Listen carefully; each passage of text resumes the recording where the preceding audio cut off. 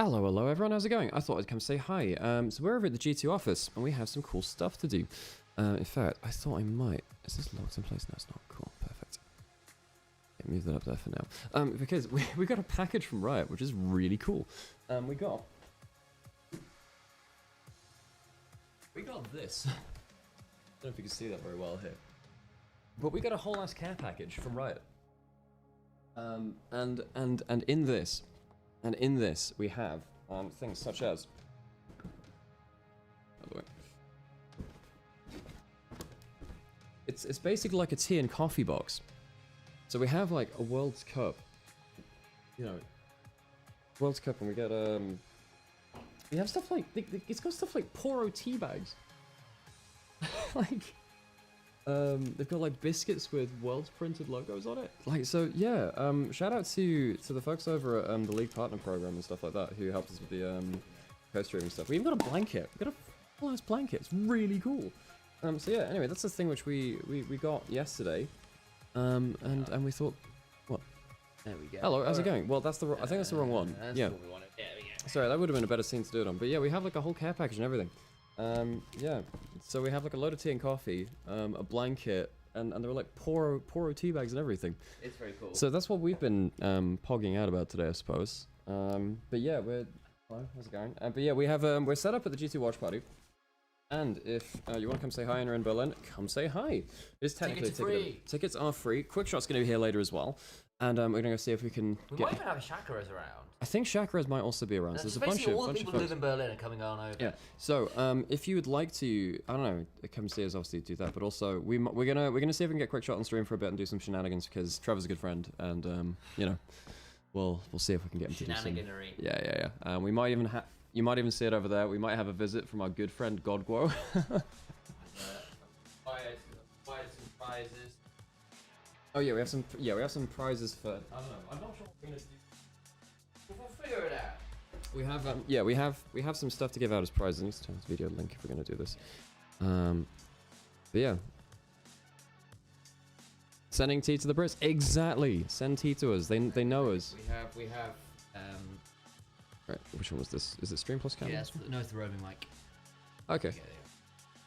So yeah. Do you want to show off a couple? We got some various. That's not actually shown to the camera at all. They're all the same. That's why. So that's not even on camera. I showed those ones out because we've got loads of different ones like Wukong, Midlay. So we that's a Z. We might end up giving out a couple of these as prizes today if we do find something to do like prizes for. 30,000 Evelyn ones. Right. Apparently. Yeah. So I don't know. Maybe we could do like a trivia thing, or we can do some interviews. But yes, we're having some fun over here, and we'll I don't know. We'll keep on keeping on.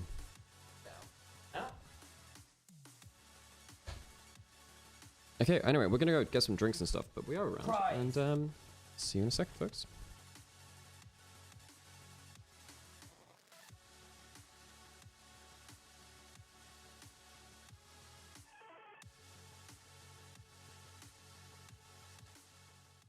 An update is required. Financial system updating.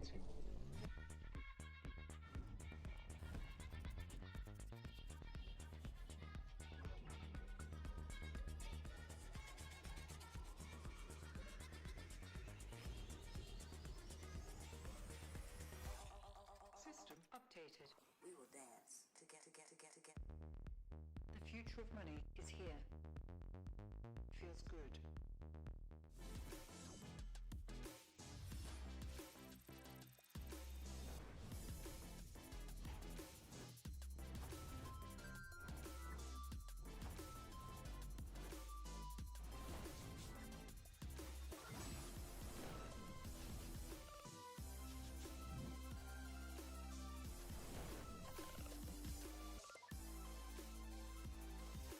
The greatest players in the world are here. They can just burn this one down. Oh my god, he'll hold it by 9! You are going to see them like you've never seen them before. Rocket Will as the Arcane Storm doing so much work in Genji! They are just... Can we send those coasters across the pond? Possibly. Possibly. Belveth will be picked. If Belveth gets picked, Duo, I'll find a way for you to get one of the coasters. Well, that'd be kind of crazy. Find a way. I just landed in China. Let's Oh. We're doing a little bit of checking with various people as we go.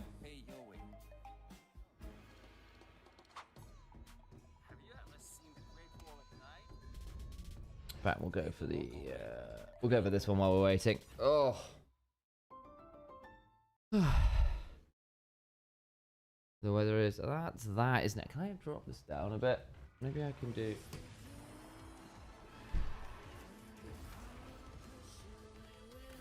The adjustable. I don't do it. I thought you just turned it on. I have no idea.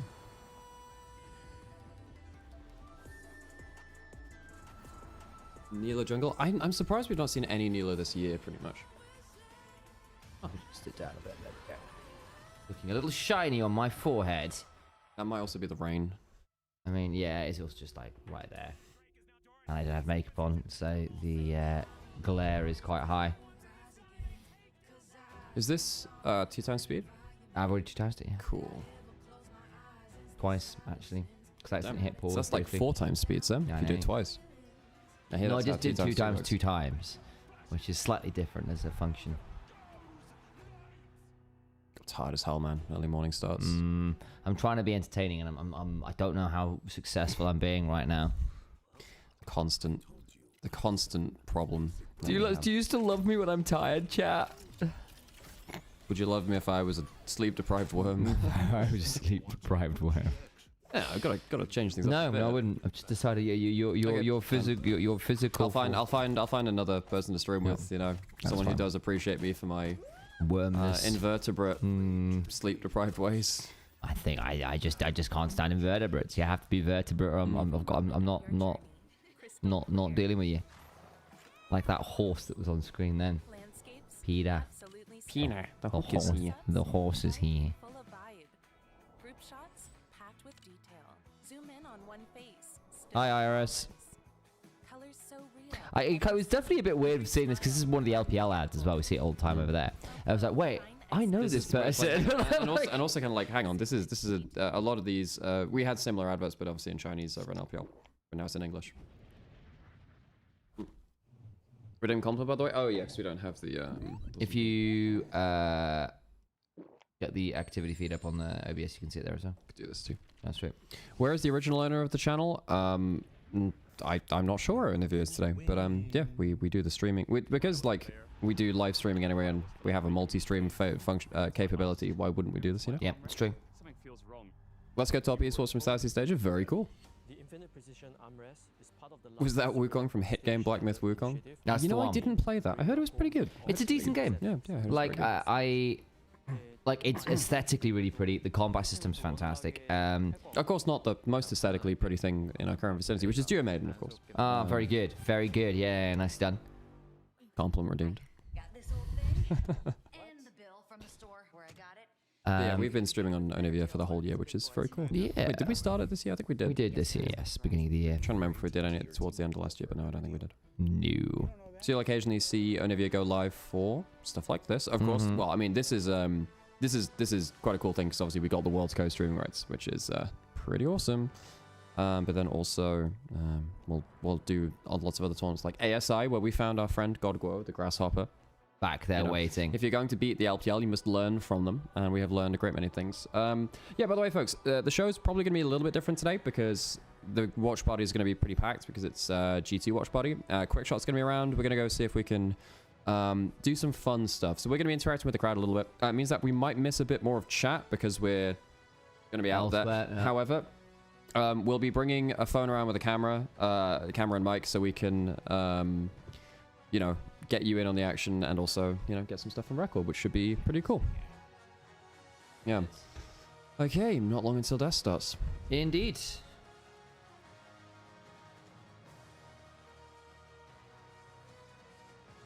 What do you want to see on desk today? More of the random fandom thriving? Well, normally I like to have like a monitor and a keyboard, maybe a mouse and a mouse mat. That's normally what I have on a desk. Yeah, that's fair. Well, what about a table? What would you want to see on a table? Shox is back in Berlin? No, she's out in China. She'll be there probably for the whole entire time. time, I imagine. Yes. Yeah. But, yeah, we're going to be chilling out. I'm not going to lie, Sam. I feel like I need a little bit more time to wake up. I might leave for a bit. Go for it. Exit stage left. Dip. I'll trade with you in a minute or two. Wait, why would Shox miss the rest of Worlds? I don't get the context. She's not. She's going to be there for all of it, I'd imagine. Yeah. She's missing the rest of it, I believe. Yep. I think I'm missing context then. That's fair.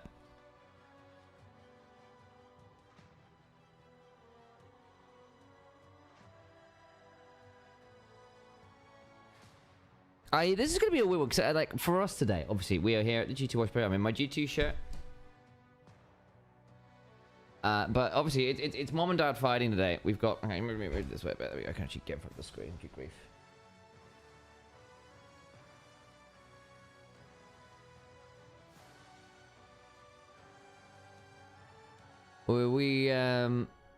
Weren't you saying Shock's also here? No.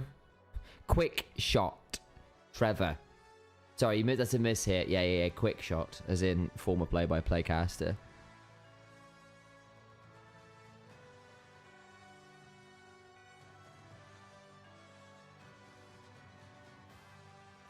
I'm moving G2 the rest of the worlds. That's very fair. But I now see where the misunderstanding came from. Mystic agree. But see, like, we obviously covered a lot of top esports this year. Have a lot of love for TES. And so there is a lot of mom and dad fighting today. Don't know what we're going to do about all of that.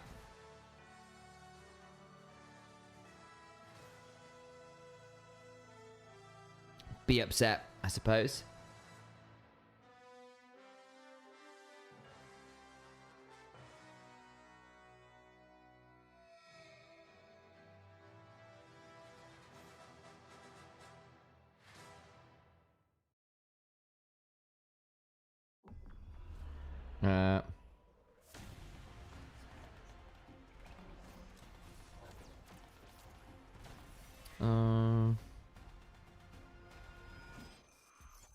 Here we go. Let's flick over, shall we? That's the one we want. I'll move the camera around a minute and figure out where the best spot for it is.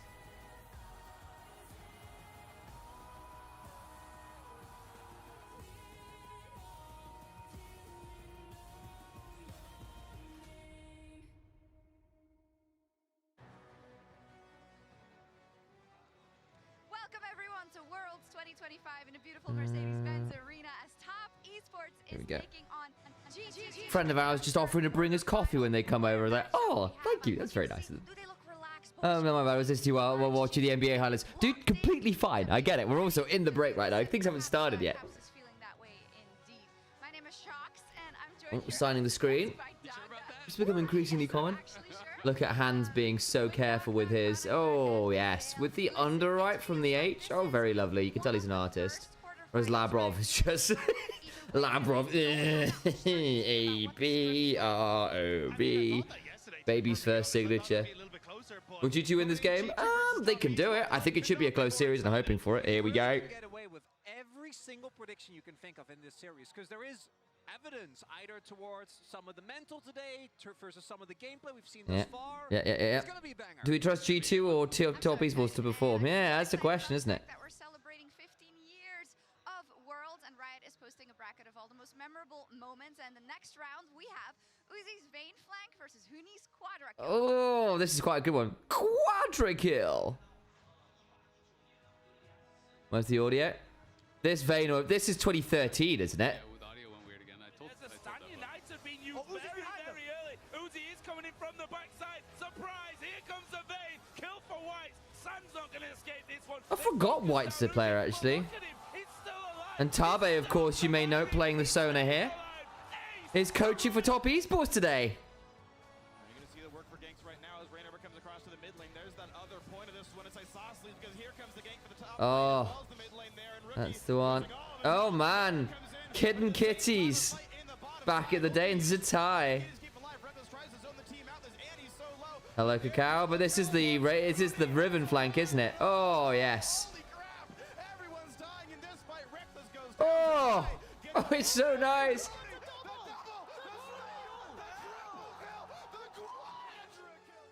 The quadra kill. Advanced the Uni quadra kill just because of the cast, honestly. But I think it lost to Uzi's vein flank in this bracket. I can't believe they did my boy Hootie like that. I know, I know. Did my boy Freak like that? I know. I'm really glad they did Uzi like that. Uzi did do have a really good flank on that one. It was very good. Still Faker's Azir Shuffle versus the Varus Flash at a ruler. It's written in the stars, so we'll see as the Legacies of the Rift will update throughout the tournament. But let's talk about our matchup today. And let's first, Rob, talk about the fact that Oh, we baby. have a knockout stage bracket for the first time in 5 years with G2 in it. It's been a while since G2's been here. It's been a long old drought for the LEC, but finally we have made it back to the playoff stage. Finally, the West is back. No. You're here once again. So excited to cheer for my Western team. G2 did. Yeah, once upon a time, maybe those were some very famous voices. Right desk today. There we go. But let's kick it over also to G2's Romain, who's standing by with Lore in the Verizon Game Day. Sunny, just a heads up. No problems with you asking questions at all. Please use them to do whatever you want with, but generally speaking, we try to keep betting talk to a minimum. If we don't, if you want to ask questions about the game, what's going on, what we're thinking about certain matchups, who we're favoring, all that kind of thing is fine. But outright betting talk, we try to keep to a minimum. We've had a few issues with people being a little bit salty in chat with it all, and it's just not particularly fun for the rest of the chatters. So we just try to keep it a little bit separate, if that's all right. At the end of the year for a lot of teams, and then things can get a bit tricky. You get sick, you get. But sort of to answer your question, most of our focus has been to chill and League of Legends. All right, talking about what you guys. it should be a very tight matchup today. I don't think it's particularly easy to call. I think G2 can certainly do it. I think they're very creative in drafts. I think they've got some pretty fun strategies right now in general. And I think Top Esports Mental might cost them here a little bit. Thanks, Duo. Appreciate you. But Top Esports are very, very scary. We'll see whether their win over BLG has stabilized their mental well enough to make this one happen. Got G2 to win this in my pick'ems. Come on, EU. Hell yes.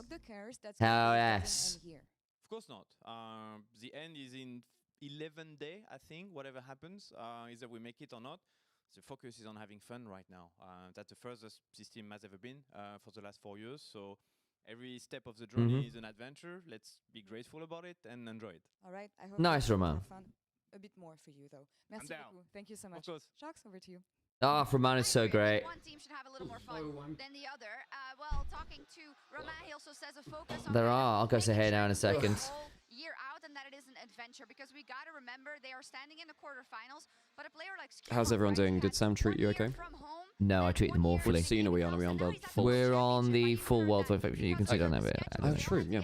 Because we had the interviews and stuff. I was like, probably trying to bring the feed a bit. When it's in breaks, we'll probably go to the other one. Big moment for that jungler.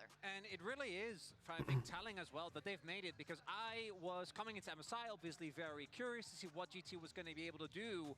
And I think for me, both Skewmon and LeBron at that tournament really weren't able to bring the Right, I'm going to go say hello to a few people and then come back on. Yeah, Sam and I, have social things to do, like saying hi to people that we actually know in real life. Oh, Skewmon. So a fun thing about Skewmon, for those of you that don't know about this, Sam and I were casting him when he was in like Tier 3 League in 2021. So we were... So yeah, we were casting him in like UK LC, which is the level below NLC. So you had like LEC, and then you had NLC, and then you had UK LC, and we were casting him there in 2021. And he was like a Skewmon, he was a Nunu one trick. For this invade. So initially Caps gets that word down in the jungle, but I want you to keep your eyes on then how they follow up on this. So this is the kind of thing, by the way, this is just like a productions thing, where obviously Dagd is very focused on the clip, so I don't see the value of as much value in having the corner in the bottom right hand corner. It's fine, but like there are times where it's probably just better to have the clip full screen rather than him in the bottom corner. It's okay, I think, I suppose. And they're going to start to set up a bunch of vision in these bushes. Like if I were to improve that. And then after It would be either have a way to have Dag to be a bit more engaged with the camera, so he's not doing. Well, I guess he'd have to do the clip, I suppose. Or just have the clip full screen. As they start to meet up with Skewmon and Caps. So now they've got this push out that's going on in the mid lane, there's a shove on the bottom side, and they're going to be able to go for the invade in towards this jungle area. And this is where they're able to make the picks, but crucially, because Jojo had that flash. Oh, this is the MCOY game, right. Is able to keep him out of the play, they're able to continue pushing this forward, and they're able to move in and get this really early. Yeah, this was their best of one in Swiss, right? Shuts down the engine of MCOY now, Yoya, and then starts to set up Skewmon for success. And this is the vital part. You did observer work for Four Nations once. That's UKL. That's really cool. Nice. Hey, Flag, good to see you. We're waiting until things fill up a little bit more at the watch party. Then we're gonna do some shenanigans. Kanavi. To me, he's the best early game jungler in the world. This guy Kanavi best early game jungler in the world. I mean, if he has a good plan, this guy's insane. He's very, very good at getting himself individual leads. Very good point call out by Zell. Yeah, Kanavi is the guy to watch. If Kanavi gets ahead, I don't know what G2 are going to do. And sadly, look, if top esports are actually on form and not mentally collapsing, top esports have a lot less flaws than G2 to exploit, than BLG to exploit. BLG, even when they were playing well, had a lot of flaws stylistically. As a big inspiration, as someone that's always looking for a new creative angle to push the meta forward. Yeah, it's going to be very difficult for Skewmon, but this is the things that they are getting ready for. And if it was easy, then it wouldn't be a world championship, right? When we talk about TES as well, this man on your screen here, Jackie Love, who of course is a world champion, and we always equate his name with IG. But Top Esports is actually where he was brought in to get those. Yeah, he's been on Top Esports. Yeah, he's been on. Yeah, I think they bring up a good thing here with Shox. It's like, oh, but we think about him as IG. Well, if you're an LPL watcher like Dagger, obviously that's not the case because he's been on Top Esports for such a long time, you know. How they've been able to perform, it hasn't quite been there, but Jackie Love has been spectacular in setting them up for success. We saw his quirky play. Yeah, Jackie Love has been very important to Top Esports this year, but that's kind of the problem which we had at first stand, and then going in towards Worlds here though. Is that Jackie Love is so important to their team in terms of his laning phase and then his ability to safely put out damage later on, even with his aggressive positioning. But that doesn't always transfer into international play. Kanavi would never let enemy jungle clear, full jungle clear in LPL, but in Worlds it's just full clear meta. Yeah, I've noticed that too. Kanavi was a lot more bold with his level 1, well not level 1, but his first clear invades in LPL, a lot more bold with that. And he would get, remember with, remember IG doing similar stuff with Wei, like flashing into the enemy jungle to get a jungle lead as well. Yeah, there was a lot of that. Today, in the featured matchup presented by Mercedes-Benz, two elite marksmen meet again. No, that's a fair call out. I agree, actually. It's a fair call out. Hey, Monsters, good to see you. Hey, John. G2's creativity and chemistry still shine. After finally escaping the Swiss stage, G2 now face an opponent they've beaten before. Face an enemy they've beaten before. Ah, but it is worth noting that Top Esports did beat them in the most recent face-off, so. That's true. Yeah. Mickey and Hans destroyed Jackie and Mako the last time out. It was not close. Oh, I forgot about the Cogmore. I need to go back and watch some of these bigger games again.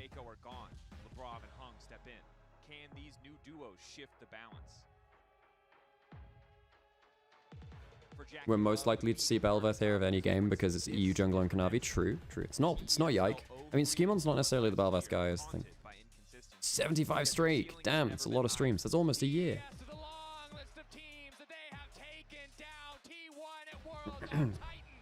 Oh, I mean, I was saying this out there to some of the GT fans. Maybe it's delusion, but I do think that if GT win a game, I think that Top Esports might mentally collapse, folks.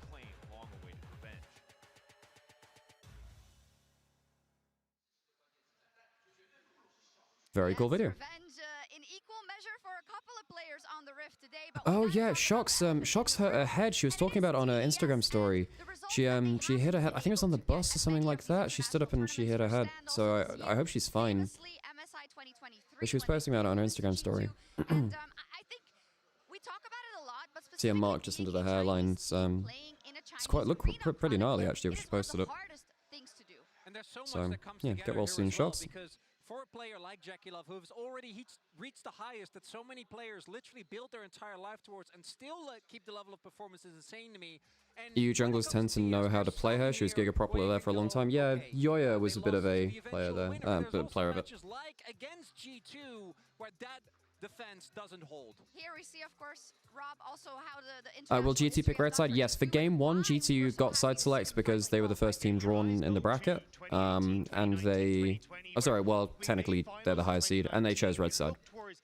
Making that semi-finals and those quarterfinals, and finally for Europe, finding ourselves Is on the thing that lifts up when you put your luggage underneath the bus. Oh, the door on the... Ah, so stupid. Yeah. This is the first time in G2's history they've made quarterfinals without Perks, Yankos, and Wonder, all three on their team. Wow. It's been a while. That's a very good point from himself. I knew it was Perks, but I didn't realize it was Perks. Wonder... Because you're so used to him being, perennial finalist. No, that's not... I think that's also that's not we've seen that they true. cheer for him also here in China. He has Because a lot of fans because of that run, but for a they made quarterfinals in...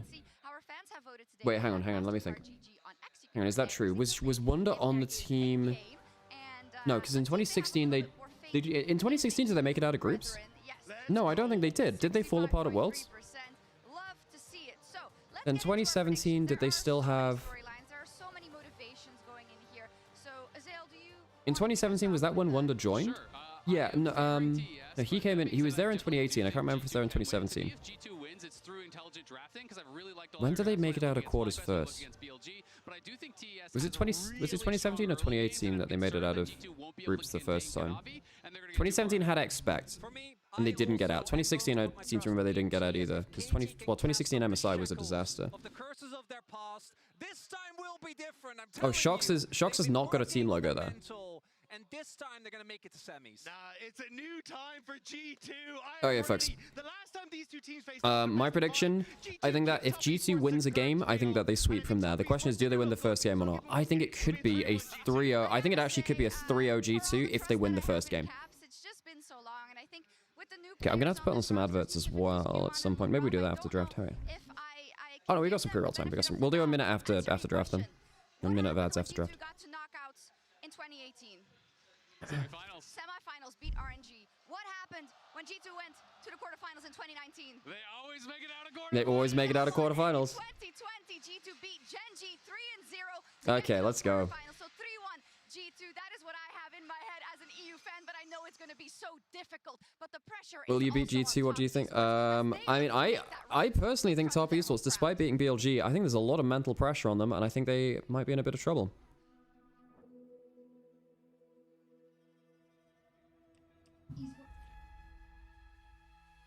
You good, Sam? I am. Let's come back with some Red Bull options. Nice, nice. Oh, the calligraphy. Is this like leaving your mark and stuff? I'm set up for...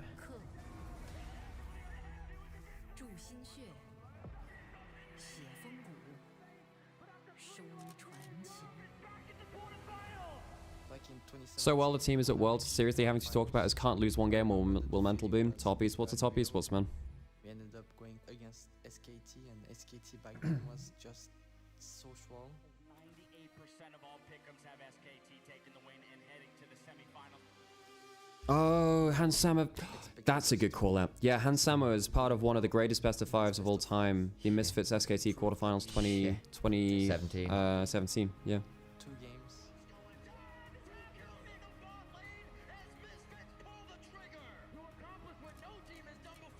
Oh, Riv. I miss Riv's voice. I remember all the times I've tried. Oh, he was part of the 06 TSM. I forgot about that team. So he'd never made it out of quarterfinals either, right, BB? Ever? Nope. Nope.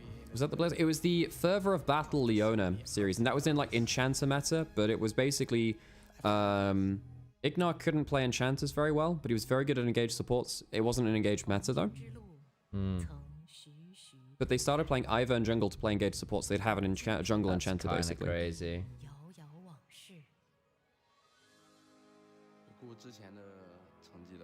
Exactly, Mavi. Yeah, they used Ivern to get their Ardent Sensor. Hello, Mazel. Oh, it's good to see Mazal's voice though.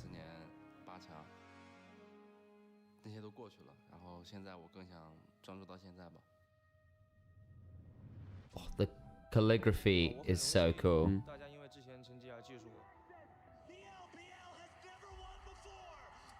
And they won in Korea as well in 2018. You know that Chinese team has never won in China? They've won in Korea and Europe. They've never won in China. Korea in 2018, Europe in 2019, 21. That's crazy. Because technically Iceland in 21.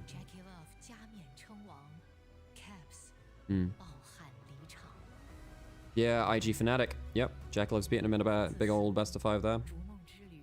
Although Jakilov has basically said that his success came so quickly and kind of so easily in some ways. The first year of his career feels like a fever dream and a bit of an illusion. So he kind of wants to win just to prove that it wasn't. You could do it as a pro rather than as a rookie who didn't really know what was going on, you know what I mean?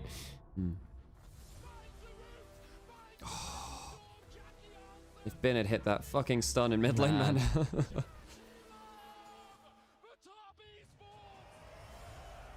It's a good edit again, guys.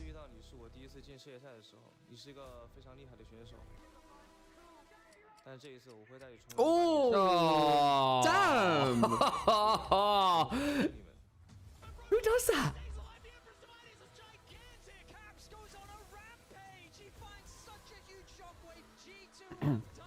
Please flash. Jakilov, you can keep 2018. I'll take 2025. Ooh, that's a bagger too! Fucking hell! Let's go! Oh, that's such a bagger! That's such a bagger! Holy shit! Yeah, I thought he was going to mention 2019. I'm getting like pretty hyped now. Holy crap! This is a good edit. Yeah, I would have gone. Yeah, how was 2019 for you? True. Well, that was MSI. But Yeah. Notice how they do try and they do separate out MSI and Worlds. They do, which is fair enough. I can understand why they want to do that. TES. Earn your legacy. Good voiceover, Candice. The earn your legacy thing has been landing for me. Hey, thanks for the streak, Mecha. 30 streak. Okay. Right, I'm going to do a bit of a wander around and say hello to some people if you want. Do you want to... Well, just a bit more to show people that the watch party's here. You can come join us. Is more what I was thinking. We can. Well, hang on. Well, do you want to? Is the video on here? It will be on there. Yeah. How do you want to do this? Do you want to do it in vertical? I'll just do a little vertical and wander around and say. Okay, I'm gonna turn off the regular camera and we'll do this then. Is it on, Sam? It is. Well, it do be loading instead. Oh, there you go. Hello. Okay, Sam's gonna go walk about. Hello, folks. Right, let's go everyone. Look at this. It's so cool. You could join us at the G2 office right now. You could for be here. this incredible watch party. For those of you who feel like it, look how awesome it is here at the G2 office. You can even play chess. Alex was playing chess the other day. It's only Jesus Christ. just gone 8 in the morning over here in EU. So understandably, still got a lot more people who'll be coming around at some point shortly as the day goes on. Found Casper. Very cool. Hello. Casper, I need you to tell people where they can get tickets to the event. You can also just go on Twitter, and we have a link there for everything. So today, tomorrow, day after tomorrow, every day of the semi-finals, quarterfinals, and the finals. So click the link, go get it. That's and then you can be come here. join us here, folks. You can join us. Event here, as more and more people are turning up as we get ready to go into draft, and the teams are now on stage. So I ought to go back and do the thing. Back to you in the streaming studio. Oh, Alex. Well, wasn't that very cool, folks? Very, very cool. Very cool, Sam. I had to cut it down a little bit because it was cutting over the subtitles. But it's fine. It's all good. But yeah, we're in the G2. Oh, hang on, we need to. Is that a projector? Yeah, projectors are way better for. But this is like a watch party thing. Honestly, watch parties are way better with projectors because it gives you a much larger visible screen. This is a tough scenario to be in front of your own fans, the fans who are there for you during the Yep, I think actually Draco's brings up a good point there. So glad you could co-stream. You made the tournament more fun. Thank you so much, Pencilus. That's very kind of you to say. Wait, we gotta... Wait, do we need to run ads now? No, we'll run a minute after draft. I did say that before. Yeah. I actually think it's less on G2 now. I think G2 have a little less pressure because they made it 2 quarters. They've beaten top esports already. They know that top esports will have some worries around them. Expectations on this team's shoulders. And for North America, the West. You're welcome. Honestly, Okay, I gotta go very quickly get a picture so we can post on socials. One sec, folks. Exactly. We trained him up. Well, I don't think... I'm very much as well looking forward to the draft phase here between these two teams. G2, Oh, it has been said so right many times, but I really do feel like they're at their best. I do a bit of that there tweeting. And we've got little tastes of that so far. And at some point, here at Worlds, you know, with the Anivia. I get this to go away. There we go. Okay, and then the other thing gotta do as well is... Annotations off. That's where the Lego thing. Okay, right, so we're into it, folks. First draft of the day. So G2 chose red side. They chose red side. Now, are G2 going to do a couple of things? With Poppy ban, you need to get rid of the Kiana. They're not getting rid of the Kiana right now. Do they have an anti-Kiana comp? Do they want to give Kanavi? I don't know. I'm a bit worried about the whole giving Kanavi Kiana thing. Because now you're going to have Azir, Orianna. That might be a handshake, and I don't think Caps hates that.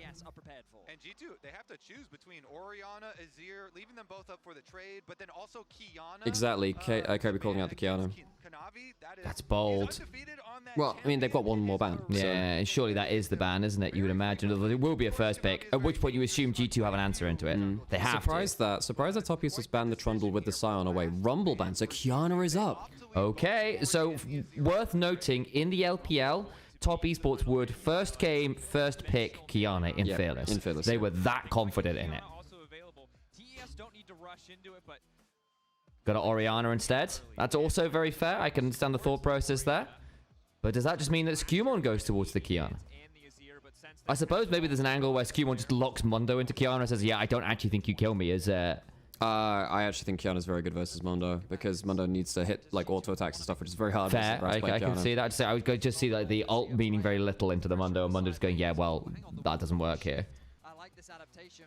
We've seen Wukong be such a priority. Okay, they've Wukong first instead. They've gone that option and taken that away from Skewmon. I mean, it's a takeaway from Skewmon, who does love the Wukong. It is. Surprised that they don't pick up the Kiana at all. So now they're not choosing their pick of the mid lane matchup. They're letting G2 choose the matchup. Now, Orianna wins the early lane.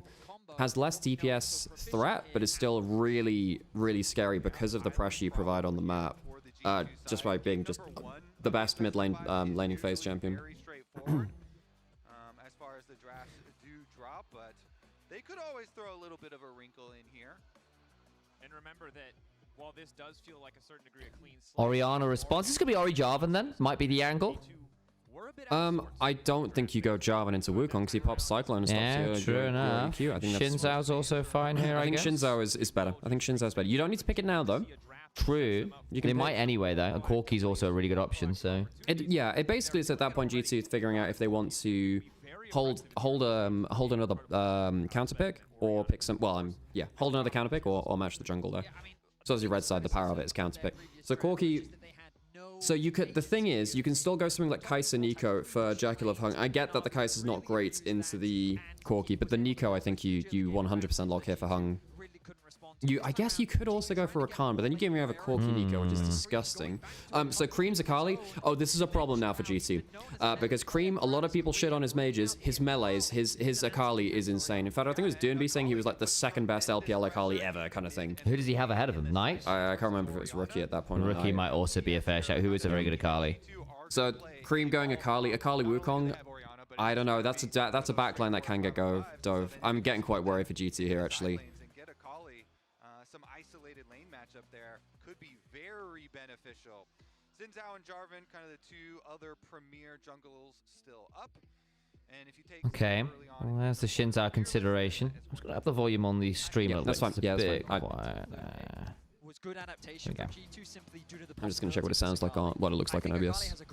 Yeah, that looks fine to me. Cool. She can navigate around his CC, but Zin's ulti just so the Shinzao's fine. That's just kind of like your tier list. Just it works fine into the Wukong. It can. My problem is the Akali's pretty good versus Shinzao too because all of the damage really comes from within the ult range. No surprise seeing. Wait, they're not going to pick Wukong on and Nico on 4.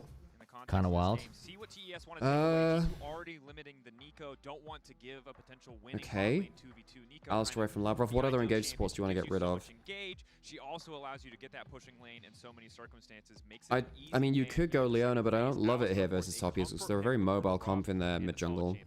And Varus can go Spell Shield, which is sometimes obviously very good versus Leona too. Hey, Everest, how's it going? Hello, hello. Oh, it's Lord Flab as well. The great organizer of the G2 army in chat. In fairness, yeah, true. The General. Were you more of a, I don't know, Napoleon or a Caesar guy? I'm trying to think of famous generals. Hannibal. Yes, Hannibal Barca was well, but then he could have taken Rome. He chose not to. Sam. It's true. Just aura farmed instead. Okay, so Rakan's away. What do you have that's lane dominant and engaged support still? I think, yeah, I don't know, maybe stuff like the Rel actually comes into prominence here. You can go Nautilus. Nautilus isn't bad for G2, I guess. Most impressive bar performance, but they're still cautious of dealing with it because of how effective it can be. Yeah, I don't think... the thing is, G2, they presumably want top counterpick.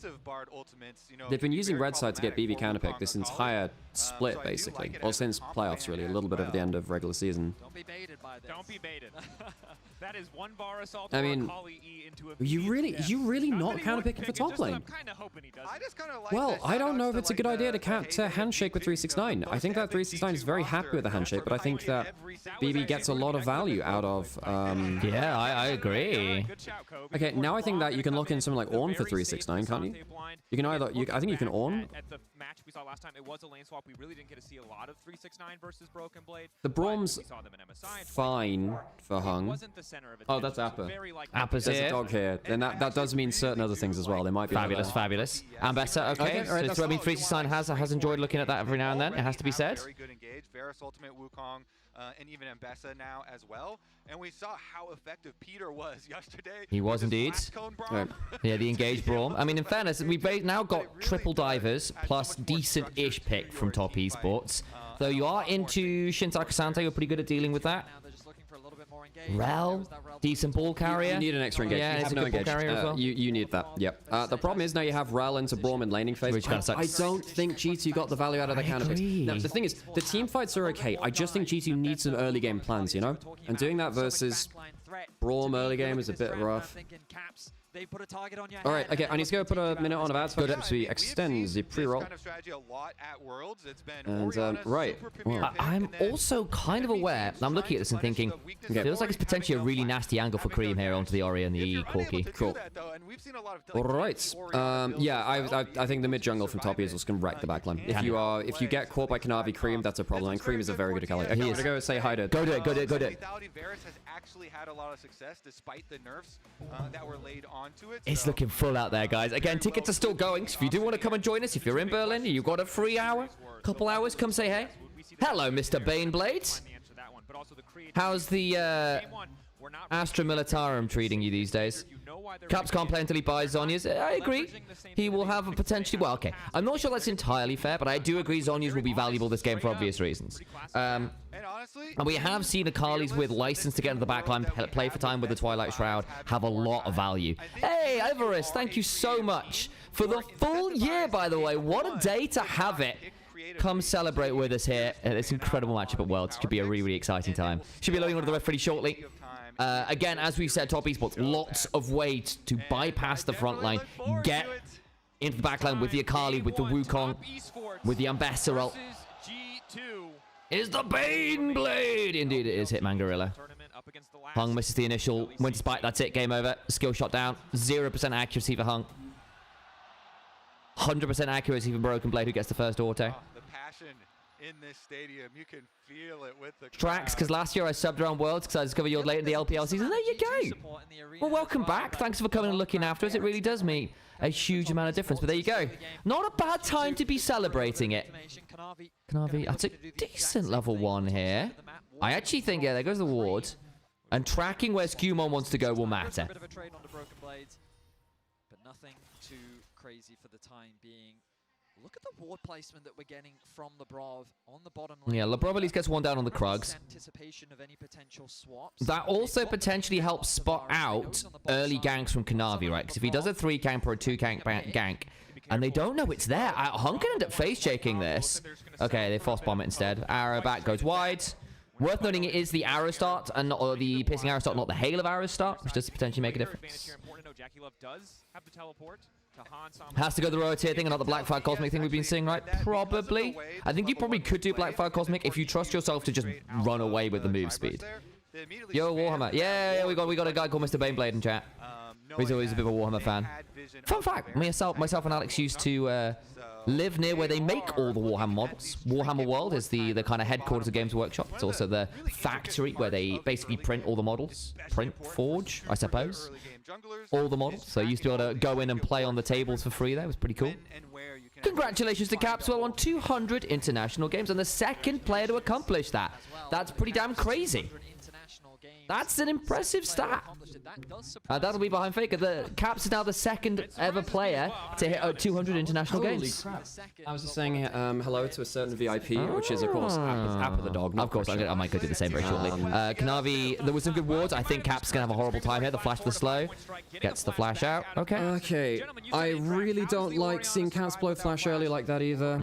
Agreed. So I was just chatting with some of the people today. I don't like that this is a handshake draft. It feels like a handshake draft. I don't think this is a crazy winning draft for GT. Now, if they do win, it obviously says a lot, but I don't know. I feel like for G2, I expect them to get advantages through drafting, because they're a very good drafting team. This doesn't feel like that. Yeah, and I am actually seeing some pretty good angles for top esports to threaten what is a pretty straightforward front to back from G2 in a lot of ways. Like Cassante and Shins are playing frontline, engaged from the Rel, double carries in AoE with the Corki and the Ori with a decent ball carrier. Like, it all makes sense. It's not a bad draft on that front, but I'm just looking at like a Kali, Wukong, and Bessa.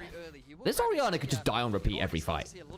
Yeah, and that really worries me. Particularly because you have, oh my god, if Akali and Bessa get into the, and Wukong get into the backline, the game's over. You need to somehow keep them out. So BB can sometimes W them out with the shove.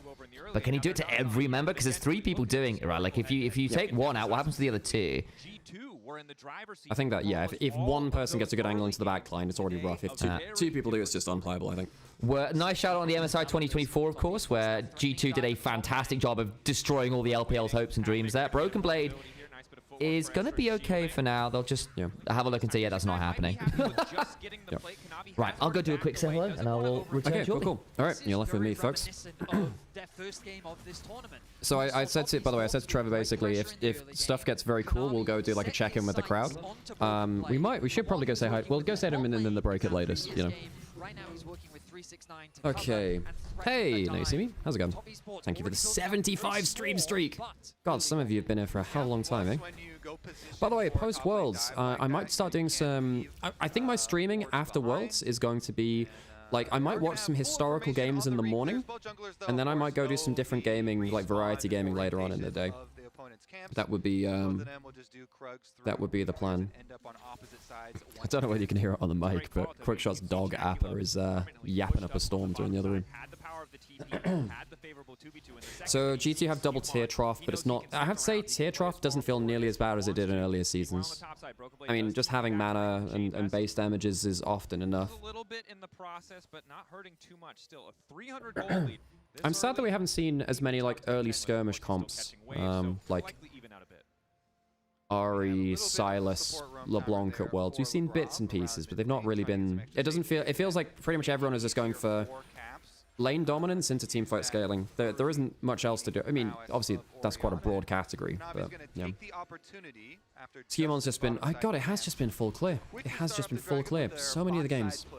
Jackie Love is just getting the better of Hansama in spot lane 2 versus 2. Remember, an early base comes through from Hansama. Jackula goes for a bunch of fights, then he goes back and he TPs early, coming back to lane, and it keeps up the pressure. This is just after 369 teleported in as well. BB's actually doing a lot of work. Hang on, he hits level 6 early. Oh, that was actually pretty spooky. That was pretty cool. Just going to use it to escape.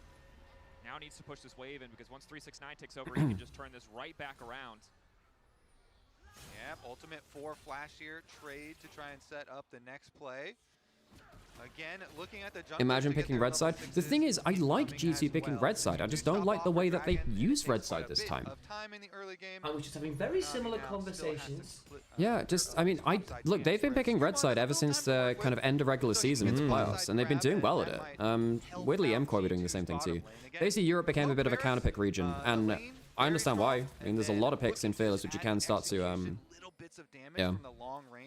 start to really abuse in Fearless later on. With all the divers that TES do have. Sam, I think you should probably have that on call actually. It's just the battery's a bit low. Oh really? Yeah, already at like a third.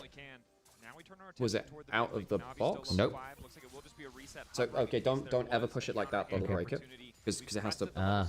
Don't ever push it up like that, because it will just snap it. By the way. I was pushing it down. Free delivery! Yay! Thank you so much. God, we're getting treated well here, folks. Okay. From Cream's perspective, the kind of battle See if has it already will- been won, because in a lane that's supposed to be very oppressive, has now been much easier for him. Cream is dead Okay, even in yeah, it's terms charging of now. farm. He's not really lost any Weird. XP, and when away Yeah, basically, Sam, if there's like a solo kill or anything very fun, we need to start running out there. We can do that, absolutely. I just want to give it a second of chance. Thinking, it could be. happy with how this early game has gone, and I imagine But coffee, he's yeah. gonna be working You're, towards yeah. the Hextech alternate. Flab, I'm telling you now, the G2 staff have been looking after us very well. It's been very lovely. We're getting like pastries and coffee. It's great. Oh, it's awesome.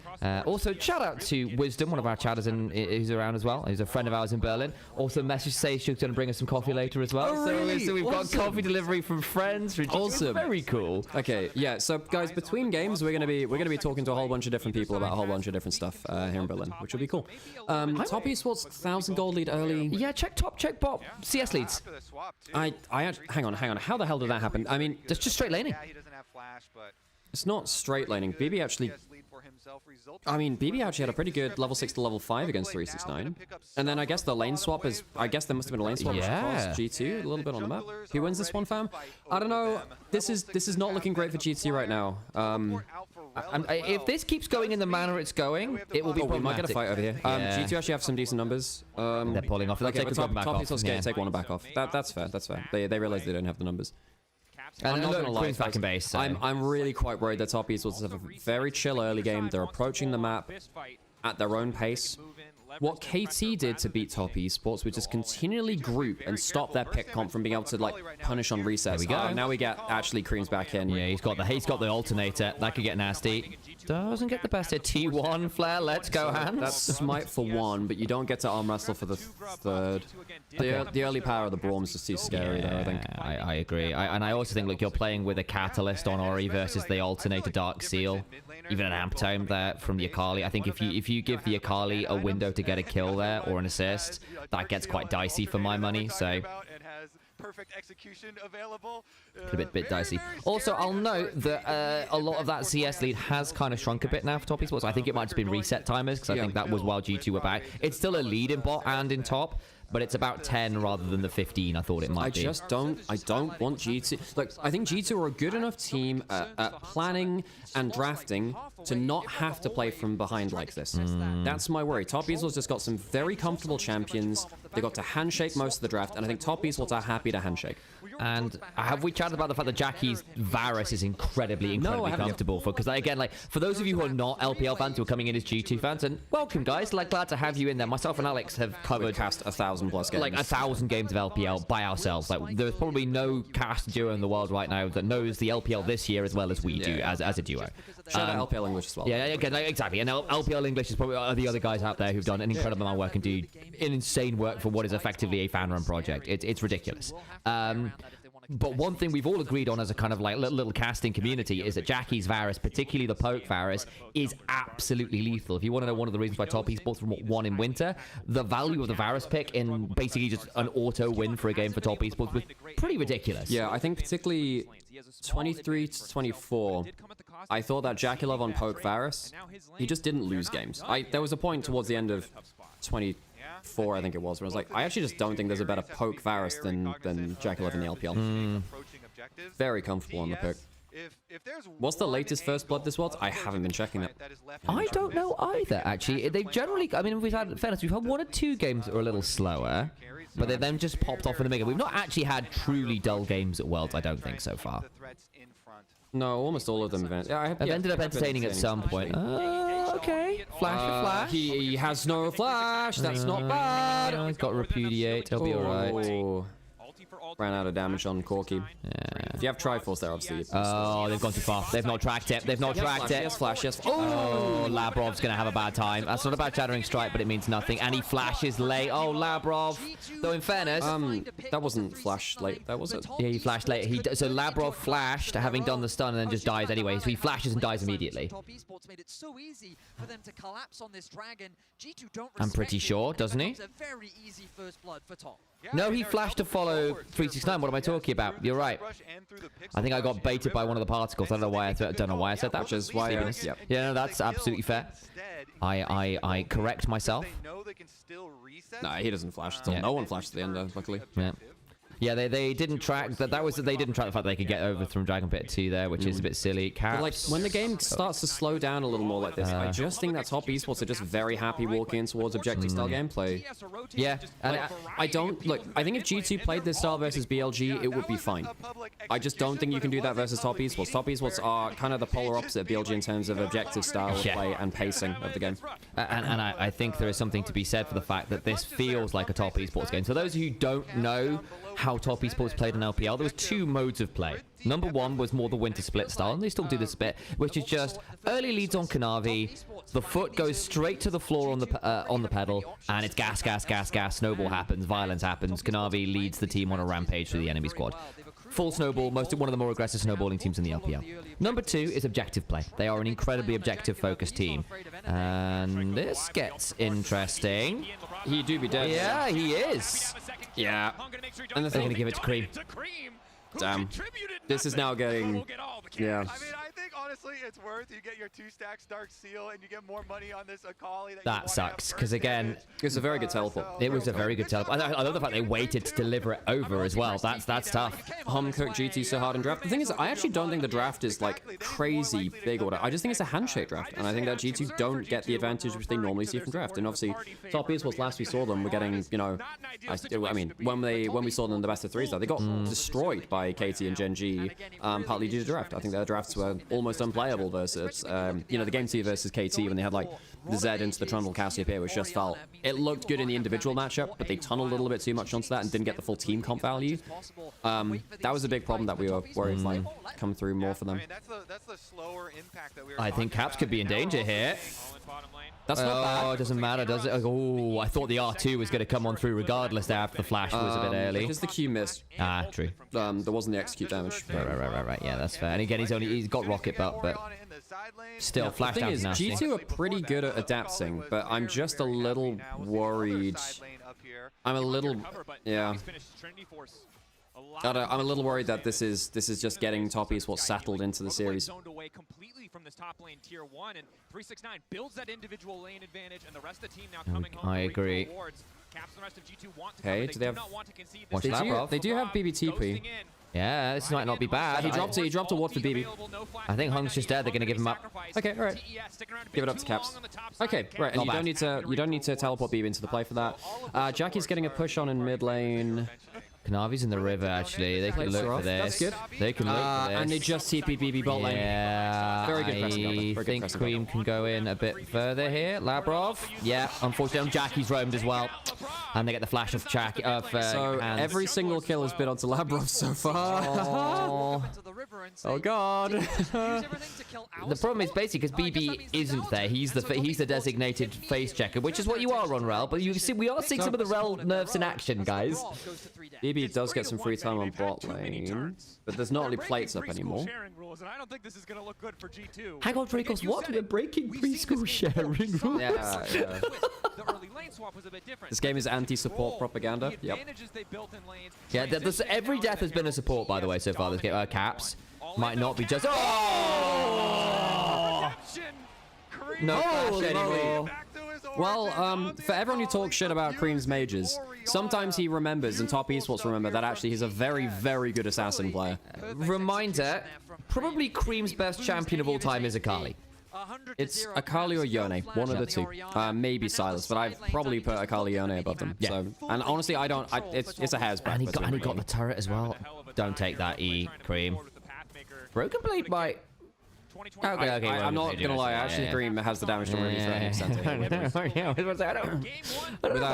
Iceborne, Cassante doesn't always have the damage to turn things back down. Jackshow, first of all, which we don't see as often, even as a tank first item. Anyone's... Oh, sorry, go on. Tank first item, yeah. Yeah, because obviously, like normally we see Jackshow like second or third, just because it often stacks off other stats you have, but... But then that's gonna push back your timeline. Decision made as a kind of like mixed defensive stat option, but yeah, I feel like you're losing the slow trades here as BB. Anyone's Legend top esports would be interesting if it happens. Top esports did beat them in playoffs. Top esports seems to be AL Kryptonite. I think it's just the way that they play through laning phase. I think anyone's Legend. I mean, their bot lane has actually done quite well over the course of the year. I thought that might be weak at first, but that wasn't the case. I just think that Flandre is not as good a raw laner as 369 / he drops too much in the early game trying to look for plays, and while stylistically that can be very powerful because you drop plays, you drop waves to make plays, sometimes you can snowball the map. What we saw in Winter Finals and then throughout the year most of the time was, including the last series that they played in Split 3 playoffs, was effectively 369 getting a lane pressure matchup like Gnar, Renekton, and obviously the Jace game they lost. Oh wait, did they lose that? Yeah, they did lose. Maybe that was the one they didn't. Maybe that was the one that they won, but it wasn't because of him. Yeah, I seem to remember that one because the Jace is just too fragile a champion. But you know, I like Flandre a lot, but also I think stylistically you can blow him up in lane. Hang on, can I V my Oh, Tao's dead. Oh! Into the chains of corruption. I think they're small. Kanavi might die for it regardless. That's not bad from BB. That's not bad. 369's good. Ambassador. Yeah, they got 369s. Oh dear me. Oh my god. It was almost good. Yeah, Ambassador managed to ping an ult on. Oh, it's not bad. Oh, caps! Oh! 3 for 3. Okay, it's still an overall a win. I think we should go do one of those sideline interviews. Yeah. I think we should go do that. You should go. It's a little cliche, but the shockwave did in Okay, I think we're actually ahead of the main room, by the way. We are. Which we might need to sort out for the next game. That's okay. Okay, because I don't know how. Kanavi getting caught into a team fight. Holy crap. I love the confidence from Top Esports to just say, screw it, we can fight this. Why are we afraid? Okay. Skewmon immediately has to disengage. Do we have like a small video ninja in here? We can do. Okay, what I'll do is I'll put it down small. Takes out the AD carry. Cream does get exhausted, but you know that he's looking for another target. And then the is it online? It is. From the Brav and Caps. It's not on there yet. 4-man shockwave. G2 finds something off the back of a disastrous team fight. And Caps also forcing the Varus flash as Jackie Love was trying to run away there. Let's get back to live though, because after that fight, Let's go. Sam's gonna go find the G2 fan reaction. Jesus Christ. Live upper reaction. What we doing? I don't know. Get this game right back on track. Sam, hold the mic in front of his face, for God's sake. It's so fun out here. I am having so much fun. Yeah, we're in the GT watch party, so we gotta get. Hang on, we need to turn this off so we can actually get the. Okay, there's actually a team fight happening now. Sam, hold the microphone to their face. If you pull it away, you can't hear them. Because Apple is licking the microphone. Okay, Sam. That's even better. Even better. Keep content. To control their income on the map. Because G2 have to be so much more careful. Well, everyone say hi to Quickshot very briefly. Okay, well, I'm not gonna lie, folks. The game's still looking a little bit rough. Yeah. Very early on into the game, but this Cool. advantage that Jackie That was a good shockwave back for Caps, who's had an interesting game, but him getting 3 kills matters, actually. I'm still looking at Cream, and I'm seeing 2 items and 6 stacks on the Dark Seal, and for all that the gold is even in mid lane, the reason it's even in mid lane is both mid laners are fed. Yep. And that should still be scary. I think what might be the answer next time is one of us holds the camera, then the other 2 people have the mic. Yeah, because I was like, I can't reach this way, and I was going to do this back. Wait, it was fine, but yes. What I need to do is attach the mic to my hat, to my shirt. I just didn't get a chance. That's what I should have done. Okay. So, a good old intercon flip is. Hey, hello, Becca. Sam, who's that? No idea. Never heard of them before. Not a friend. I don't know who's that one. Yeah, yeah. Hello, Trevor. See how it is. Feature on the show, and then you follow. It's the way it have to go works. a few. Okay, so, folks, if you are not familiar with the great objective that is Atacon, this is where the game often gets thrown. Like a lot. Like a lot. So, we're hoping, as G2 on their side, that Atacon starts doing some help here. Yeah, Hung gets taken pretty low. Redemption comes to death. Prime, no quick shot. Appa sends her regards, and a lot of slobber too, which is wonderful. This was great. Oh, I love Appa. Yeah. She's such a cutie. I'd actually not met Appa before, you know. Have you not? No, I hadn't. No. I met. I tell you when I met Appa. Yeah. I was delivering things for something for Quick Shot. Because we were working a show last year. Oh yeah. And I basically got the delivery mid Apple walk basically. Right. So because Becca came on over and delivered stuff. Beautiful. For an Apple walk, so I got to give Appa some big old scritches then. It was great. I think so the worry here for G2 is top esports are actually playing around the Atacon very, very slowly and efficiently. They're not dropping waves. They're taking towers. They're pushing lanes. Typically, even teams which are in the lead get destroyed. Clip Doggo Cam and tag. Very true. Yeah, if anyone has the Appa clip of Appa, you know, getting hyped for caps. That would be cool. Okay, so GT. Now the thing is, if you can punish Chop Esports on resets, you get a chance. Anyone starting out can't. You do just run a risk by starting this. I think Top Esports are going to be here in time. This gets messy. Watch Bessa Kanavi. has teleport, and there's a good ward for it too. They know there's a ward there. The Kanavi's on another flash. They're going to retreat. There's a flash cyclone angle. Watch. He has no flash. Watch Kanavi. Watch Kanavi. Oh, good knockback. Does it matter? Hands is very low. Hands is very low. Yeah. Oh, that's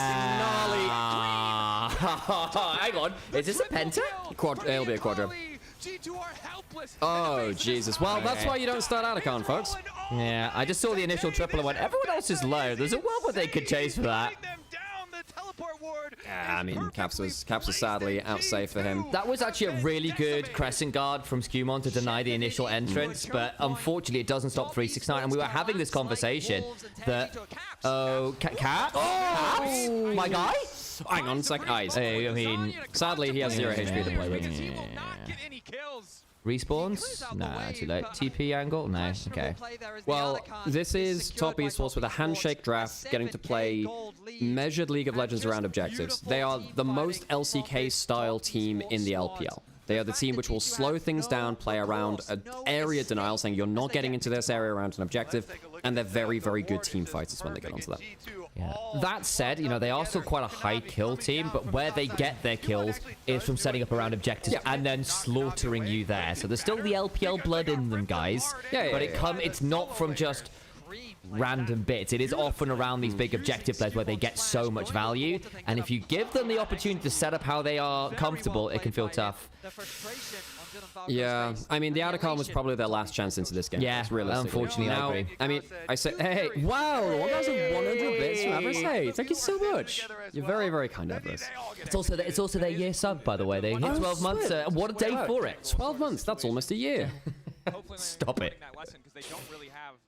Okay, so this was my worry with G2 going with a handshake draft despite choosing red side, which you normally use to get counter picks. Yes. I don't think they use their counter picks effectively. You see, making points like that quickly and efficiently, where I make a clear statement and don't kill it with context. I learned that from a guy called Trevor Henry, who back in 2022, I was flamed relentlessly for talking too much. Was it a good lesson to learn? You tell me, do I still yap? Yes. It's like there was a genuine, but there was a split in my brain. One of them was sibling need to annoy my younger brother. And the other side of it was the actual truth, which is, yes, it has improved. And it turns out hard work over multiple years does, in fact, make you a better broadcaster. Occasionally. You know, I'm not saying it's tried and true or anything. But, okay, so now you're really hoping for... Oh, bloody hell. I tell you what, 369 has been a menace on the Ambassador. He has. This is actually a Shockwave turnaround angle. This is a Shockwave turnaround angle. Can they get anyone valuable yet? Oh, no, Shockwave's gone. Sorry, I'm completely wrong. I think he got Kanavi, half Kanavi's HP. 369 doesn't have ult either, but... Doesn't matter. He's got pretty Shojin and no clips. I think he's pretty scary here still. Yeah, Cream is going to do bad things to them, I think. Yeah, Jackie's going to keep throwing up poke. They don't want to overforce it.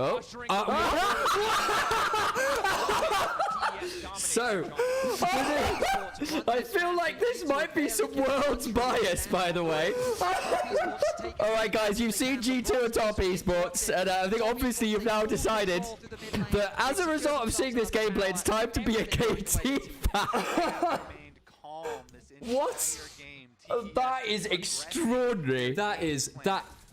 You don't get that anywhere. Oh, it's Emily has managed to make her way into the production studio. God, that is funny. That is so funny. Fabulous, fabulous, fabulous. Very good turn off of Baron. We have seen it with Wukong and Mbessa.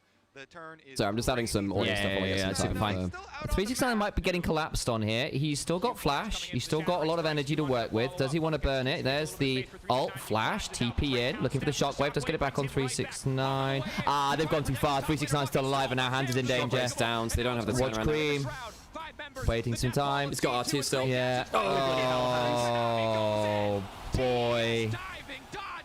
Put all out onto 369, but he's still bloody alive.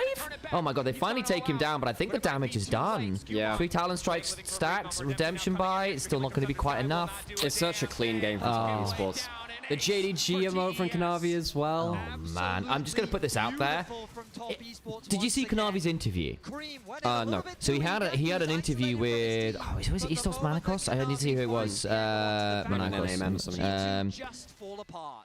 But we'll see this. But he was basically saying, look, we came in quite shaky, but it actually feels like scrims have gone really, really well. We're feeling a lot more confident. We've had these issues with mentality, but I'm actually feeling really good coming in. Yes, no, I did see that. So, Yeah. yes, I did. I think it was a Sheep Esports one.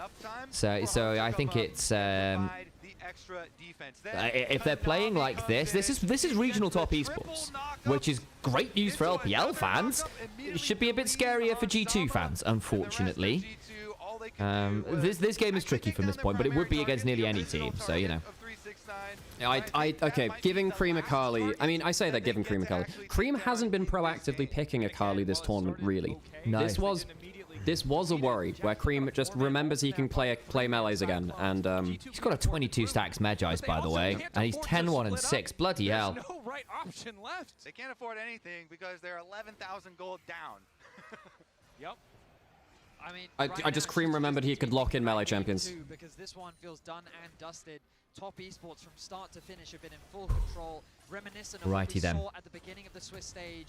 Top esports converted a strong early laning phase I think you've got Soul Point, you've got 27 petals. This is a collapse. I think the other thing is Top esports have done a very good job of playing out the side lane collapses from G2 quite well. That's now a couple times they've looked at people and not found it. Cream might be at threat, but he's got a Zhonya's, he's got he does and he can go back in. This is oh my god! And he redemption! Zhonya's. I think he just dies from the command dissonance, doesn't he? Yeah. Oh my god, but that's bought so much time. Just Camps have to flash out. He actually dies. Yeah, the exhaust might be enough, but Hung's here. Okay, 369 do be having one of those ultimate buttons. Okay. I mean, Jesus Christ. He loses 7 pages, is what he loses. This late into the game, it will slow down Top esports. You know, by the way, I'm pretty sure on the Shuriken flyback, he timed it so the redemption hit him as he was flying through his own redemption. Which is kind of crazy, by the way. TMO for no merchants. So funnily enough, in the background there, we actually got some tea from Riot as the World's 25 Breakfast Club, which is very, very sweet. Right. Simply because we're getting up at like 6 a.m. for this. It's been some early starts, guys. It's been some early starts. Like okay, Soul Fight. 369. Oh, God. Caps doesn't have TP. Great brawl mall. Hans is having a horrible time. The execution is very public. You know what, folks? I think while Cream will get MVP, I actually think 369 has an excellent game too, and he would be in consideration for me. It's been a publicly perfect execution of a game. I think G2 made the mistake in choosing red side and not getting efficient counter picks. They handshook the draft, and I don't think you can afford to do that. Top esports are very settled now. Well, that's a way to win first game. Sam, do you wanna go walkabout? I will do that. Do you wanna go walkabout? Let's take some mics. So we're gonna go put some adverts on, and we'll go say hi to some people, folks. TES run a victory lap around Summoner's Rift. Okay. Let's see if we can get the vibes check in the room. Popping off with that victory. Very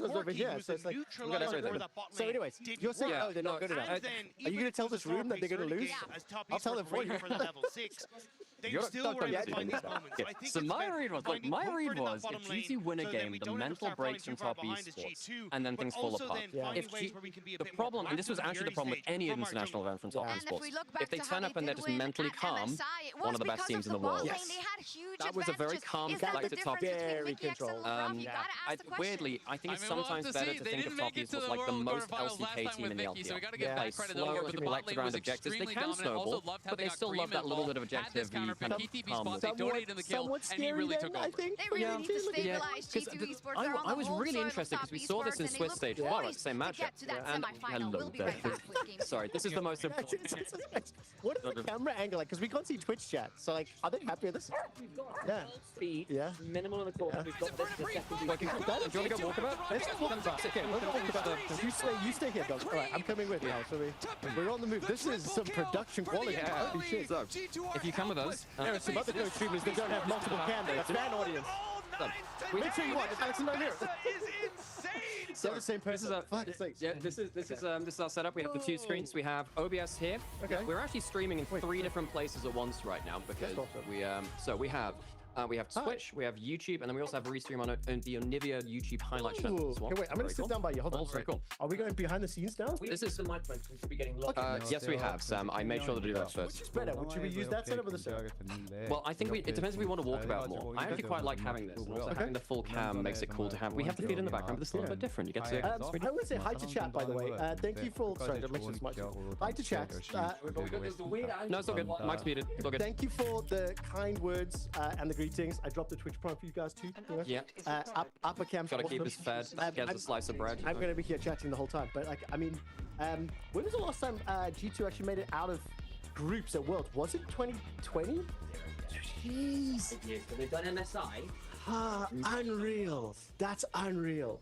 Drop the main broadcast volume. Cool. We just got to figure audio stuff out. Drop the main broadcast down, so now we should be much more audible. Nice.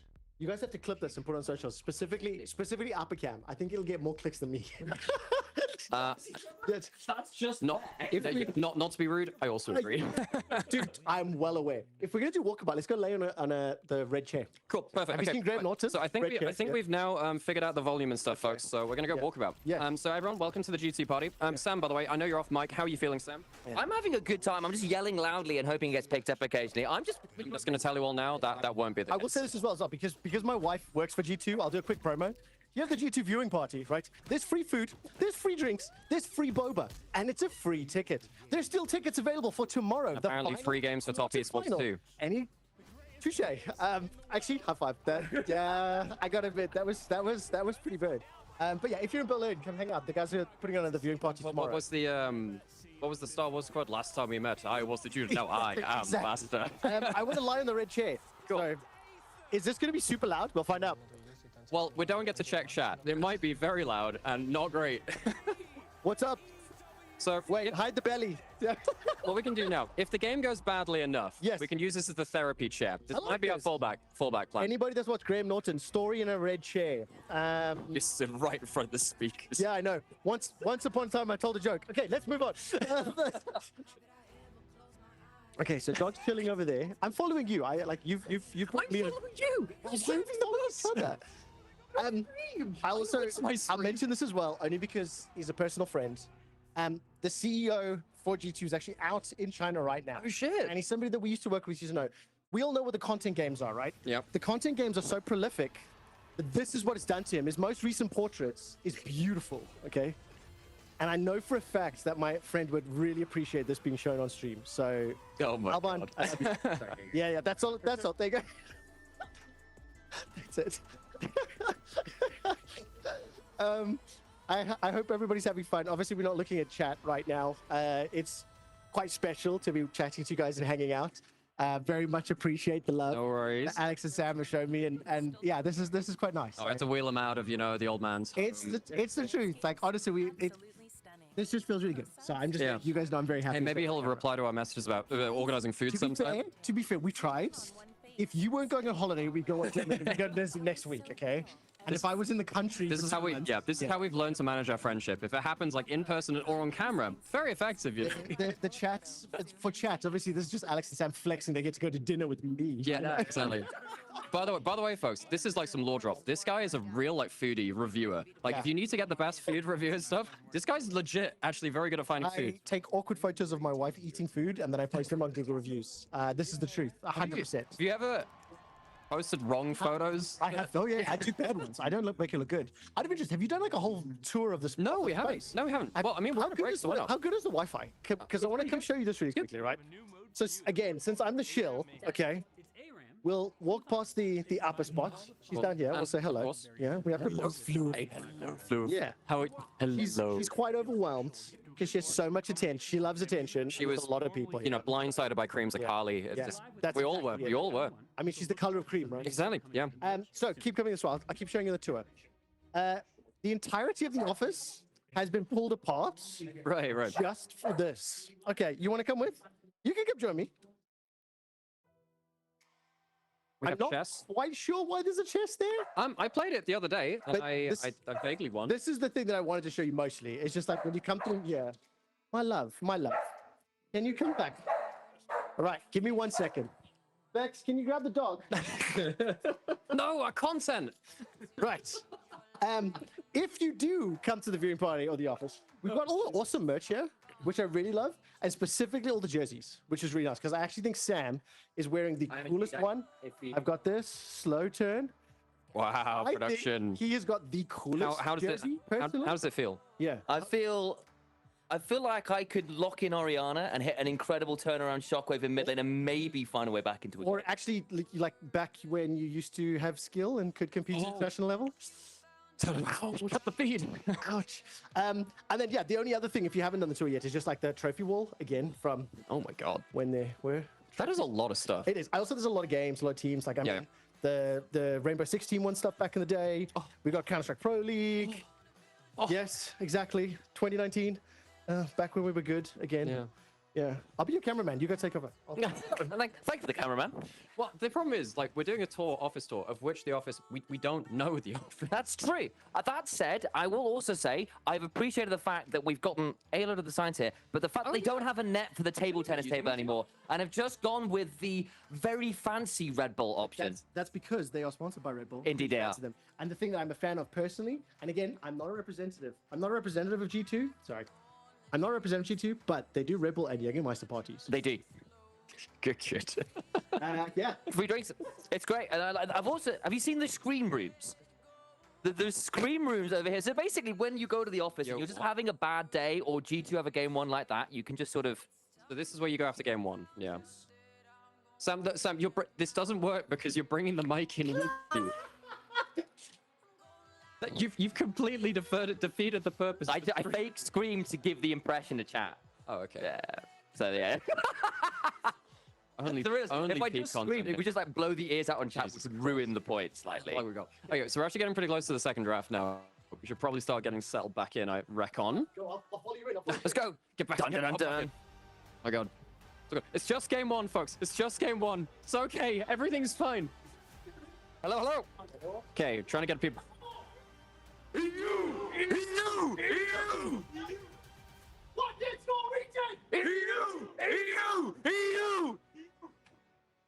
I have to explain what it just did. So, that is a for those who don't know, once upon a time, we used to have a bit of a chant in the EU. Specifically around Pantheon of all things, but basically people would ask, what is your region? And we just yell EU, EU, EU, rather than what is your profession? Yeah.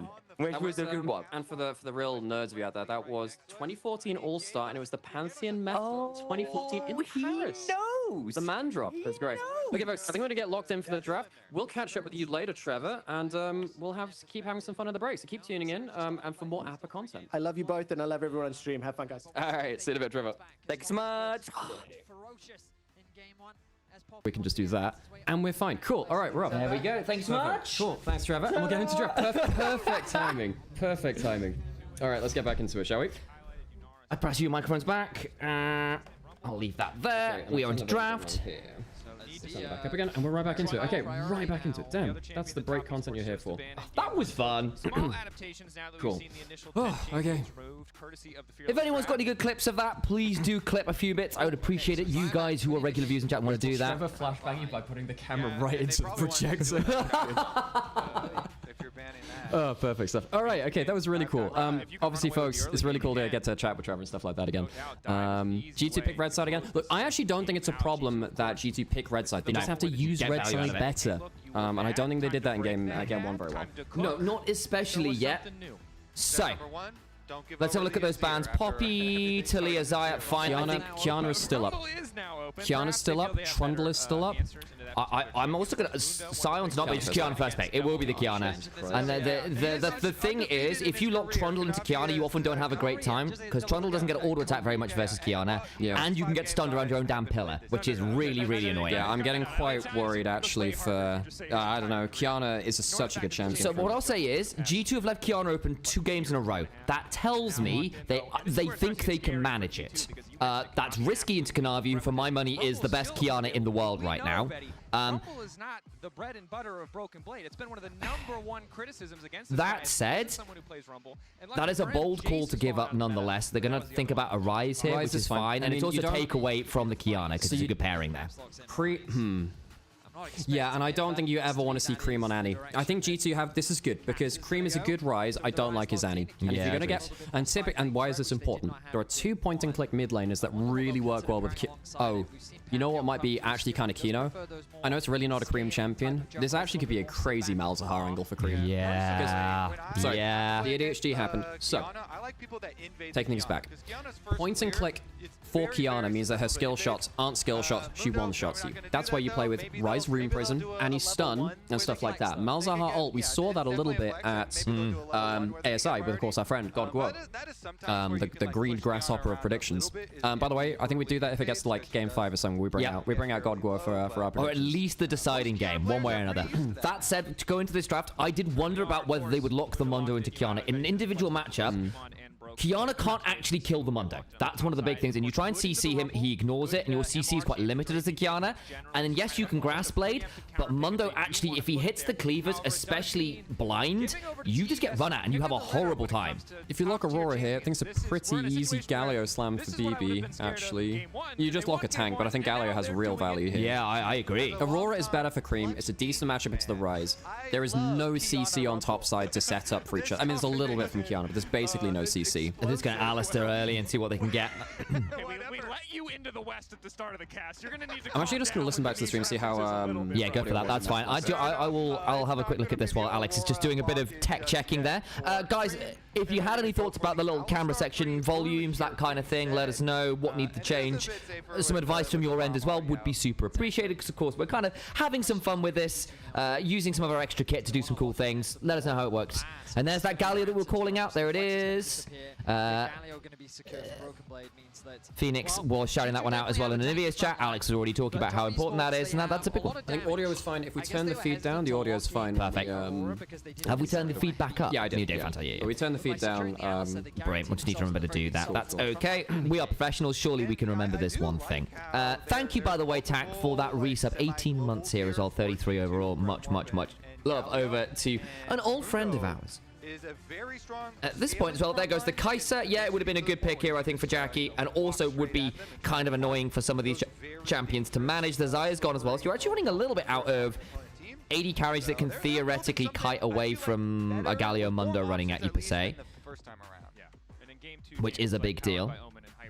It definitely feels like G2 are more on the right course. Clearly, TES very aware that they don't want to get away. Caitlyn away from hands. Some mobility, some safety. There's a world where you just ban Draven. Well, I mean, to be fair, Jackie and Hands are both Draven players. I don't think it's a great Draven draft, but if you're thinking, look, we just don't want to deal with pocket picks and kind of volatility, I can see the thought process there.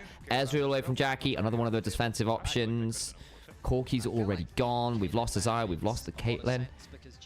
Zeri might actually start to be a consideration here for G2, actually. Zeri, you've got a decent frontline. You were a little shy on CC, but you could just play for the hyper carry and frontline kind of combo, and that's not bad. Jhin would be fine, actually, for either side.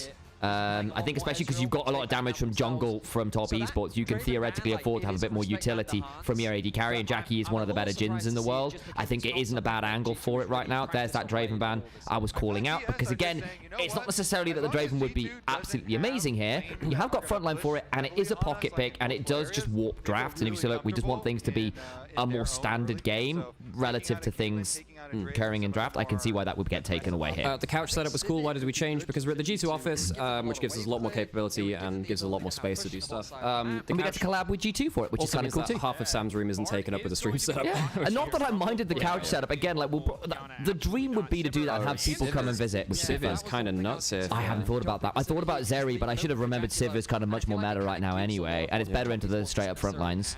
Of course, they didn't end up locking the Aurora yet. They could still lock it here. We've talked about the Galio before. Oh, that could be fun. I like like that. That's pretty good. We were talking about you need some CC, right? Now the Silas is also fine, to be fair. God, don't. There's some really good ults to steal. Cream has remembered that you can lock melees. Cream has remembered he could lock melees. No. So Yone's pretty good into a lot of these champions. Guys, Cream has remembered he could lock melees. Cream is so, I mean, Yone is so good into all of these champions. Yeah, he is. This is an insane Yone angle. And oh, Cream's remembered he can lock melees. Like, don't get me wrong, you're a little light on magic damage, but you have a rumble, and I hate to say it, but reminder, people kind of forget that Yone's damage is actually fairly significantly mixed. If he's getting autos, and you will be into a lot of these champions, you're going to get quite a lot there. They're going to go for the Lucian last. I don't like this. Full disclosure, this man has not gotten his The Lucian's okay. I think top is also smash this draft. If there was ever a game to change it, you're aggressive. You're solo range into Rumble Yone and Kiana as well. Even like it's not hard to get a decent. Like okay, don't get me wrong, Mundo will ignore some of it. I'm not gonna lie, folks. Not to be too doomer, I'm really not liking this from GT. By the way, I also just wonder if we should sync up with the main room so we're not screaming and spoiling it. I don't think you can hear us through the door super well. I do think it gives you well, it'll be alright. Okay, what I'm gonna do, folks, I'm actually just gonna like. That'll be fine. Just a really nice time. It'll be fine. That's fine. I just backed it up a little bit just because I don't want to like because you can hear through the door a bit, especially if we're getting loud. I think a lot of us here as well, looking at seeing a lot of people saying that they're not liking the Lucian here as well. The issue is basically a lot of the AD carries got banned away, and they're basically you're in this position you're asking, okay, what can I play that has enough early agency to threaten the Sivir and can manage a lot of people jumping up their face? Lucian with frontline does have the ability to survive by just finessing your way through a fight with the mobility, with the range, with the cooldowns. Hans hasn't had the most success on the Lucian regionally. I am with Vedi on this one. I think Top Esports should be very happy. We like this draft. I'm glad that we're aligned with the main broadcast on that one as well. That suggests we're all kind of seeing similar things. And G2, yeah, they got cool tools. But I think they are going to have to overperform a little bit here. And they've gone for some pocket picks. They've gone for things like the Mundo. Let's see him deliver on it. Because, again, the Mundo individually I don't have an issue with. As part of the draft, I am not quite sure what G2 are supposed to do aside from kind of bruiser their way forwards and try and catch the Sivir, I guess. They don't have a way to deliver. Galio has to play defensively. Also, then you have Galio into double AD, Kiana, Yone, Sivir as well. You're against one AP threat. It's a good lane. It's a good lane into the Rumble, but it's not going to win you a game just off lane alone, you know? Right, and Kanavi, as ever, will always go first strike on Kiana. He wants as much gold as fast as possible because, again, one of the reasons G2 fans should be a little bit scared here is that Kanavi's Kiana, pretty much 3 games in a row. I think it's undefeated this year, by the way, guys. Oh, Kanavi's this, yeah. But he was regularly getting in the jungle in 2025 with all of catch-up XP and the nerfs that came on through the jungle and how you play and snowball.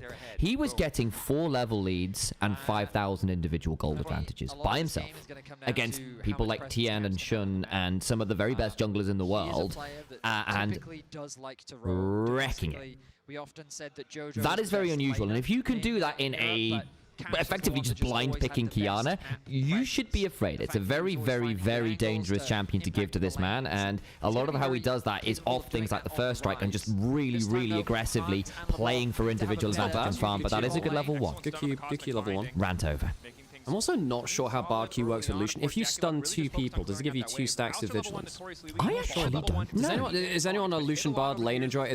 Look, if Pillow's Pillow, if you're in chat, I know you're the. Hang on a second. I know you're the kind of person that would know this. Like, if you get Bard Q on 2 people, does it stack Lucian passive twice? That's flash and barrier off Jackie now as well. That's a really good level 1. That's a really good level 1. We're just hoping for lane kingdom. We're hoping for lane kingdom. And then you are Sivir into double range, and Bard is one of the most annoying level 1 champions. That's not bad. Yeah, who's issuing these licenses?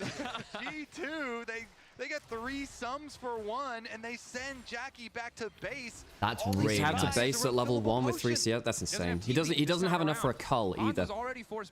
Okay, that's big, and you haven't had to use anything on hands because they're gonna try and keep him out of lane. One of the this is really good. He's level 1. He can't even flash or heal beyond. Kiana's on the other side of the map. Kiana can't join because Kiana's gone bot to top, and they know this because guys, watch it. They had the ward just down here at Raptors. They don't have that now, but they did have that. You're gonna stay level 1. And because you have Bard, you can actually heal up a little bit by tanking the wave. wave.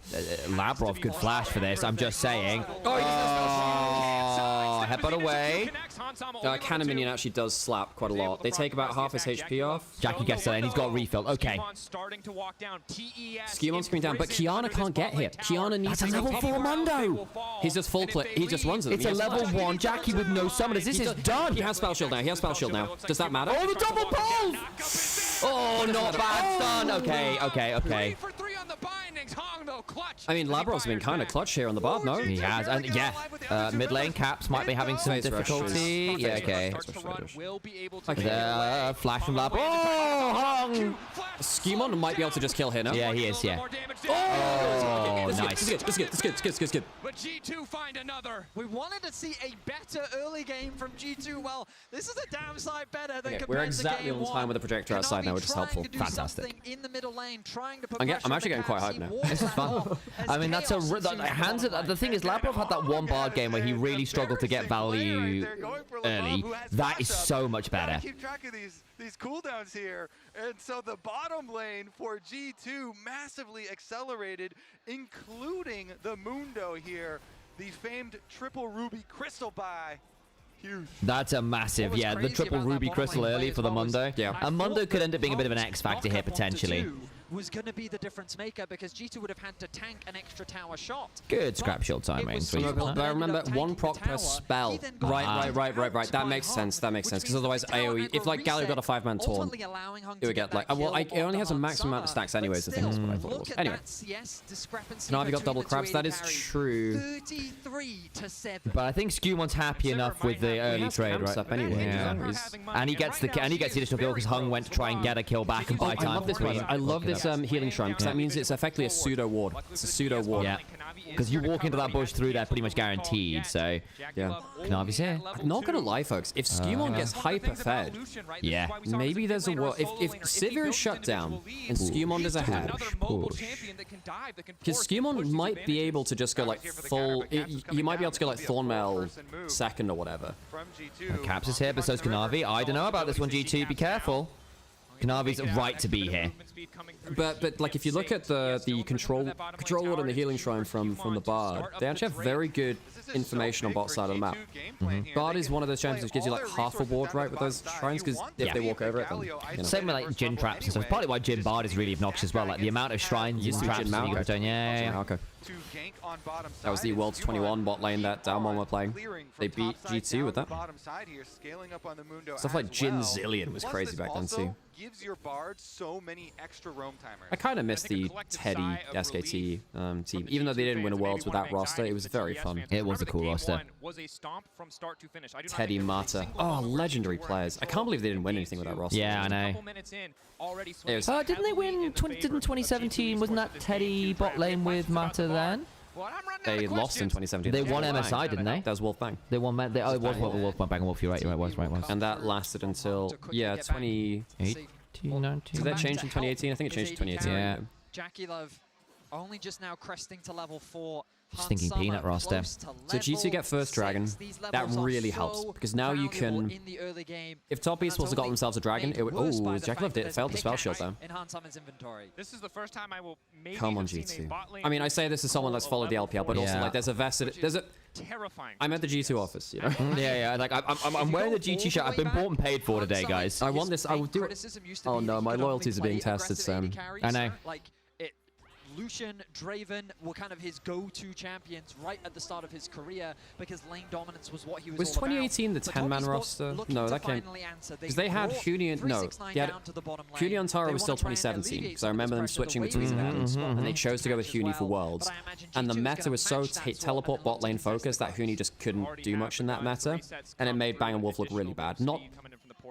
Both bot lane and top lane were very valuable in their own rights. They just didn't play the game the same way, not in the way that the meta dictated it needed to. Because I know, like, Papa at the time was saying, look, T1 just use SKT, like, use Huni as a pressure valve, and he actually gets quite a lot of value that way.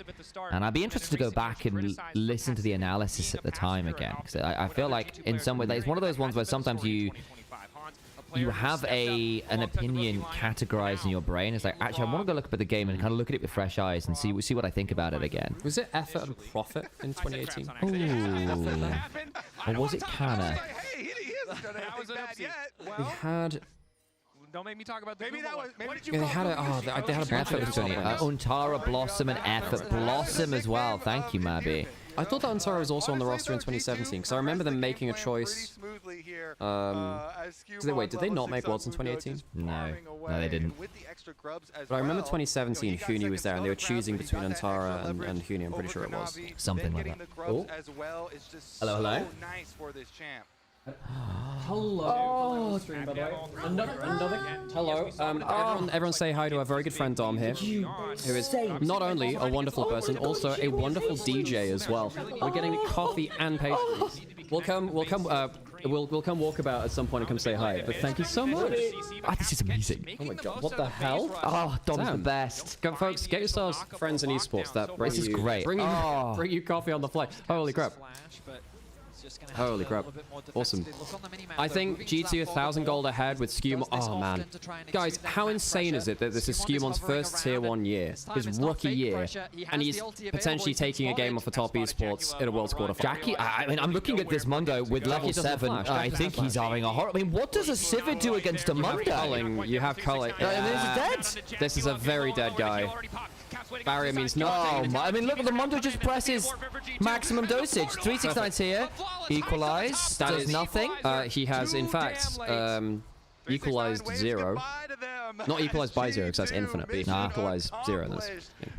This is that Mundo is horrible. The thing is, we had to know. Hang on, BB. Yes, probably okay. Yeah. Okay, if he gets hit by the knockup there, you die. Don't chance it. Because there probably would have been a Supreme Player talent into a Fate Sealed into death, right? So. G2 is so far ahead. This is an easy game to win now, surely. That level 1, genuinely, that level 1 bots lane has I didn't expect the Lucian bar to pop off that much. But Labrov and Skumon have... Folks, this game is a Labrov Skumon game. They're getting a kill again. This is really nice. Hung, what's going on? He has flash. Does it matter? Does it matter? Oh, hands mama. For his and I'm not gonna lie, okay, Sam, I'm gonna predict this, Sam. We're probably gonna get a big team fight at some point. We should go walk around and say, we should get the vibes and do an EU when we get a big team fight. Yeah, we should do that. Okay. We can do it. So much of a better look from G2. I think Labrov and Skumon have ran this game, folks. And they have executed on that game plan straight Now, that team and Q at level 1 was game changing. If you cooked up this game plan though, it probably went even better than they expected. Being able to zone Jackie so much. Proxying at level 2, I don't think was part of the initial plan. I mean, we were skeptical. I especially said I didn't like this Lucian pick, but a large part of it, a whole part of it is you need to be leveraging your early push in the bot 2v2. Yeah. And after game 1, Vedi's calling it really well. Like, they leveraged the push really well. They had to do that. You got very nervous if they got a little bit later. And also, Skumon being ahead here is a massive deal because the Mundo from ahead is such a problem. Yes, eventually you have tools to manage it, but you don't have a lot of frontliners top esports. And the Mundo can just walk at the Sivir and go, yeah, you have a horrible time. You know what? We're actually completely fine with the speakers in front of the mic in front of the speakers, but okay, it's actually completely fine. Nice. As long as you're speaking into the mic, it's good. This is something that G2's doing a lot this game. They are constantly okay, so it's a 2k lead. They've got a lot of that in the jungle, which is great news. Not that Kanavi is farming poorly or anything here. He's at Profane Hydra. This Kiana's still it's not like the Kiana's been taken out of the game by Skumon being in it, if that makes sense. They probably just get... Yes, nice. Okay. So they get... What do they use for that? You use Flash on Alistair, you use Alistair ult. That's a lot of time for 369 to be alone on turret here. And there's no that's a bit loose from G2. It's a bit loose. They're not really checking their lanes well enough here. And Kanavi gets a kill and didn't have to burn ult for it either. Well, this is why Alistair was my most picked champion for the tournament on Crystal Ball, by the way. Feels like Alistair just being able to force players under turret with ultimate is really important to the meta to accelerate the game. You can't really say what I went for. I think I might have gone... I'm not sure if it was Oriana or Jarvan. Nymaera complimenting a Bard as the #1 Bard hater. I know, right? If I'm complimenting Bard, you know the Bard's actually good. Yeah, it's true. 2k ahead, a lot of that's on... I mean, I actually think it's on the two worst people for top esports, because you have the tank, which is really hard to cut through at this point in the game. He is going armor second as well. And then you have the AD carry, who is mobile, and you need to shut down through that front line. So you have a carry with a front line, which is very strong. Now, they have ways to get beyond that. You know, a good enough Alistair combo, a good enough Kanavi angle. Gets kind of crazy, but... Okay, so two dragons, 3 grubs, 2k gold lead. the unfortunate side effect to Top Esports, as you highlighted earlier, Kobe. They're kind of attacking him, doing what they can to get something back out. I'm glad GT went for a much more non-standard draft. You get what I mean? They actually got the counter picks they wanted. And it's also like they were clearly ready for the Kiana. It was a very rapid lock of the Mundo into it, and I think in fairness, I see the wisdom. Scumon's playing it well. If you're going to try and deal with Kanavi's Kiana, you needed an answer, and I so far, solid. It's not a game won yet, but G2 are in a solid spot. They've gotten the feat of strength, they've gotten the early objectives, they've gotten the early gold lead. That's about as good as it gets. Especially with a lot of it being in Hans Sama, this Lucian from ahead of the curve is what you need it to be. I'm quite worried that Cream's doing... Oh, boy. Cream also has ult now, so... Yeah, 2 seconds, yeah. And in fairness, the solo laners of Top Esports are still proving pretty scary here. Cream is like Zeka, but worse, strong on assassins mid and weak on control mages. Yeah, I mean, I see the comparison. I'm not gonna lie. Yeah, I mean, obviously Cream has not had. He's been up and down, right? He's had some excellent games and he's had some very poor games.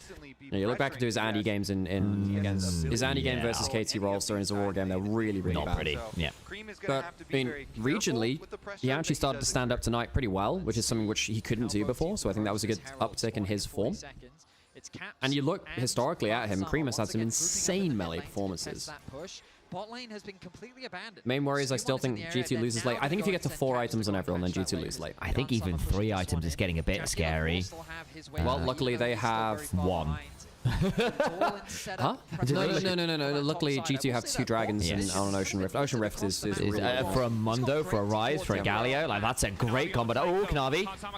Oh, bloody hell. I know Dragon's not even there, is it? It's a minute away. What are they doing, then? Oh, what? Why? I need to see a replay. How did you get there? Why were you there? You didn't have Galio ult in range because he's on the other side of the map. You did. I guess they were putting vision down. And now Cream is ahead on Yone. Boy, and like Kanavi just gets to like the Supreme Display Talent got both bot laners. Like it got both of them. There's just like no way. And you get the flash off Labrov, and he didn't even burn anything really from Top Esports. Maybe the flash. Realistically, like the Lucian should have. Bard, you can somewhat expect whatever. Sometimes he gives up a random death, but. That's tough. The gold lead. Here's the replay. Let's have a look. So Kanavi goes across the wall. I mean, and Hung's on a really good angle to close off as well. In fairness, great collapse from Top Esports. It was good retreat and clearing of it was, but just the supporting cast of G2 were just not there. You didn't have mid jungle coming to help. Yep. And it was a really good multi-angle collapse, but G2 just weren't ready for it. Yeah, right, Korea. Good lower third broadcast. Yep. He is. I think Kanavi is the best Kiana in the world. Yep.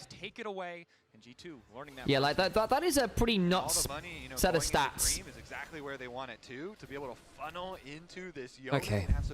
Look, G2, if they get this dragon, they need to settle down. Need to settle the fuck down. Kiana ult is coming back up now. Scumon's got 2 items for this fight. Kanavi has flash. This could be a huge Kiana angle. Not a bad angle from BB actually. Yeah, I'm looking at Scumon as well. He's got 2 items. The Randall as well.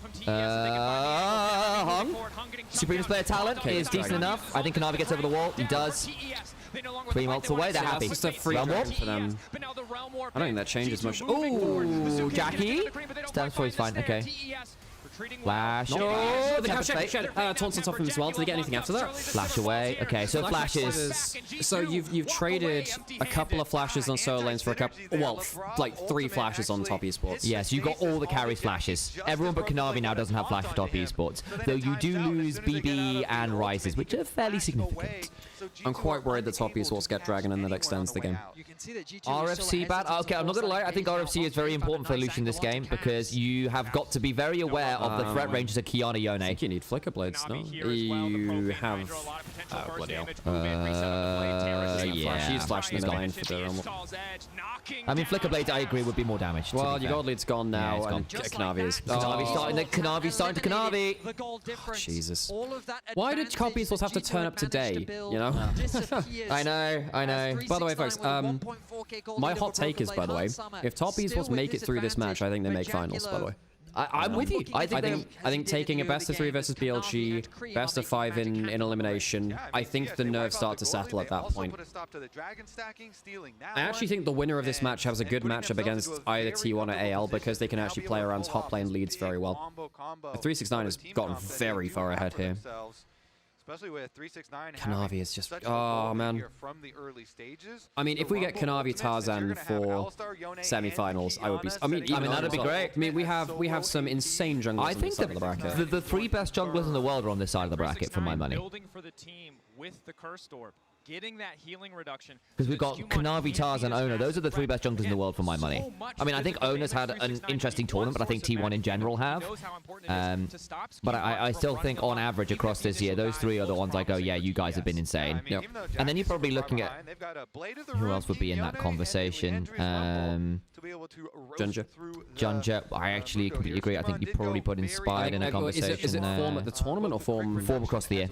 Across the year is different, but at the tournament, Cuz has to be in there, right? Cuz in there, playing very well at the tournament. Agreed. Not across the year necessarily. You know, I think Cuz has had a fantastic tournament. I agree. In fact, I put him above Ona in the tournament. So the 4 best junglers in the world are on one side of the bracket. I mean, I actually really like Skewmon. I really like Skewmon. So obviously I think you have 3 of the top like 5 junglers in the world on the same half of the bracket here in Tarzan, Kanavi, and Ona. And I think Skewmon's good. I do like Skewmon a lot. Skewmon's had a great game. He is amongst good company. Yeah. I actually think it's. He gets away. Oh, the double headbutt pole. Oh, Jesus. Oh, magical journey. Oh, that's pretty bloody deep, Hung. He has ult. Does it matter? No, I mean Hung just. Skewmon's gonna run him down. Hung just completely into that, but nice. Oh, but there's the Galley also fantastic either way. Separates one. Everything misses. Hung did a bit of an in there. These crazy plays. That is. Remember, Hung gave up that first kill to Skewmon earlier as well. Oh Jesus. Oh God. The blast cone just barely getting them to safety. Hung, he steps a little too far. And it ends up costing him. No, yeah, I'm just my mic's peaked just a touch trying to get it out, so I'm just dropping the gain a little bit. I'd say it's crisp, but crisp left top is what's in Spin Summer. Hung's not having the best game of all time. No, he's not. And I think one of the win conditions for G2 is Hung just Omega tilts. Same with Cream as well. Both of them can do that. Angle. So, okay, G2, this went horribly for you last time. Do you just... Well, Cream doesn't have a teleport. Cream doesn't have teleport. He's going to be slow. So they're not going to have Yone. Civ is not here either. Do they just give this up? Kanavi doesn't want to die for this, presumably. He might. Oh, bloody hell, he got close. Okay, he dies. Kanavi is dead. Is that a shutdown? No, I don't think he wasn't. You get out to Khan and you get that. You're losing top lane push, and mid lane got away pushed into it as well. G2 is still happy with this. They have feats of strength, importantly, too. Was it a shutdown goal, Karen? Maybe it was. I didn't see one on there, but I might just have missed where the shutdown was, to be fair. An ambitious play comes through from Kanavi. It ends up falling. And Kanavi knew he was dying there. Yeah, Vedi's pretty good at the whole... Game 1 quite he threads the needle very well, does dear Vedius. Game 2, G2 get out the gates with it was like 600, I think. Really? That's kind of crazy, because Skewmon was like well ahead in gold for most of this game. From G2 finding picks where they can. Now, though, it feels like with the Artican gone, we're kind of in this neutral mid-game where it'll ultimately come down to execution from both sides. Hans Sama is so... I think you're okay to look for that steal there as Kanavi, because again, you had time before things came up. I mean, it's not... It doesn't feel great, but if you had gotten it... Oh, yeah, well, get supremed. By the way, Axiom arc, so the cooldown really won't be that long. I mean, I say that, but they did just use a big cooldown there. Skewmon can pop ult. He has popped ult. The equalizer takes hands down to about half. 369. Bloody hell, yeah. Hans is on half HP. Jackie's in danger. My problem. Hang on. Watch. No Munder ult anymore. No. Oh, creep. Okay, one back. Skewmon survives. Caps is alive. Hang on, can you? I don't think so. I actually I don't think that top esports can stick around for this. They can. Kanavi got to heal off the Scuttle Crab. I don't think you can. I think that Caps is too strong. I think they've got a TP. Oh shit, they have teleport. Okay, I'm wrong, right, yeah, they teleport. And Labrov's back. They have ult. I don't. Look at Skewmon's HP, but he can't threaten with the cleavers of the HP. Labrov is playing very risk heavy. We have seen G2 fail the contest for the vision there multiple. That's how Labrov has died twice now. He's dying playing wards now. And like, but it's with people around. Like the first time with his hands, that one was with Skewmon. of top esports position. That doesn't feel like a mechanical mistake, if you see what I mean. That feels like a... How do I put it? That feels like a systems mistake, if you see what I mean. It's like, okay, what is G2's process for clearing vision? I just don't think that he should be the one walking forward first. I think it has to be Skimon, right? Labros walking forwards. Yep. But this is, like, the fact that we've seen that multiple times tell me that feels systematic rather than just a hand stiff, if that makes sense. And that is important. That is important. I thought this turnaround on Hands could maybe have done some value there. Threaded onto him. That's Yeah, Jackie though has then does he eat? What does Hans do with his E here? It actually got kind of dicey for them at the end. He just doesn't have his E up. I don't know, man. I think if he can eat to the side there, maybe you turn it around with a kill more quickly. Also good from Cream to threaten like multiple members and get the kill onto Hans there. Did Hans have flash? Because I think if he has to flash the... He doesn't have flash now. Yeah, okay, well there you go. It is pretty difficult then. I think, by the way, you do need Flicker Blades on. And he has got because you need the second E up. You're right. In these fights, having the second E is really important. I was thinking I could see Rasmus basically, if you hit...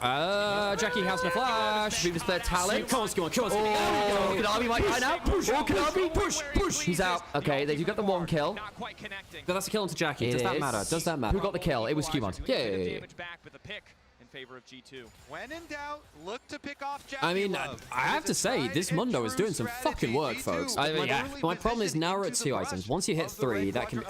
Shimon has ult. Oh, they can probably just murder the Mundo. Oh, no, they can't. They've got very deep into that turret. It's ult on. Oh, my God, he's so tanky. Skimon! By the way, Baron's in 40 seconds. They can Baron off this. Your jungle just died. Mundo ball. I think Hung's dead. They just buy a load of time. They could just turn to Baron after this. They see that, okay.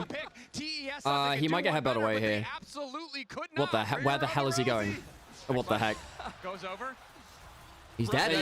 Can't you just Baron now? I don't know. 20 seconds till it spawns. Kanavi would be up. They don't have the Alistair. Oh, they're just playing for bot side. And that might be 369 dying here as well now. They just TP bot. I think this is really looking alright. Okay. They can get killed on 369. Jackie's going to be there.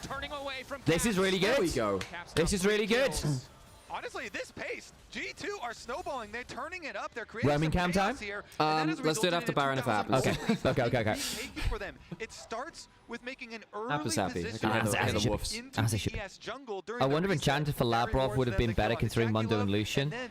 They needed a bit more CC, and the Bard plays a nice halfway house. Okay, so they're teleporting in. Do you want to get the camera ready, by the way? No, this is a scary objective. This is scary. It is, but Hung. So 369 is down. Hung is alive. Doesn't have ult for now. Have you minimized the VDO just before I yeah, video's off. Yeah. Okay. All right. Come on, G2. Don't throw it here. Kanavi has flash. This could be a flash. This could be a flash steal. That's not a bad stun off Jackie. Oh, let's go! Kanavi! It's not good enough. It's not good enough. It's not good enough. Flash away. Labron's gonna get the stun. Oh, let's go! There we go. Okay, that should be the fight. That should be Baron. All right, let's go a roaming cam, folks. Let's go a roaming cam. Okay. We're gonna go say hello to the G2 audience. Who don't 5 or 5 members. They put the pressure onto Kanavi. They get the pick onto Jackie Love, and they're looking to secure their first Baron of the series. What a domino effect for Okay, G2. right. That's the wrong way up, Seb. Do you want a vertical? Whatever, it's fine for now.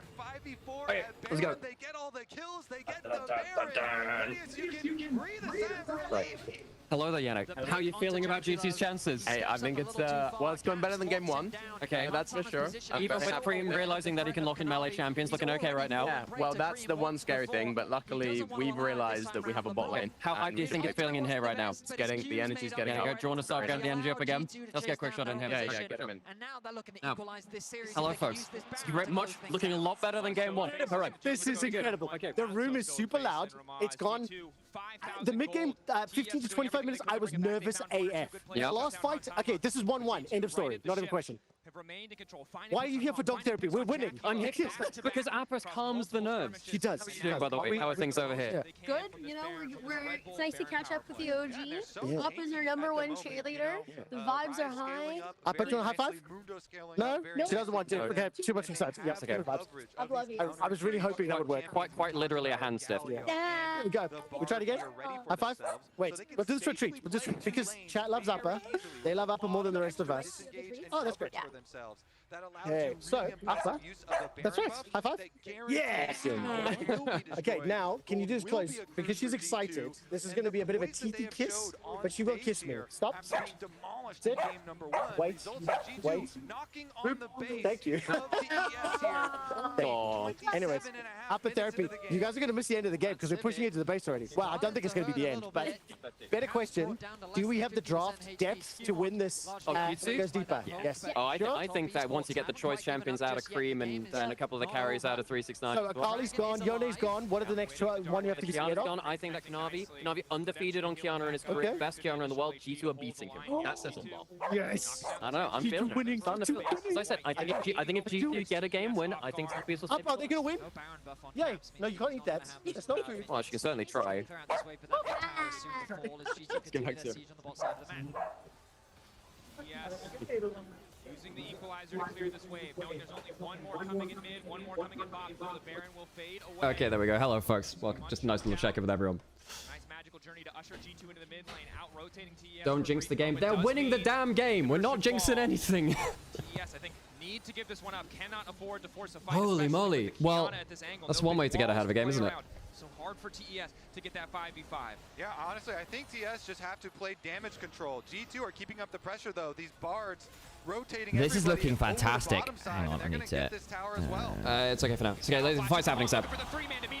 Oh, okay. Skewmon is really tanky. Oh, he's such a menace. Oh, the Mundo. Oh, hang on, he's got Lucian. Kiana got Lucian. They'll trade out for it. They're going to lose Hung for it. So, I mean, Hans is dead. Hans is dead. Flash. I don't think it matters, though. Don't they just end the game off this? I don't know. Jackie's alive. A lot of wave clears. Yeah, they do kill the Lucian, which is fairly significant. Okay. Bloody hell. Well, folks, I mean, as we were just saying with Quickshot, there, basically, look, I think top esports, as the series goes on, you're losing big champions for Cream, particularly. I think that 369 losing some comfort picks hurts a lot, too. I mean, he still has some of his tanks, you know, like the Scion, the Kasante, whatever. I think G2 have a very deep champion pool. You know, this is, of all the teams in the world, G2, I think, one of the ones which have adapted to Fearless and champion pools the best. They'll put themselves onto solve points, and they'll hold on to the lead for now. Yeah, TES, they don't have damage to kill Mundo at the moment. They needed. Holy moly. I'm actually getting quite tense now. I know. Oh, that's actually really good from Hung as well. They got the flashes, and the problem is Kiana still gets the Lucian, so it's decent from Kanavi there to at least go that, and I think going 1-for-1 there is probably worth it. I think it's a big mistake of Hans dashing into melee range of the Alistair. Yeah. And you get a lot of flashes for that, which is pretty scary. Okay. But still, it's such a power play. Yeah, and Hans should not have gone melee range of Hung there. Kanavi was still. I guess he didn't see that Kanavi was invis, but still. Baron, that's even before the Dragon Soul. But this Mundo has been exceptional. 7-0-6. I mean, he's got a bloody Overlord's blood mail. Yeah, and that transfers HP into damage, which is huge for Mundo. I mean, what is he on? It's like 6,000 HP-ish? Getting close to. 5, really, but there you go. It's still a lot of HP. Equalize the wave. It doesn't matter. I think with BB there, they clear it anyway. Yeah. Yeah, guys, I don't know. I think if top esports get... I think if they lose a game, I think the mental starts to rock. I think the mental starts to rock. You know, they beat BLG, but it was an LPL team. That was not a Worlds matchup for them, you know what I mean? It was big, but they were faces that they knew. Playing as G2, which they lost against in embarrassing fashion in 24 MSI. Now they're playing on home turf and losing on it with all the pressure on them for an LPL team to succeed. That is rough for top esports. Yeah. Chunks. Oh, that's not bad from Kanavi! It's only Clever. Hung has had a mixed game. He's had a... Hang on, that round that's no, it worked. Bloody hell. Flash, room prison. Oh, he gets away. That's good from Kanavi. Hans didn't have dash. Oh, Cream! Miss it! He doesn't get hands. He doesn't get hands. Oh, he's gone. That's not it. Like, Labrov dying, who cares? Who cares if Labrov dies there? I mean, he's done his job. Hans lives. 369 is dead as well. The taunt comes on through. This is exceptional. G2 are just giving Kanavi his first ever Kiana loss. And I think it's the best Kiana in the world right now. And this is G2's... Bloody hell. Hang on. Kanavi, he's gone anyway. It's gone anyway. There we go. G2 on the board. Let's go. G2 on the board. All right, we have a fucking series. The series tied at 1-1. Beautiful game plan. Attack the bottom lane. G2 just destroyed Jack. I think you can hear some of that from outside. Holy crap. Wait, I need to turn the video on. Let's get the Roman mic on. Smiles, There we go. handshakes. Sam, do we on have the that? We face don't have of the mics on Broken just Flame. yet. He's kinda left That's out fine. to dry All this good. game. But hey, he did Okay, what he cool. could. Let's go He check in with the landed GT what fans, he could folks. where he can. But this game really was very Put some much adverts on about Twitch. bottom lane finding that early lead. Let's hear what the analysts have to say. Bring one of the coasters. We'll see if we can get someone on an interview on the coaster. I have not thought nearly that far ahead, Sam. They don't let top Open esports by my run headphones. all over them. No, I and haven't they thought do that it far ahead. with Lucian That's fine. question mark. These are just Okay, do you one wanna of take the one things mic? we're I will going do. to talk about in Hello, this chat. segment. But first and foremost, though, Azela, go to you first. There was, I think, resilience from both teams. Okay, cool. Let's get into it. Snafus from both We are live here at the G2 office in Berlin at the watch party, having a wonderful time here. G2 managed to come back in game 2, and I tell you what, the atmosphere is so much better in here now. Yeah, I think the hopium's starting to get up a little bit. Indeed it is, indeed it is. Do you want to grab one of those coasters out? What do you want to do with it? I don't know, give it to someone who interviews with us. Little gift. How nice to do. Did you want to? I don't know, let's find someone. Let's go ask. Do you want to go ask someone, see whether they're happy to do it? Because they can also say no, and that's completely fine.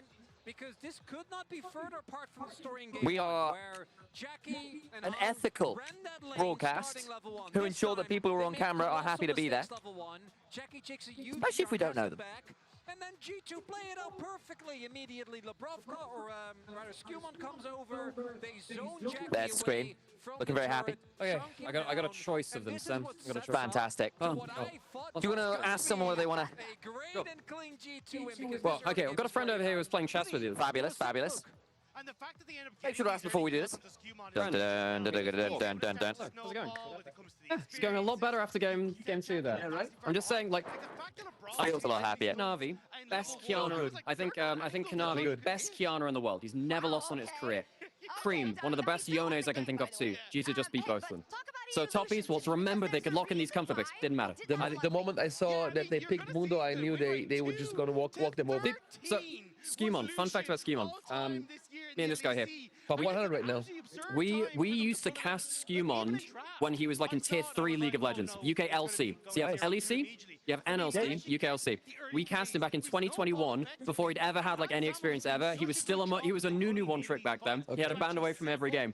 He's just like taking games off of teams in quarterfinals of Worlds. How insane is that? First year of tier 1 play. Love it. I would love to see them like do 2 more of those crazy picks. What you think they're gonna pick next? It's G2, they can pick anything. Just hit random, they'll pick it. You know? Do you think they're gonna repick like Anivia, Malzahar, you know? Poppy Anivia thing? I think that Poppy's really good. I think Poppy's really good, particularly if you see. I think 369 might go towards Cassante, and then you start seeing BB pick out the Poppy. Now, I don't think everyone's going to do that, but I think BB can play a top lane. No, but I mean, like this Poppy Anivia thing. That combo? Do you think they're gonna do it again? I don't think they do that because the Rise is gone now. They typically do it into the Rise. So Poppy, yes. The Anivia, less so. I think that one's a little bit harder to manage. We'll see. Maybe they have something else cooking now. I hope. Well, thank you very much for coming to chat with us. So, friend, over here, what do you like? You are trying to channel your inner G2 with this ARM over here. Sam, do you want should we do a draft breakdown of what's happening over here? Happy to have this on camera. Yes. What have you? Well, we don't ask these things, you know. We just do, yeah. How are you feeling about your comp this game?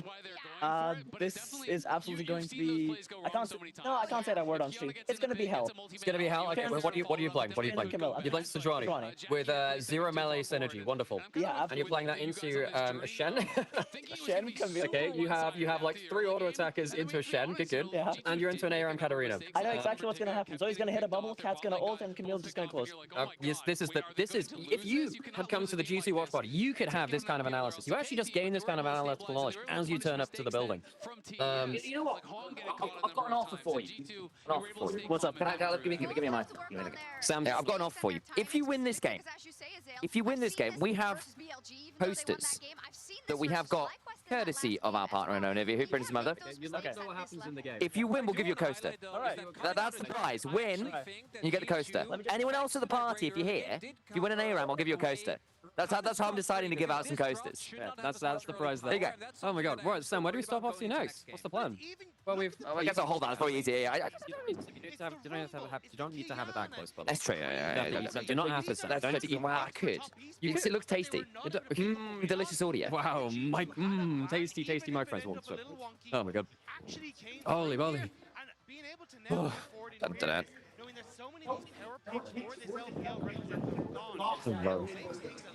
I think found Appa again. Obviously, the dog therapy works. You know, there was a time before Appa, and then we came to see Appa, and then we won. So obviously that is good How that things they down here? fought back. They're still in this World Championship, and they're still on course to You know, it's scientifically proven, chat. We cannot argue with science. This is amazing. The app of science has proven itself. How are you today? How are things for you at the GT Watch Party?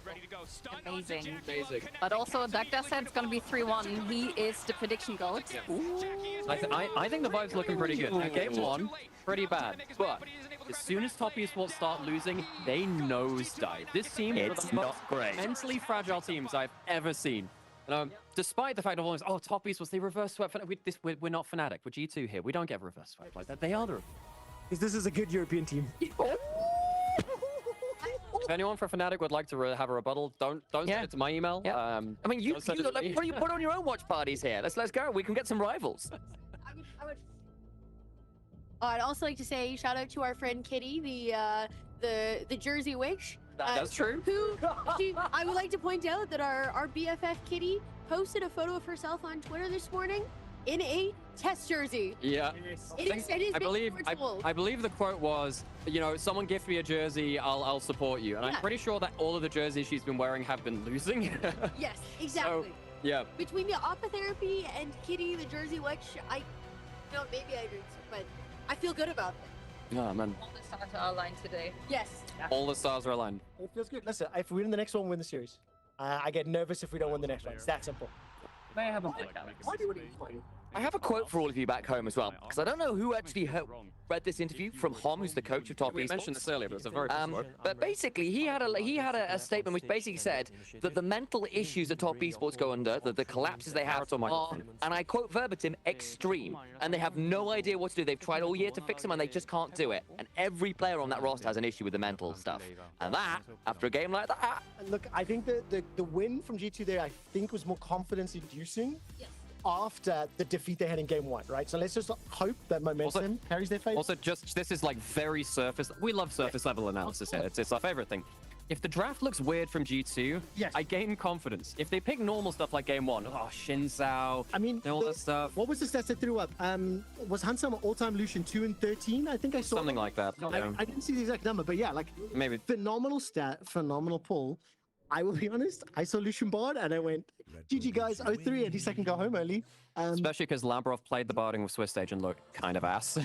I don't know why. I keep reading Labrov as Larbov. And I know I'm a bit, I'm sorry, dude. It's the Thai food. It's just, it is, exactly. Okay, side selection. Top, do they go red side again? So, Top Esports have side select for the first time this series now. So the way that it works, folks, G2, they had side select in game one. They chose red side. They lost in game one, so they chose it again. Top Esports get to choose.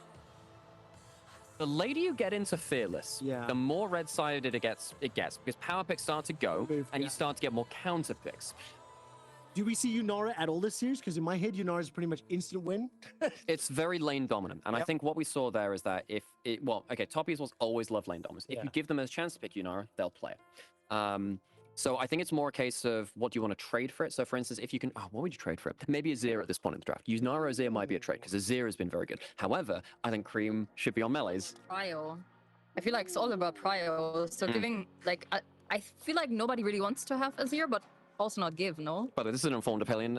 As an analyst within the pro scene, we've got ourselves a lot of What's your prediction there? Do Top Esports go blue or red side? And what do we need to beat them? I feel like it depends, because blue side is like usually better for bot lane, and I think the bot lane prio, the bot lane matchup is like really important for the series. So I could see them going blue side, but if you say they're really like solo lane dominant, then maybe they go red side. Notice how much better he is at putting microphones in front of people's faces. One other thing I'll quickly say. Could you introduce yourself to the camera, and if you would like to advertise your social media, let us know where you can follow. Do that too. I just couldn't find it. He's better at this. Okay. I mean, my social media is SininLol on Twitter. That's a good idea. Spell that for us. It's SININE and then LOL. And you work at GX? I worked. Okay. But I have experience in LEC level, which is cool. Yeah, that's the way to phrase it. I had been analyst for Berlin International Gaming. Very cool.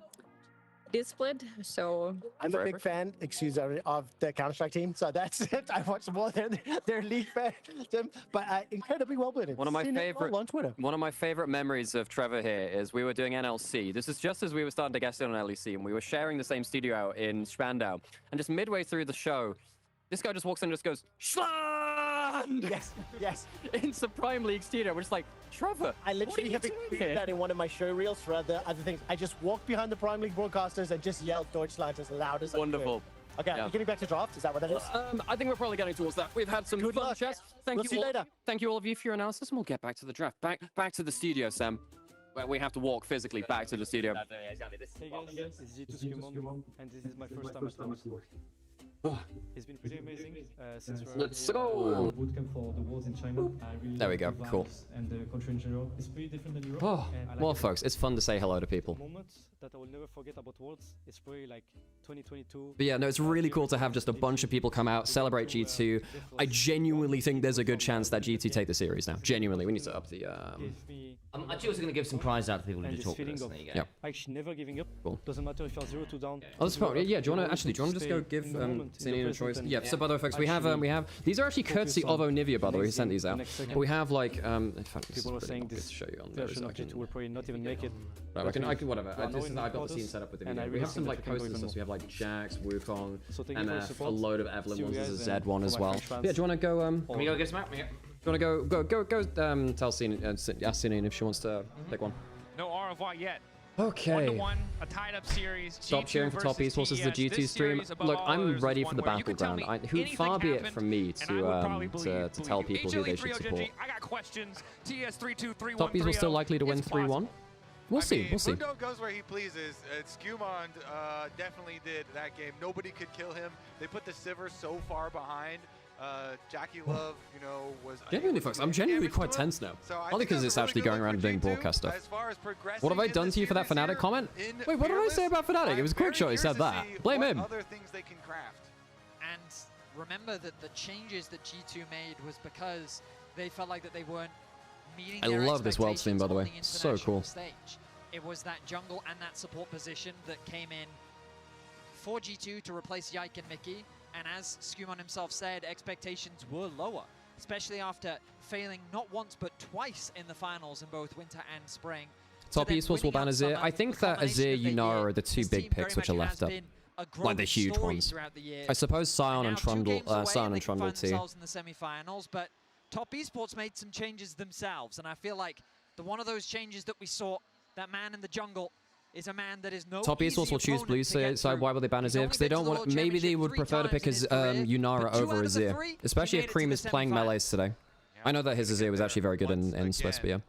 I think Cream was good at Ahri. Yeah, he was good at Ahri, but I don't know. Ahri just doesn't feel fantastic in the meta right now. To do it with. Honestly, they were not the problem in the previous game. It was the other side of the map. Bot lane, naturally, where we're going to have to turn our attention. I mean, God, it's only like 10 o'clock. It feels so much later than that. Alex has been up since 6. Okay, right, let's get back into it, folks. So important. So let's see how about Annie? I don't want to see Cream on Annie. So G2 banned the Azir. So we have Yunara, Sion, the really big ones up. We've got some creative picks. Yo, LeBlanc as well? Yeah, LeBlanc now taken away as well. I wonder if we're getting towards Silas, because LeBlanc destroys Silas in lane. I think we might get Cream Silas. Piloted it on the desk as well, but taking away some of these more niche picks that can often be difficult to play against when you Cream's career win rate, KDA, and games played is higher on Ahri than Akali. I did not know that, actually. Huh. Although I suppose he played a lot more Ahri on Top Esports 24, and a lot of his Akali games from OMG 22 and 23, which was a worse team. So there's context there. Okay, so do you... Okay. Now the problem is, if Sion and Trundle are both up, Kanavi will first pick Trundle, G2 can't pick the Sion, and then you can't stop them having the Sion afterwards. Yeah. I usually like seeing at least one immobile carry. I think G2 need to ban Sion on 3. I don't think you can let Trundle Sion go through, because if Top Esports pick Trundle and let the Sion go through, they have the Sion counter. G2 don't want to pick the Sion, but then you can't give up the Sion without the Trundle yourself. So yeah, they're aiming for the Sion. You got to ban the Sion now. If you don't ban the Sion, it's straight first pick. I mean, to be fair, G2 knew that the Kiana was going to be a thing, had the Mundo ready for it. Yeah, no, so Harold has the right take. Well, no, this is the problem I have here, Harold. If they leave Scion up, then the first pick Trundle means that you can't take the Scion, but then they have the Trundle to counter it if you do. So you've got a couple options, because again, they are going to ban the Aurora, so they are taking the option. Are we Scioning? Are we Trundle? I think you first pick Trundle. G2 can't lock Scion because it's countered at that point, but then they also can't. This is Navi's a fantastic carry Trundle. He's probably the most aggressive Trundle. Him and Shadow are the two most aggressive Trundles in the league.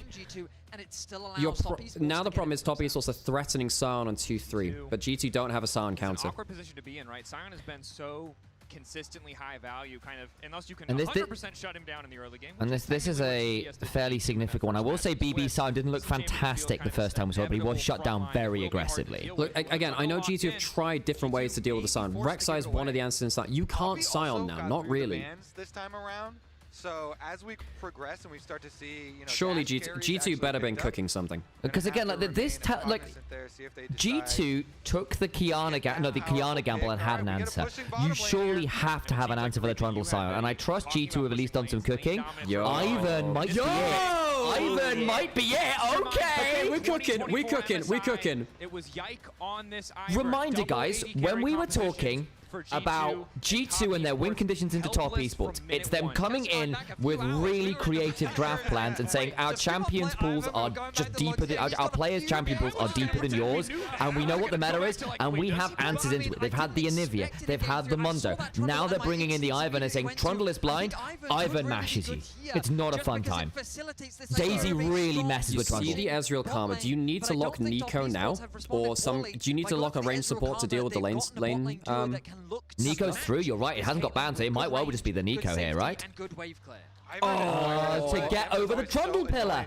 That's actually so big brain. This is and it's Labrov is a thresh main. That's his thing. G2 are fucking cooking.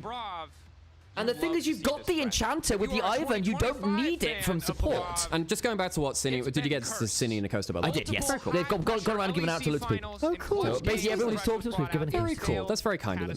Not entirely. Okay, so, yeah, Labrov, big hook champion player, loves Nautilus, Blitzcrank, Thresh. As Sinian was saying before, a lot of this is about prio. If you land hooks early, I mean, Trundle hates playing into Thresh too. It's miserable. Because if you get, I mean, also if you land a free Ivan Q, then instant Thresh follow-up. So now also, like, the pillar gets so much less value because of the Dark Passage. And now one of the problems is, the Karma doesn't want to go Mikhail's first, you want to go Redemption first. But you need a Mikhail's versus this combo. You desperately need it, yeah. And you can't go Shirelia's that early either, which is also nice on the Karma. So you may have to just delay the Redemption or trust in Cleanse, I guess. The question is, what direction do they go? I think removing the Scion is a good Scion, and now because it's got through to here, you can remove the Scion, and now you've escaped the. So, guys, G2 have weaseled their way out of the Trundle Scion gambit. That really well honestly, done. I'm really enjoying this from G2 because we laid down the problem, right, of saying if you give the Trundle, you can't pick the Scion, and they might pick the Scion later. Because you locked in the Caitlyn, they feel they need to lock in the Ezreal Karma, meaning that you can then ban away the stuff, which would be a problem with the Trundle on the other side. And I will also say, it's not like Top Esports have done the wrong thing here. They've asked the right questions, but G2 have had answers which we haven't seen at the tournament yet, really. That's a massive deal, and one of the things about Top Esports that we have potentially called out is that they can be shaken in draft if you've got something creative into them. I think you can look for either Victor Aurora for caps here now. You want some kind of... Oh, you could also even go... You can even go... Wait, you can actually... I don't mind Ari here either. You can go for a more immobile mage because you have the Lantern. And you have the shields from the Ivan as well. They might just weigh into it. Cream was a Hui player for quite a while, and its additional range. Cream's Hui is actually very good. Okay. It is very... Or rather, it was last year. He's not really... He played like one game of it this year. I think at this point, Talia's banned. You could Ari here as caps and be okay as well. I think you want a scaling mage, no? And also, I think you want a scaling mage. Such a good ability at rogue option, double AD carry Tristana with the Ivan. Or you could weirdly you could also Silas here if you want. Yeah. Okay, Aatrox for Renekton, that's a pretty fun matchup. 369's had a great Aatrox game already at the tournament. Okay, last bit for caps. Has he been cooking? Has he been cooking? You either go like all in aggressive or you outrange. Lissandra's not bad here either. Actually thinking about it, a bit misrun to the way, but with everything else, you get a lot of picks. The CC chain's insane. I think Silas is okay. Yeah. Silas is good. So now you have, you can, so folks, Okay. the big thing here, you can steal the subjugate, and you can even out the subjugate value onto the Trundle, where he ults someone, and then you ult him back, and then you get a load of the stats back. Also, World End is a really good steal, and yeah. And also, Ivern giving shields to Silas Renekton to keep them alive is fucking huge. So what you have is 2 mobile solo lanes, and you have the Thresh to save someone who's got out of position. If Labrov is stood behind the team, very hard to catch them out. My problem is, top easels have an outrange unless a hook connects. Do we need to run ads? No, I ran them. Fantastic. Second thought. One of the things that's also very underrated about Ivern with melee carries, in this case, Renekton and Silas, is the root caller allows them to get into melee for free. They don't have to burn cooldowns to get into melee. That means you can CC from melee range. A Renekton with the additional dash of the root caller is really nasty. Ivern often considered a hyper carry enabler, and that's correct. But he's also very good with Silas. He's also very good with Renekton because of that root caller's ability to get that free gap close is brutal. That can be really, really significant here. Really, really significant here. We're getting rained on here because the window's just opened, I think, to get some fresh air in here, and that's fine. I'm just hoping we don't get rained on too hard on the PC. I think it'll largely be okay, but just letting you know there's now rain in the room. It's either perfectly cooked or so overcooked you get charred kitchen. To be fair, Denkitan, that's fine. I agree. That said, one of the conversations that we've just been having is that G2's biggest strength in this matchup was their ability to come in with their creativity, with their champion pools, and leverage it on red side. They have done just that. Top Esports have asked the questions that pretty much every team has been asked by blue side teams this tournament. But I think they have answered them really well here. I am very happy with that. Very, very happy. We have to bear in mind the split map. Both AD carries want the support of their junglers. They'll be contesting for that push. And we'll see if either side try and fight for early enemy jungle control. Let me remind you, in the game in Swiss that they did play, Kanavi absolutely ran the early game with the Trundle. He had really good pathing down towards the bottom side. He helped out Jackie Hung with the dive.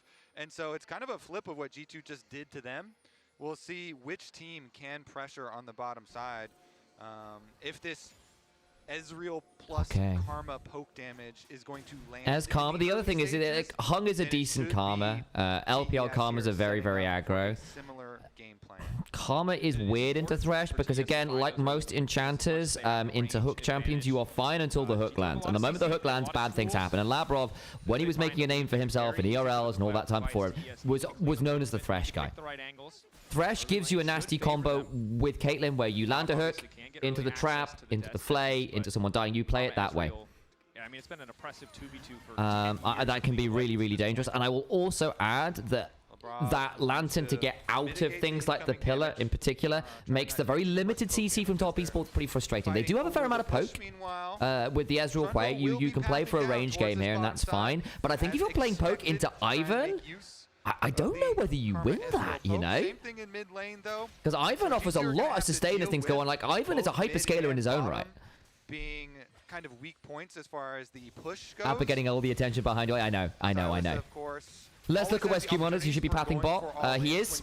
Good call, though. That's exactly what's happening. Ivern clears are also really, really bloody weird. And one of the conversations we used to have about Ivern was, if you don't know how Ivern works, if you're not used to him, just ban the damn champion. If Ivern's ever met and you don't get him, just ban it. Just ban it, just ban it, just ban it. And by get it, I mean, like, understand the concept of the champion, because he pathes so weirdly, he plays so weirdly. There is no champion of the game like Ivern. And if you don't understand it, he just warps games in a way that, say, like, Draven does in some ways. I hit the other mic, punch the mic, Alex isn't here. And that can be a massive deal. And Daisy does a lot of work. You get to hyperscale, you get to take up on really weird timings. This is very dangerous. Good fear from Cream. I was just having the conversation, Alex, about Ivern. It's auto-open because it was getting stuffy in here. It does that. Nah, it's all right. But what? It's okay. I think it's only a little bit. Sam, it's great up until Sam. It's only a little bit of rain up until it's a lot of rain and electronics start to fry. And the other part of this is that you know but yes, I was about to say, Ivern's one of those champions that we used to say when it was a bit more regular, that if you don't understand how Ivern works, just ban the damn champion because he plays unlike everything else, and if you don't understand how to manage him, It's a bad time. Okay, so lane pressure from the Ezreal Karma, no surprise there. But then if you land one hook, it can kind of hang on. Oh, it doesn't work nearly. And that's the one that's is he on vision? He actually might get stopped himself. He's not. Coming through from Caps as he'll TP back. BB's doing fine as 369. Good hook. Nice. Forcing a cleanse out from Jackie And I was also sort of saying about like Labrov's history on Thresh and how like that was the champion realistically he kind of made his name on back when he was coming up through the ranks. Hang on, That's a good 369 gank angle. Skewmon, really nice. Root caller. Flash. I don't think they kill him actually. They've got the bushes for the extra range. That's the extra damage. They've got the extra damage for the bushes. Bushes give the damage. That's actually the game changer. Yeah. CC combination. Renekton stun. Very nasty. And again, Aatrox from behind the game here could have not a lot of fun. Because again, there is quite a lot of melee range CC for the Aatrox between Daisy and Ivan and Thresh and Silas. I think melee range, but like there's just a lot of CC in general in terms of that single target stuff. They can get quite miserable. Hung, Mantra Q. Isn't that far behind either? If that QW had hit, there was a chance to kill that. They tried this shit versus. They tried this stuff versus Chovy, right? Yeah, they did, and didn't go very well. Yeah, Top Eastals have been trying to do the 3-man mid by a fair amount. Pretty obnoxious champion to try and counter jungle. Yep. When he has that smite available, there's not much that you can really do. But Broken Blade on this Renekton now in a great Kill of this Skewmon. I'm trying to think if it's better for the Ivan to get. I mean, once Ivan gets like 2-3 items, that champion is giga busted. And one of the issues is you're trying for like a ranged hope team from Top Esports to an extent, right? With the Hoi Ezreal and the Karma. Ivan nullifies that hugely. And there's no one who really wants to build Serpent's Fang on this team. Ezreal can get it like... I guess he could get a third item. That's a long time into the game. Even then, you probably want, you know, Shojin Cyrildas as well. Right back out, you get the early Dark Seal plus your Lucidity boots here. So Skewmon definitely set up to make some of these counter plays. If him plus Labrov can clear out the vision through river to allow... I really like that draft from GT. I agree. Hung's in a good... That's not bad. The root lands anyway, he's dead. He doesn't have... He's got lance. Hang on. Skewmon's here. There we go. Thresh Valley. Oh, and the root caller... Is that pillar? I know it's been used, I think. There's a level 6 screen, that's a problem. Yeah. Labrov, flash out. Okay, required. I was actually wondering if Caps could look for the spire and spare himself there. Dominance already used by Broken Blade. 369 on the way out with the Whirlender. I think he's okay. Yeah, he just takes the winning trade with the Dominus. That priority on bottom lane, though, is going to result in full river control for TES. Kanavi goes off of the dragon to look towards mid instead. You lose flash on Kate Thresh, which is a problem. That being said, Hung uses his 2. Kanavi now level 6. Caps level 6 as well, moving in right into Cream. Kanavi's in trouble here. Kanavi's in big trouble here. Ooh, he's got Subjugate. I actually think Caps could have stolen Subjugate and done it back to him, though. Yeah. If he wants to commit to this, but it's Hung and Jackie on the way in. Caps, quick dash out with the Abscond. We'll just be able to retreat, but both sides fishing for these angles, looking for these plays. I really thought Caps would commit harder, but he has much better map awareness than I do, realizes that the bot lane of Top Esports is ready to collapse. They can probably collapse quicker then he would be able to get that kill and get out. So instead, G2 choose to disengage. A lot of respect being shown towards Top Esports. He's going to steal the Karma ulti just to connect the Mantra Q to interrupt Cream's base. Nice little play there from Caps. He's not really going to have much mana, though. This cannon wave going to force Cream to stick around for a little while longer. Caitlin's going mid. Lane assignment's not too bad for GT. And they get to... One of the big things about Thresh as well is that he gets quick resets because he gets to lantern you into lane. Skewmon should buy the book. I mean, Ivan is one of the better Magi's builders in the game, yes. Dude, if Skewmon... Guys... If Skewmon makes it to semis after beating, like, fucking Inspired then Kanavi, who are two of the best regarded junglers in the world. Yeah. It's kind of insane, no? And for the record, for those of you who put up a Reddit thread about me, I think Diamond Brox is the GOAT. Then Yankos. Then him. Then probably Inspired. I think that's probably the order. There was a... Sam guested on EuroLeague, and Sam had his first quote taken out of context for Reddit, where he said, oh, this analyst said that Inspired was the jungle GOAT of the West. And it's like, no, he said arguably, because it was making, you know, a hyperbole. Sam likes his hyperbole, he does. And we have seen a number of people making the argument he's the GOAT right now. It's not even an untrue statement. Lantern out. Yeah, fine. Flash out from Ivan just to be safe. That's fair.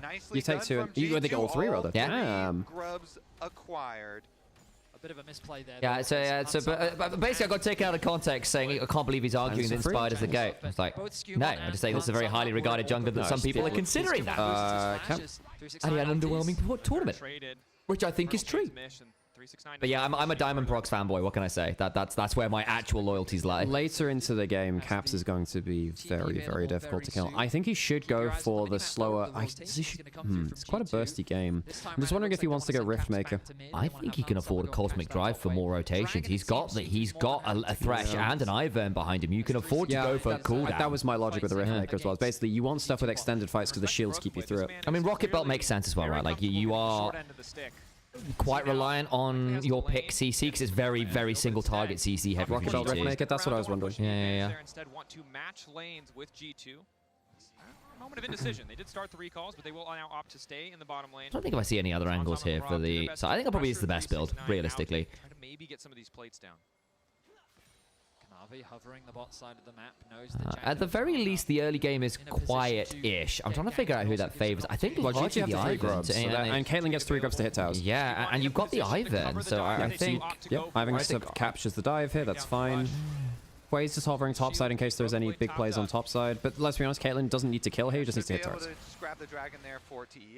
I just also think, like, Ivern's scaling is one of the hardest in the game. Like, he's not a hyper carry, but he is a hyper scaler, and he is going to enable 3 of these champions to a really scary level. Ivern's an efficient enchanter, but he's also an enchanter, so gold lead on him feels worse than anyone else. I don't know if I agree with that. Yeah. If you get an early gold lead and get to like a quick 2-3 items, God, this champion is broken. Like, you really underestimate exactly how much, like, enchanting an Ivern can do. Like, if you get 3 items on Ivern, like, it is ridiculous how much, like, hidden value he gives to other champions. We'll track it, guys. Yeah. But I would be very... on skills on vision. He's he's no flash. He's gone too far. Hang on, through Labrov's here. Lantern. Can they ward it? They've warded it. Yeah. The answer is no. Skewmon. What, Daisy value? He didn't do Asriel instead. Okay, spot on vision. Good ward control by top esports. That means Daisy dies as well, by the way. Does it matter? No, Daisy dying does not matter at all. I was trying to think what the cooldown is at level 6-7. It's not that long. It's fine. No, it is fairly long. It's just not impactful. It doesn't change his jungle clear and his... Also, does the cooldown change if you die rather than Daisy getting killed, if you see what I mean? So no, Daisy dying because... exactly the same. Is it the same? Because I wasn't sure if there was a difference there. No, it's exactly the same. And the cooldown starts from when Daisy dies, it's not when it's cast. As opposed to Annie Tibbers, which does count from cast time. Well, Broken Blade does have, who got the kill there? Jackie. That's important. I think for top esports, one of the ways you can win this game is just Jackie styling on people on the Ezreal. That was close. Okay, if this game goes... hey, quick, how's it going? Hello, mate. Come on, boys, let's go. Watch party is excited but tense. Yeah, I have to say, checking through in the other room when I've been going through there, like, the fans are locked in. We'll put it that way. As they should be. It's a good series. Like, getting a game is good. Job's not done. I really like the draft creativity from GT. I'm really liking the draft creativity. Put it this way, I was talking to Quickshot a little bit while I was out there on the way to the toilet. If the draft looks normal from G2, I immediately lose some confidence. However, if it looks a little bit weird shit like this, with like Thresh Ivern, get a lot more confidence. Agreed. Hello, T7 as well. Good to see you. One of our friends from the opposite side of the globe. Yeah. I think, look, honestly, as long as Skewmon is on good gold pace, heading towards like 2 items, once you get what, like Redemption, Moonstone, that kind of thing, you are happy. I think you can justify the Collector first on the Caitlyn in this game as well, because like you don't really have tanks on the other side. Rocket Belt's in from Caps, 400 gold behind, but I don't think it's enough to shut him out the game. He's down a little bit in terms of XP, but whatever. Kind of fine, yeah. It's melee into range. Cream's playing wellish. The thing about the Ivern is it increases the window of time where Renekton is useful as well. Like Thresh, Ivern are force multipliers. Big time. I also just want to say, like, in general, I am glad both teams feel like they've turned up to play today and we've actually gotten the decent series. There was a world where we just had, like, an absolute clown fiesta one way or another, and I don't think we've gotten that, actually. Even the last game where, you know, in the end, G2 snowballed out of control was a fun game until it went the way of G2. I don't mind the Collector from Hans this game, by the way. I was having the same conversation. Yeah, when did you have that? Was that while you had about 20 seconds ago. But you were busy talking to chat, which is completely fine, so you have your thoughts. I'm curious if they match mine. I think basically there's too many things which incentivize Merc Tread's value, so you're not going to get as many Tabby, and you have decent magic damage between mid-jungle, so I think that there are going to be less Tabby in the game. I mean, there's probably one from Aatrox, I don't think there's going to be that many others. Like, maybe That's a different angle to the one I took, but I think it's also completely valid, so glad we actually there's some good thoughts. First turret to top esports likely here. Yeah. Even with the Kanavi, even with the Caitlyn 3 grubs. Quite able to work through that objective Nicely done. quickly, Okay. even with the power of 3 grubs from the plays early It's on. Triforce Trundle. Triforce Trundle, baby. I mean, Kanavi is a very, very good Trundle. Then that's the thing, right, folks? Like, I think this is a G2 favored game based on compositions and how the early game's gone. That does not make it a free win. You do not... you don't want to give him an Minotaur here, folks. TP in for it. Okay. Top Esports playing the map quite well at the minute here. That's a nice combo. And again, for all it's not the best Trundle angle of all time, and I do actually think G2 have drafted well into the Trundle, it's still Kanavi, right, as you're saying. Like, this is not the GOAT golden road for the Trundle, but it's still scary. Can Skumon land a root caller here? Oh, they're trying to stop some recalls. Or like scout things out, because if someone's... you can use Redemption as a vision tool. Yeah, they are looking, aren't they? Bloody hell. Okay, out comes the traffic cone. I can't get the smite. Kanavi would have liked that. Skumon is falling behind a... Oh! Again, no fault. Again, guys. If Silas is close to you, actually, you might be able to kill. But it does buy Broken Blade a lot of time on this turret, so they do actually get a second turret. No, but 369 seems the same on both sides. So there's no, like... I think it's Herald as well, potentially. Yeah, the Herald's the bigger one, because G2 can threaten Herald push plus Ivern bushes with, you know, Caitlyn pushing with 3 grubs. 369 is likely getting turret. Can G2 finish off mid lane turret with a Herald? It's a little high HP, but 3 grubs and a couple of autos will do it. Yeah. You have got Trundle Pillar to potentially deny it, so if Kanavi's around, we've seen quite a lot of Herald denies on turret courtesy of Pillars. I want to see Caps pop a World Ender. I don't know how effective it would be, but it sounds fun. Very, very good for increasing your healing. Yes. I think his tier list of ultimates, though, is quite clearly Whales is the best. Then there are good different uses for Aatrox Trundle for survivability. Okay, they're using it for the inner turret in top lane instead of mid lane outer. So, I mean, the gold you get is good for it. Oh, does need charging, I think. Oh, should have given this earlier. Sorry, I hadn't. I kind of hadn't. It was okay-ish earlier, and it's gone. Oh, it's. Isolated from his team, and of course, when I say that, that means that he has to fight. Playing on the edge. LeBron obviously moving into the mid lane, as is Han Sama, but Han Sama has to be careful not to step too far forward. Has Skumon to protect him. And cool. not just one redemption, Vedius, but there's the mid lane turret that went down as well. That's pretty good for top yeah, esports. double redemption. Now, I do think you get diminishing returns, but it means that you can use redemptions just as kind of like map-wide coverage.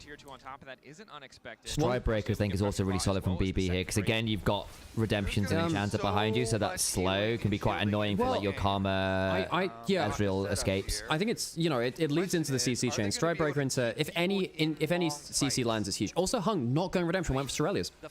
Needs the move speed, actually, He wants the move speed to get away from the CC chain, but it's not a Mikhail's and it's not a redemption, which means that the enchanter value is actually much lower for top esports in terms of the actual healing and shielding in the fight. Though I do see the value here, because actually Karma offering speed ups on different options, like one of your best ways to survive this game as top esports is just don't get hit. One of my worries is that Hui is in a great position this game. If you do funnel in as, you know, triple kind of divers sometimes with special things going in, and Hui gets a good AoE combo with 2-3 items, you can just explode. Yeah, there's a world where you just get smacked. I do agree that there is actually a real world where Caitlyn just becomes a bit of a god mode champion at 2 items with sat in a bush, just headshotting people for unbelievable amounts of damage. A good enough Hui combo with a pillar. Yeah. What I will say is, like, one of those little bits of synergy between Ivern and Caitlyn is Caitlyn gets double stacks towards headshot in bushes. Ivern just puts a bush down wherever you need it, in the river, for example, where normally you wouldn't be able to sit and get bush autos down. You do get that from Ivern, which can just be very, very nasty. Yes, Caitlyn's often a bit more combo related, so isn't necessarily guaranteed to be doing the just straight autoing, but still, nasty combo there with the right situation. You might just use double redemptions like a blue trinket. Yeah. Yeah. And in between that and that, I think it's going to be quite hard, I think, for top esports to do anything truly in secret. We're going to take this time for a snack break. Got 2.5 minutes until next dragon. Askar's up for a minute and a half. And that probably is snack break time. I agree. Easy objective to siege on, and so I'm very cautious about Top East was getting the early dragons is obviously very helpful for them. We are getting to the point where G2 can start bullying them out of areas of the map, though. Caps is slow pushing. If G2 get to set up around an objective with Ivern and Caitlyn traps and whatever, He doesn't need to push. it's hard for Top Esports to find the angle in. I think maybe a God Aatrox flank can save things, but even then, Thresh is pretty good at hooking that and stopping the fight. And Caitlyn is happy to work to Double Redemption also really further reduces endgame poke crit effectiveness. builds Completely and agree. That's fully another good point fill too. out. Redemption is a hell of a good item if its numbers are actually good. As all these crit multipliers do start to come in and they can progress. Moonstone also just got done by Steamon. That's additional healing. Headshot from as well. And Very all the efficient in terms of gold. shielding that they have to kind of kite backwards. He can become this Caitlyn turret as we progress deeper on into the game. Okay. 369 potentially caught out on the side. Immediately going to use the World Ender as Caps tries to Flash. chase. I appreciate the fact that Kobe had a very similar conversation that I just did as well about the Caitlyn turret option. Like, it can be a bit of an extra win condition here, which I think Top Esports at some point are going to have to actually threaten hands, and they've got to do that through quite a lot of disruption and shielding and 4-item Caitlyn's with like IE, LDR, Enchanter, Bush, and Rapid Fire Cannon. Get the single headshot out of Bush and someone's HP as well, just as Spears. And now he has to be so much caution on the side lane. That vision control on the bot side of that very much in The favor Swift of March G2. is really broken here for both teams. Yes, I think upgraded boots are actually very important in this game. Good river control. So next, well, next 2 kills or next objective, Top East also get out of the map. GT needs to get both of them. He's pushing as deep as he can. That top So it's either Dragon or Aftercon for GT to get them that marker and then next 2 kills. Heading up towards the top side, providing more information and vision. Kanavi just going to start this one off. They have no vision control here through the tri-brush. There we go. Now they're going to take it away, and of course, Okay, it's the difficulty well, for G2 Silas can teleport in. I don't think Top East should be starting this. Kanavi already pulling the Otacon back. Doesn't Labrox loses half HP, but he's got Skewmon behind him. No idea. Now they suspect TP coming in from Not 369. bad poke. Did they leash it all the way back? They might need to check this. I guess it's just gone. They cannot fight. They can't fight it. Caitlyn recalled. Caitlyn recalled. Honestly, G2, if you don't think you can fight properly, then just give it up. That's fine. But also, you know, hang on, how many petals are they going to get? They were on 8. 19. So they get about 11 petals from that. Not the craziest, actually, partly because so few kills have happened. Completely suffocate the vision from G2. Have full control over the It is river, Rift Maker second and from then Silas. they use I don't know. G2 are giving up a lot because they don't get Atacon. They don't set up for Dragon. So they feel like they're not powerful enough. They just got Infinity Edge for hands. I think hands should have actually opened bot side, not top side. Atacon was gone. Open bot side and set up around that. That might have been a mistake because this could be sole point for Top Esports now. And now they don't have set big one. And we were saying Top Esports are like, Caps, actually, he can. Oh no, he dropped it. Had to flash out. Redemption, 1. No, but the thing is that Top Esports peel off a Dragon for this. Sped up for Kanavi. Actually, to be fair, Shirelia's on Trundle might make the Trundle. Oh, Labrom's dead. Labrom's dead. Oh, the speed ups. Caps was recalled. Oh, no, guys. That is lazy. Okay, so basically, they should not have contested the Atacon at all and set up for Dragon. Brain fade moment. And we have one of the things, again, we've been talking a lot about G2 this game because we really like the draft. Let's give some praise to Top Esports here. We have really, really loved their objective play in the LPL this summer split. That was an excellent sequence from them where they asked G2 questions at Atacon. G2 decided they were going to abscond from that. That's fine. But because they pulled the Caitlyn up there and they only chose to not contest Atacon quite late, they weren't there for Dragon. And it means they basically lose both sides of the map simultaneously. Or it's certainly, or maybe not simultaneously, but certainly sequentially. That is a problematic moment. And that is going to be, I imagine Dylan is going to be having some very strong words with the team after that, because that is a macro decision-making question. This is a macro fumble from G2. And again, like, the question comes back, how does G2 even really start these fights? And the You way turn up to objective they first. have to be on the objective Yes, first. Vedi, yes. They need to be the ones So funnily enough, you'll notice that Vedi and I talked very similarly about this because we both talked a lot with Odo about this throughout this year. Odo Amne thinks about the game like this, and he's very convincing when he talks about it. Cream, that's actually an insane record. What? 15-1 all-time on play? I remember casting the one game he lost on, actually. That's a good pick. Good pick. Hang on. Is anything up? No, nothing up. Unfortunately. It's one good pick. It allows you to get some control back in the map. Mid lane out of turret being up for Top East was hurts. Honestly, yeah, whenever you're in doubt, go into the enemy jungle and look for a pick. They do find at least one here. But yeah, no, we've all had that conversation, but I think Vedi is completely right there. You talk about that conversation with Odo. To bring that, there is potentially a little bit of a play here. I think it's probably not going to go much further, so we can keep having this conversation. 3 grubs, Caitlyn. Daisy. Oh, bloody hell. Shields there are good. 3 grubs, I mean, yeah. You can just keep sieging them. Yeah. And in fairness, the siege the siege is surprisingly scary. Basically, between the core of Thresh, Ivern, and Caitlyn, you've got double protectors and mobility, and they don't interrupt the backs. Nice idea. Splits the uprights. But this Ezreal just continues to get stronger. Goal. Very good. And I want to go back. Yeah, striker Ezreal victory. Because you called out something that I think we haven't seen yet, which is neither side getting picked off too much. I think arguably Lebrov's hook did catch him. And now it's eyes Watch on G2, Caps. if anyone gets He potentially has a really good angle down here. Observers just tracking, coming around the sides. TES have He's going to be spotted out round now. He actually isn't. Hang on, watch this.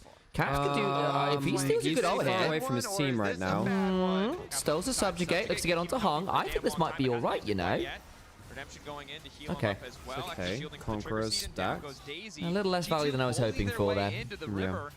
Using the flank of Caps. The subjugate does have some pretty stuff. Are they gonna play top lane now? I mean, there was like a troll video from Lost Returns who were like, oh, he's finally bought. Thank you, Daus. You know, like phrasing it's like a farewell video. It says thank you for buying a health potion. I don't know whether he's gonna. I don't know what's gonna happen with the Rats next year. I'm sure they've got a lot of conversations to go through. I'd imagine Odo will still be involved because he's there as a coach, right? I wonder if he goes on as full-time coach for them. I wonder. He was doing a lot of work for them before. Yeah. Nice damage from hands though. Jackie's 2-0 though, and he's got 2 items. Like, I think the moment he hits Shojin, that kind of just cooldown and consistent DPS then from the Ezreal could be pretty problematic. Yeah, again, it's a pretty good game for an Ezreal, yeah. There's a lot of people here who don't enjoy the Ezreal damage. I think Caitlyn is probably the person who can manage that, to be fair, and you do have some ability to throw back. Do you think it's a tight game? Do you think Fleet is the right choice for Kate here?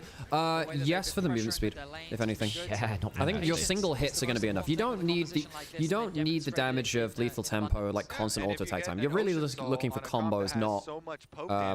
Yeah, I think Fleet is really big for movement speed. I don't know how you make your fights. Wish the gold lead was on hands, not BB. I think there's some truth to that. But then also Renekton's not useful without a gold lead, so then it's like, well, you know, Renekton kind of needs this. And it's not like the Caitlyn's behind per se either, especially the way you've drafted the Caitlyn's game. This is not necessarily about lane dominant Caitlyn. This is about Caitlyn as an incredibly long-range AD carry with an Ivern behind them. And it's not like the Caitlyn hasn't got gold, it's just Jackie has as well. So both AD carries are fed. And there's that Shojin we were talking about. I think the moment Hands completes rapid fire, life is good. Hands can't be far off it, actually. He's got both components. Yeah, it's only 700 gold at 650 is it to upgrade? 700-ish. I'm not sure he's going to have chance to He only just got it. He only just got it, so we won't have it for this fight. Ooh, bloody hell, Labrov. He has the flash, but he's likely gonna... Oh, he's got flash play instead. Okay. Look at BB! Jackie flashed out. Jackie flashed out. Cream. He's dead. Look at nice for BB. Does it? Come on, GG. Come on. Labrov, I thought you were into this. Resets. Hands. I don't even... Oh, the Ivern died. Fuck! Oh, into an Aatrox! It's an Aatrox moment! No! 369 still on the hunt, even though Caps survived. Fuck, it's an Aatrox moment. Oh, shit. That is going to be TES. I don't know. Well, he's got the 3 in his scoreline. We just need to kill him 5 more times to give him 8 more assists, I guess. And it's Ocean Soul. Ah, shit. The LPL Aatrox comes all the same. He's having the same conversation. He's holding on. Comes up massively okay. in this team fight. A triple kill secured, real credit to Top Esports. They did lose a game, but they haven't mentally collapsed. I have to say, my worry was, even though they beat BLG, it would make a difference because it was a regional matchup. Yeah, maybe they're actually starting to unravel some of the mental. Feels like they've settled a bit more now, doesn't it? Shit, man. Well, 369 had a mega fight there. That was a I thought BB with that flank had about done it. I'm not gonna lie, I thought that was good. Maybe they can look for a steal. Schemon can get a can't get in with the root caller. They just jumped on him. 369 is such a monster with Jackie. Jackie, man. Oh my god. 3 item Ezreal. We said the Shojin was going to be a problem. It is. I think really this game started to come off the tracks. The Atacon, the macro fumble. Hands is dead. He's dead. It's beautiful from 369. By the way, real credit to Dracos, even though G2 are kind of getting mashed in this game, like he's still hyping up top esports. That's not always an easy thing to do for a playcaster, especially when your heart's elsewhere. Your heart is on your sleeve a lot of the time, right? He can kill both. Yeah, he can, Jack. Okay, Cap. No. Sam, this Ezreal. Yeah, oh my days. Sam. And TES are inside the base. They've got Well, I think the mental collapse of top esports is Reset coming in from Broken Blade. Skewmon there. But it's not enough. 39 seconds on Caps, 13 on Hansama. The True Shot Barrage will not connect, but TES just keeping the siege going. One tower to fall. Broken Blade marked up by the Spiraling Despair. Trying to hold on to the mental in the final moments. It's the last member. Okay, G2 right. falls. Top Hansama esports pull ahead in the series. The mental collapse didn't happen. I like the comp from G2. The macro wasn't there. And they're making it personal. All right. As they take Top esports a match point. Perhaps Top esports overcoming a bit of their international woes. Hello there. Hello. Well, why not? We'll go and see which one is it. This is scoreline for Jackie Love. The range discrepancy was too much for G2 to handle, and Top esports go to match point. That they do. Incredible stuff from this lineup. A much closer early game, much more even. But playing their comp beautifully. Both of these teams have made mistakes in this series. Both of these teams have been caught out. But Top bouncing back beautifully as we send it over to the AD. Top esports get to match point. First, have their eyes set on that semi-final in front of their There we go. I did Try that again. Okay. so this is one of the problems of changing sets up after like you probably need to whack that a little closer if you can. Can you shift? I'll push my voice. Don't you worry. I can project. Welcome everyone. Maybe a little Please give a welcome to Trevor, who's a good friend of ours, and you know who he is. How you feeling, man?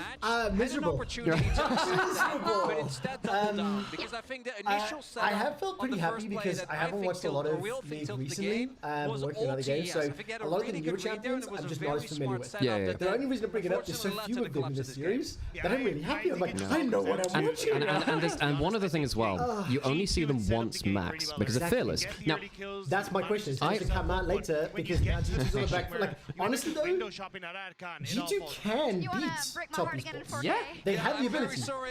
I just think they're making more mistakes, and that's ultimately what's costing them. I mean, that's what my eyes are telling me. And we really liked the G2 draft. We thought it was super sensible because one of the big power picks and the questions that have been asked by a lot of teams this tournament is, what do you do about Trundle? What do you do about that answer into Sion? Trundle's really warped draft. It's very pretty simple. voted. What do you do? You just let it kill Caitlyn. And honestly though, the Atakan into Soul was just end of story. Miserable. Yeah. We had the same Towards thing. which, like, I actually think G2 didn't expect top to be that aggressive on Atakan. Especially since so many teams die on that objective. Because my issue was, like, right here, they kind of half contested. Look, this is what I call Safari League of Legends, because you look and see the wonderful wildlife. You do nothing with it, but you see the wonderful... If you look to your left, you'll see an Atakan. If you look to your right, you'll see a Soul going down. And they're late to both of them. You have to choose one to hard commit to, because they gave up a lot in the early game. And sadly, G2 have been very good at this most of the year. I actually think they've been very good at checklisting and saying, well, we got this right, we got that right. The thing is, you can checklist a lot easier against European teams who don't have the guts or bravado that top, like TES did. Because honestly, Kanavi started Atakan with nobody around. And I was like, you can't do this. I'm like, you don't have the team. And it's like, honestly, like, there's no other way to say it. Like, the cojones to make that play, it ended up winning. It's that simple, uncontested. So. And like the big thing with it as well is when we were talking about top esports being quite an LCK kind of team, this is what we mean. Is they're really, really, really ruthless around objectives. They turn those into game wins 99% of times, particularly in the LPL. In summer, they were so scary at it. We hadn't seen it so much at Worlds. Unfortunately, that's turning into that today a bit, which is... Ify looks lovely. Yeah. That's really nice makeup. Tell you what, Ify got hit on the head by a bus door, by the way. Shitting me. No, she was talking about it on Instagram, so I really hope she's okay. But honestly, by the way, like, that shit hurts, one, and I mean, we've had this right. When you're doing a show when you're actually, like, in pain or something, it's not fun. It ups the difficulty level. I have one experience where I had really bad food poisoning I was hosting an LEC on a Saturday morning, Saturday afternoon show, and I literally need to throw up, and I saved it until the ad break, and I threw up in a bin right behind the dentist. Oh, and gosh. I actually regretted doing it. I always thought I should have done it on camera. It would have been epic. No one else could have copied So that. for David C2513, hey, hello, I'm just reading chat, just saying hello. Hi, I know. Yeah. As you can see, we've got 3 different chats open because I'm live in like 3 places right So now. tell you what, because you know you get into like you work up your muscle memory for stuff like broadcast. We've done that a lot with streaming this year because not only are we casting and we're doing all of the back end streaming, and we're also interacting with the chat at the same time, and we have to do all of our own social media. The more you have to do on your own, the more you respect how much work it does to each individual bit. Yeah. I mean, one of the big things is like why I ended up doing pretty well with like the EWC event is just because of the fact that you put yourself in the shoes of the production team, and it makes a big difference. But I mean, look, you guys are doing a fucking awesome job. I'm so stoked you have the remote broadcast. I have a favor to ask for everybody who is in chat. Please make clips of moments that Alex and Sam are doing. And please tag me on them as well, because I want to share them. Like, I'm very fortunate. For the record, folks, in terms of our own kind of, I suppose, marketing for this, the most stuff we've ever been seeing on is random clips on Reddit. So I had a clip of The Shy go top of League subreddit, and I think between that and Twitter, we got like 2 million views in 2 days. Yes. And like, guys, we're not, not huge co-streamers, but those clips pop the fuck off. So if you enjoy stuff, I mean, this goes for any stream you watch, by the way. Obviously, we're going to be shilling for ourselves. But if you enjoy streamers, the best thing you can do for them is do the clip work and get that going. So it goes to an ad break, then it'll come back for draft, right? Yes. Okay, so we're going to do this. I'm going to film you an advert. Okay? When we go to the ad break, I'm going to go out and get Upper. Now, it's going to be chaotic as fuck, right? When I come back in the room, I need your chair a little bit to the side. I can go that way. Because I'm going to pick her up, and I'm going to put it dead center. I'll put it on my lap, and I'll be like, please watch the Initialise world, okay? Are you guys co-streaming the rest of the event? Yeah. Okay, so they'll do that. Please make sure you tune into Sam and Alex co-streaming, and then she'll be barking, I'll be yelling over it. But we'll give you a nice little advert, which is quite Okay, cool. We're gonna go put 3-minute adverts on. We'll have a bunch of time. Desk will keep doing their thing. If you've got Prime or whatever, you're fine anyway. And you could skip adverts if you do. Drop that Prime in chat. I heard someone did that. Someone did that earlier. It's crazy. I know. Who would do that? If you want to spend Jeff Bezos' money, drop it on this channel now. Drop it like it's hot. Okay, I guess we'll riff around a little bit and then. This is the great thing about streaming. So if you hit the add button, does it do it on all 3 streams? No. Is it only on the one stream? So it's only on Twitch for this one. Okay. Basically, YouTube adverts get really weird when you mess with them because we tried to do this for LPL finals. Like we put the manual adverts in and actually dropped our money earned per ad. Yeah. So we're like, we'll just hit it straight as we come out of game, max views, and it just ended up getting way less from it. So what I've decided for now is I'm not going to mess with it. Yeah, fair enough. It's probably a thing to improve at some point. I mean, I started streaming last year. Seriously this year, and like holy shit, I'm such a boomer because I don't know. Like I had to learn how to add people on Discord and how to like log into Discord, right? So that's my starting point, right? I'm a Slack guy and email. Discord is just casual Slack. It's true. For the last few months, it actually costs me money to stream because I do like content consulting and I do calls. Right. And I'm like, for every hour that I stream, that I could be doing other stuff, but it's so much more fun because you get to play games. Right. So tell you what, because you never earn money by streaming until you stream. I've been Mr. Baneblade. Thank you for the subscription. Oh, you're and speaking of Baneblade, this guy's just started reading the Horus Heresy novels as well. So very topical there. Yeah. Okay, so less than 2 months, I've read up to book 6. I just started Legion. Right. Fulgrim was incredible. Yeah. Absolutely, but I actually think Flight to the Eisenstein so far to the first 6 is my favorites. So but the thing is, I'm going deep on Warhammer. So we grew up about half an hour away from Warhammer World. Yes. So we went there about every couple of weeks for stuff. I have an Eldar Titan, so I really bought into we were both Eldar players, this guy's doing the Horus Heresy shit. That is not my shit at all. I am probably like the most anti-Space Marine Warhammer 40. It sounds antithetical. I fucking just do not care for Space Marines, and I'm still bought into 40. The thing is, I've heard about the Horus Heresy so much, and I'm tangential. I know about the chapters, the Legions. I know Primarchs. I know. I can tell my Tyranids from my Necrons, my Tau from my Eldar, right?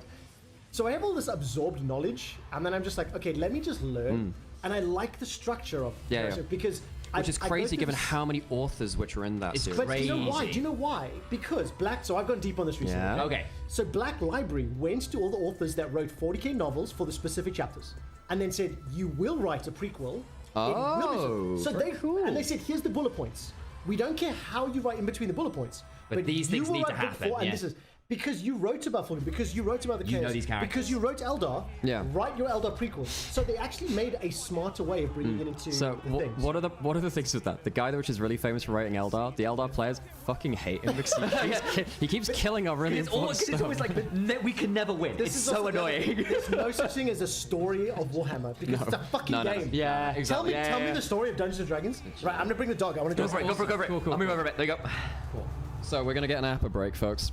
Yeah, look, I understand that too. However, what I'll say with that too, look, Quickshot's been very good to us. Personally, I think he's definitely had a lot of contrition for that.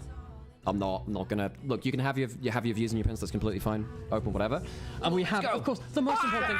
So can I take your seat? You can. And I want to make sure I'm on center camera, so I'm nice and lined up. Right. This is. Just give me a second. Come here, baby. All right. Let's make sure we're nicely lined up here. Again, this is gonna get loud in a second. Okay. What's up? Hello, ladies and gentlemen, and everybody else. My name's Quickshot. This is Upper. You're watching Nymaera Initialise co-stream League of Legends World Championship. Make sure you keep tuning in and watching. Upper, do you want to say something? Oh. No, the silence is deafening. We'll see you on stream. This is the quietest this dog has ever been. Here we go. Where are you? Where are you? Behind you now. Where are they?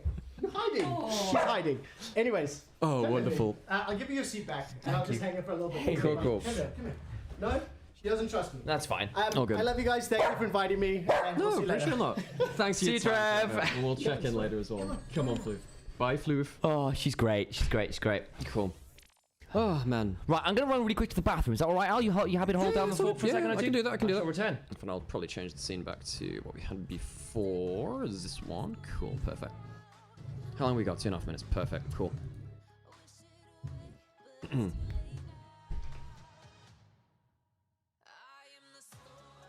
Perfect. Oh, man.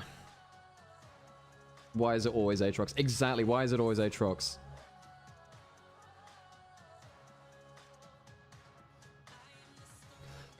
Oh, man. Tell you what, getting up at 6 a.m. every day has not been good for my sleep schedule. And I know I do it for LPL too, but it's just, I don't know. I'm not an early morning person, folks. Oh, very special atmosphere, host. I hope we get a game 5. I do hope we do, but I don't know. I feel like that was the kind of draft G2 needed to win with. They needed to win that, you know?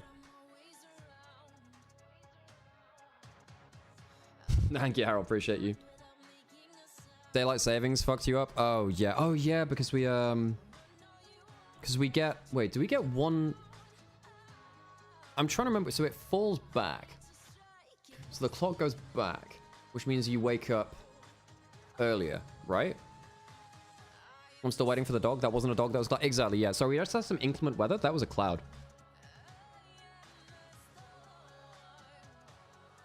Daylight saving gave us one more. Oh, you gain one more. Right, gotcha. I keep forgetting which one it is. Because when you spring forward, fall back, but I keep forgetting what that actually means for time. Oh, I need to up the volume on this again. Okay. I need to watch back that thing. What is he giving us?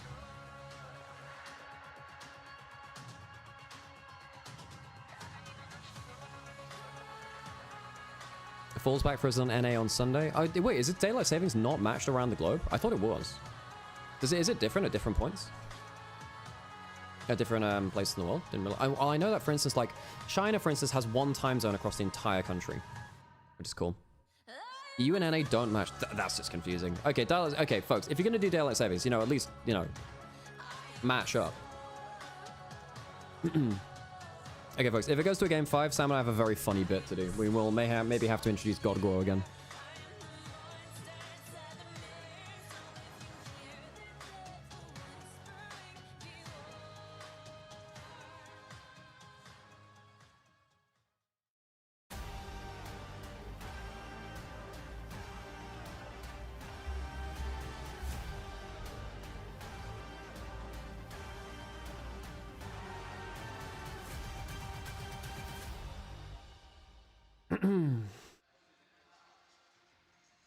Welcome back to Worlds 2025. Whoa, we were straight into draft? Yo, we're straight back into draft. Okay, G2 have chosen blue side. Yunara is banned from top esports. There's Poppy available. Okay, we're right back into it. Scion B1 without Trundle? Yeah, there's hang on. So you are getting one of you might get Scion if I presume Top Esports just ban the Scion. Unless Top Esports are happy to pick the Scion and then sorry, let them pick the Scion and they pick Cassante.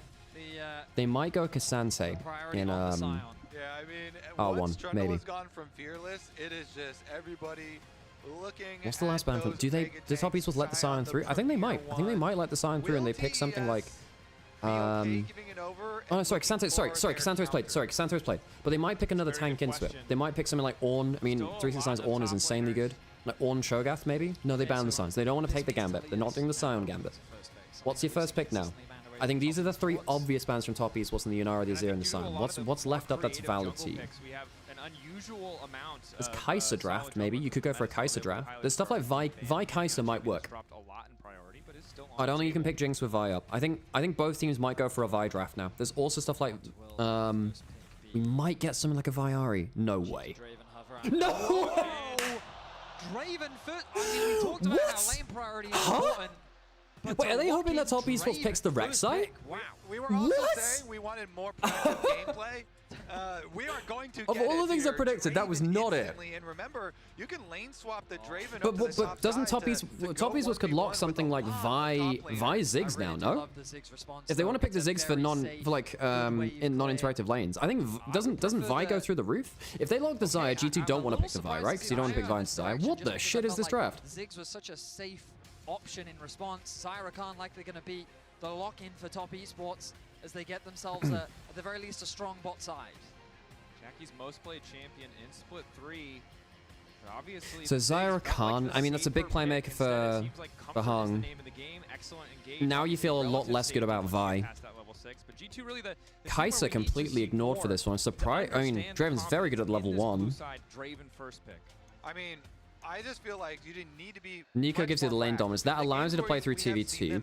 If Top Esports lock in Rek'Sai, then you can go for the swap which CFO showed. And so this is a look that I think is much better for them. You get Nico, that is guaranteed action. Nico Draven here, so much power. Is this G2's first time on blue side this tournament? No, they were blue side versus Top Esports in Swiss stage and they lost. Used this to solo kill Bin as the top lane, Poppy. Okay, so now Poppy can go jungle top, but there aren't, I mean, in terms of the top lane champions, I mean, Ornn's okay into Poppy top lane because you don't have to E-dash out. I guess it's pretty good into your ult. Yeah, I think Vi is big. It's a Neferi instead. Point and click either way. Neferi is better into Poppy jungle because you don't actually have to E at them all the time. You can just Q and you can win trades.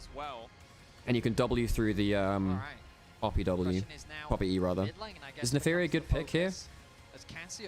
It's good into Nico because you can just W through the Nico ult and you kill her very quickly.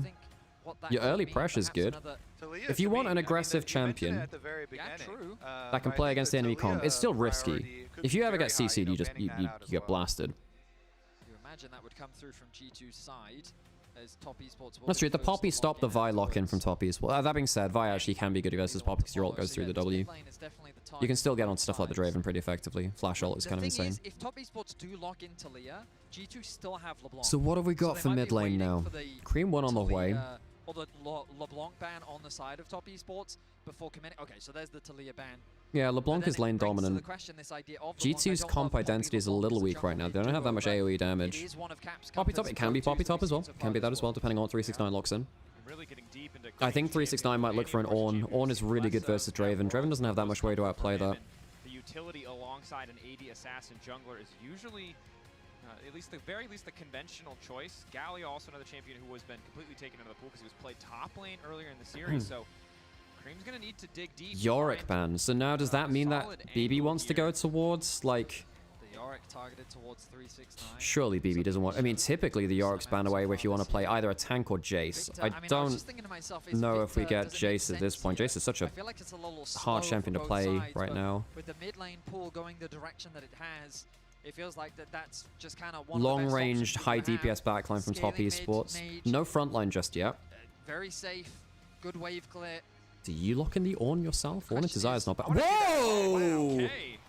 Okay. That's pretty damn good, though. Syndra's always been pretty good into Zayek, you can force her out with a random stun. On Syndra's awesome. You can't defend against, but I like this. I like this a lot. Makes her a lot more of a threat. Showmaker himself, that was And now the thing is, if Syndra goes for like a QR and a shotgun through it, that's pretty huge, no? I'm surprised we haven't seen more Syndra. This is the point where you get more, more value out of it. Victor Syndra's a pretty even lane, but if you get stuns late game, it kind of goes mad. It puts a lot of extra emphasis on the mid lane. So last pick for 369. Either of them could be prime gank Narc and trying to keep track. Nar's good in the side lane. 369 does really like to play lane pressure as Nar. This is a very fragile team from Top Esports, though. If Syndra gets ahead, she one-shots everyone. Even the Neferi. If Neferi struggles to do that much against the Syndra, because you can only W through the ult or the stun, and often Syndra only needs one to kill you. Hit the target that's in front of you, and with a Poppy, the ability to just remove someone from the equation. Rakan can be a bit rough against these two carries as well, because if they time it right, they can knock you out of your W. Dude, I did not expect the Syndra. Yeah, and Draven as well, I see. Yeah, I'm gonna go stuff another drink real quick. Go for it, that's fine. I think I've got this here if you want it, otherwise I'll have that on myself, that's fine. That's super fair. Yeah, honestly, I want to see G2. Victor is just bad right now. Victor isn't bad. And Cream does, and funnily enough, Cream was, his first mage he actually did well at was Victor, so I actually have more trust in Cream's Victor than many of his other mages. Poppy, and try and put out some pressure towards the bottom side of the map. G2 might swap, by the way. Yeah, I agree. I think it's very swappable. I think Alex was just having that conversation as well. Annoying, but you know, try and exert the jungle pressure to play off of Syndra and Draven. I think the other thing we have to consider is the potential. Is this G2's first time blue side this tournament? Wow, I don't remember. It might well be. Let's go TES. Hell yeah. No, okay, there was another one. We've seen what it looks like when you just weather the storm. I want Game 5 to see the draft. Yeah, I mean, completely there with you. I think there's been some fun drafts. I think G2 came in with a plan. Are going to replicate that, or perhaps how TES will respond. I think, unfortunately for Labrov, he had a rough Thresh game. I think he only ended up getting like 20 souls or something, which is a bit miserable. Gladiator Draven, hell yeah. Draven can run Gnar down. Yep. Yep. Gnar actually hates ranged matchups on the whole, because he has very low base stats, so he needs to be able to bully for free, and if he can't do that, it's a bad time. Second time apparently. Okay, there you go. Imagine Syndra picks up minion Nico and just throws it into Nico. Yeah.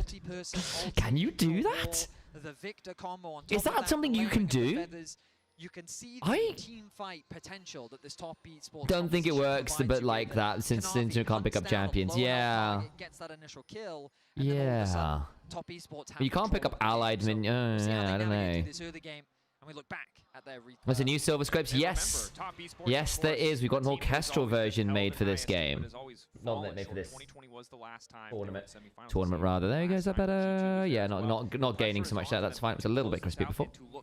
The orchestral one they released yesterday. We actually did get a hint of it the day before on the teaser. It seems like Hansama is being moved up to the top side of the map. Yep, as we're looking. Maybe neutral monsters, that would be sick. Yeah, that's true. If you turn into a raptor or something, can you just throw that as Syndra? Because that would be an insane... But would you end up doing damage to your own player that way? Surely not. Somehow I doubt that will be available, but I am curious if someone out there has tried it. So there's one minion. There's two minions. And that's three. So he's just lost half a wave. Yep. 369 is going to clearly get level 2 first. But have you read Draven's Q ability? Because it is very gross. Does a lot of additional damage, although the fact that Hansama's not able to get that auto off the ward down, I might be wrong, Betty. Perhaps level 2 power spike from Gnar. That's nasty. No ward down kind of sucks. Was split, but look at this. Kanavi is not done with it. The dog. Do we get a drum rendition of Silver Scripts from you if we go to Game 5? Hell yes, we will. Honestly, we'll probably just go out and sing it with the crowd. Kanavi still has access to the flash, so we'll take the big. The office is full today. It's pretty damn cool. On the top side. Kanavi still with no Nico just hard as an Neferi, probably and follow Neferi around. Also true. There's some good thoughts here, Mr. Kagri. I can agree with that. Back to just aggressively fight this Poppy. This champion here has yeah, we got the swap. We have BB. He might be in danger here, you know. Okay, it's enough with the grasp and the Dawn Shield second wins, and Okay, that's important. That's important. Yeah. Kanavi getting a jungle lead in this game is not something that G2 can give over. Draven still stops not. Yeah, Draven is very good versus the Gnar, but then 6 CS and Kanavi's just going to keep looking at this. And there's W through the Q. He's got red, there's no red buff, but I don't think it matters. Level 3 to level 2, and Skewmon missed a shot. Worth saying, Skewmon has stolen Neferi's red. Yeah, I know, but then Kanavi's still up in farm. Yeah. And he lost the Wolves there too, so Kanavi's ahead of his clear. He actually might be able to contest this. Yeah, Skewmon's level is not having a great deal of HP here. You can see a lot of these mini ones. Knocker, second Darking Daggers, burns good. He's going to lose his own red buff. Neferi's early damage is very, very good. I don't know, missing stuff like that combo onto Kanavi at the Wolves is kind of rough. I agree. 369 still picking up farm in top side. And the roam over from Rakan just completely locks Skewmon out of his own jungle. Huge clap back here. I don't know, man. I think that G2 had a bold early game plan like CFO, but they haven't been able to capitalize on the jungle advantage. Yeah. I think you need a better jungle. You need a better jungle matchup to. I mean, Poppy is theoretically a decent pick here, but early levels, if you W the wall stun, you can just wait out the W from Poppy and then you can yeah. So what ended up happening there was the wall stun missed and Kanavi W through the Q, so all the damage from Poppy was non-existent. Yep. That has not gone the way of EU fans, it might be time to start drinking Red Bull, right? Water. You must stay hydrated. Gets his team an early lead. He wants to go protect his Krugs as well here, so as Skewmon was able to take away second spawn of Raptors. So G2 tried the lane swap versus top esports and Swiss. I don't know, folks. I think going for the swap and being behind early is not... I mean, you do have the 10 CS lead on Draven compared to the Gnar, but... I mean, this is a good Draven game if Draven gets online, in fairness. There's no one on this team which can really do that much against a Draven. Getting Cryo, really shutting Skewmon down. Taking a bit more damage than anticipated, but we'll heal it back up with the Gleaming Quill and the map state. Why are we letting Kanavi skill checkers? That is the problem, right? You need to shut him out from the jungle matchup and just say you actually can't take the skill-based fights. The fact that Kanavi got level 3 and then managed to walk into the enemy jungle to fight was not something which G2 should have allowed. You can see the experience differential between the two junglers is not that significant, but of course, Kanavi still has all those bot camps to clear. And Kanavi also got a reset off, so you know, having the extra inventory here really helps out in clear speed and is going to allow him to clear out those camps you're talking about, plus then pressure for possible even early dragons for TES. Reset does come out for Skewmon though. After his Raptor camp, you would assume. So he tries to finish it up. Moving over. Double daggers, trying to take at least a few. Okay. I mean, Kanavi's just not left Skewmon alone. This is... Neferi is a very annoying jungler when she gets in your face. Yeah. Like, I think that's the reason why Neferi started to get more play in LPL playoffs again, despite the champion being nerfed. You actually have a very strong level 3, and in Fearless, it allows you to just be a bit of a gremlin early. It's also a carry jungler, and that's always good news for Kanavi. Like one which can win through an individual advantage. If Neferi gets ahead, and we saw this from Karsa as well, who actually threatened, I think it was... Was it H-Lee or Genji? Might have been the PSG. It was the PSG game, wasn't it? Well, yeah, because... my dude? He wanted to flash ulti, and then... decided against I have to believe that was the plan. I think that's I think that is a misclick. I mean, I was in middle My school. dude? I remember you flinch, you lose, and credit to LeBron, he did not flinch. Was it could have also been he was maybe typing timers? Typing timers? I don't know, man. I think that's just a misclick. I don't see the angle there. Well, no one else got flashes down, so whose timers would you be typing? Rewind, enhance, let me get the comms. Yeah, and for now, we can meme about it. But if in the next 5 minutes he goes down, that's really going to hurt. Caps keeping up in CS in mid lane is fine. Yeah. But Victor versus Syndra matchup in mid lane, at the first while, it's kind of Victor favored because your Q and E are just so good early level poke. Cream, yeah, and you know, Syndra really needs stacks. I know that technically they're both stacking champions. I kind of hate that scaling mages just got stacking mechanics to give them funky, cool upgrades to their abilities. But Syndra, once you hit, you know, like one item with a Q upgrade, you get a lot more throughout. You really do. How many stacks is Caps at? 33? Okay, so he's got gotten the Q upgrade already? No, it's 40 for the first one. Is it 40 for the first 40 for the first one, 20 for everyone after. Right. 40 is your stacking Q, where you get 2 charges of it. 60 is your W true damage portion. Then you get your E 80 is upgrade your range. It's not range, it's like the radius, doesn't it? Radius. Sorry. That's what I meant. Like it gets wider. Then you get your R executes at 100, and then 120 is your mini death cap. Fake death gap. You get God, how I think it's 5 stacks per level, something like that. And then you get 1 per double tap on an opponent. So if you get a double tap where it's two skills hit within 4 seconds, you know, like Senna, kind of thing like that. I can't believe that Senna and Syndra basically have the same bloody stacking passive. It's a near-death experience, Cap. It's not quite death. It's close to it. Oh, Navi. Skumon, we're looking for it, doesn't get it. I mean, Kanavi still has. Hung. Oh, execute. Cash in. That's a cash in. That's big. Kanavi wants to get another one. That's big. That's a cash in. That's big. Hang on. BB. You're realistically just doing that to make sure you get grubs, right? I don't think you need to walk up like that, BB. I guess this means that because they just used Smite on the second one. Chaos Storm for nothing. Free access to this bot tower. It is good news for G2 that they secured good news, everyone. Grubs. But 369 on the meanwhile has nearly soloed this tower on the bot side of the map. It is not a completely one trade for G2. Smell game 5. I mean, as still 3 grubs. Kill and a cash in to Hans Salmon. That's good going. It's good. And again, the game that G2 won was off the bot lane priority being significant. In fact, when we were chatting to Cindy, she was saying, look, I actually think a lot of this series is going about priority, and she may have had a point, guys. It's looking like that might be a big deal here. Hans is getting that early kill will be fairly significant, I think. So it starts with Hound's Pursuit from Kanavi looking to threaten Labrov, and Skumon doesn't actually get the stun on the wall. It's a decent W. The problem is Hung then gets absolutely blasted by Skumon pressing W, and so Hans just gets to wail on this kind of Rakan who can't move anywhere. It's flash out. Labrov, I think, has been the weak link at GT, he has, sadly. And look, I have a lot of love for this guy. He has been the weak link. We've seen that the teams that are comfortable just running into the Nico, collapsing on her before she can start the fight. Did you see he only got like 20 stacks on Thresh last game? Yeah. I hadn't really tracked that, but like I just saw a load of people talking about it. I was like, oh dear, that's not fantastic. Is this going to be a Protect the Draven game? Well, Syndra can also pop people too. It's not like top Absols have like a crazy amount of tank. This is the kind of game where Syndra and Draven don't have anyone they can't damage. Now, sometimes when you're against like Ornn, Leona, stuff like Skarner as well, they actually can struggle to kill them. This is the kind of game where everyone is a target from top esports. Big time. Also, especially with Cream going towards Blackfire and not going towards Ro. Very killable targets on the other side. And basically, if Draven and Syndra press R on someone who's just been hit by Poppy CC into Ornn, into Nico ult, in some combination, your full Syndra combo and Draven R at the same time is someone dying. Like they aren't going to survive that, and especially if you get it on a valid target. Cream just denied the cannon, which removes a stack from the Syndra. So Cream just made sure that he denied a stack there, which is nice.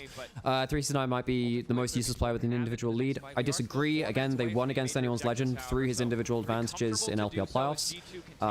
Particularly Gnar, he's been very good at just pretty much solo winning on Gnar. Gnar's one of the champions who's very good with the solo lead. Yeah, I think the Rumble's the one that people have had more complaints about of late, and I think there's probably some truth there. Gnar is a big comfort pick, and that's basically him going like, I'm going to play for side lane, and we're going to play like the slow macro game through side lanes. So in fairness, G2 getting to play through a winning bot scenario is really good news for them. Oh, lordy. Good damage. Excellent position for G2 to be in. And you can see Broken Blade immediately just rushing armor. Sub in Mickey X for game 5. I think he's already flying back to EU. Oh, off roll.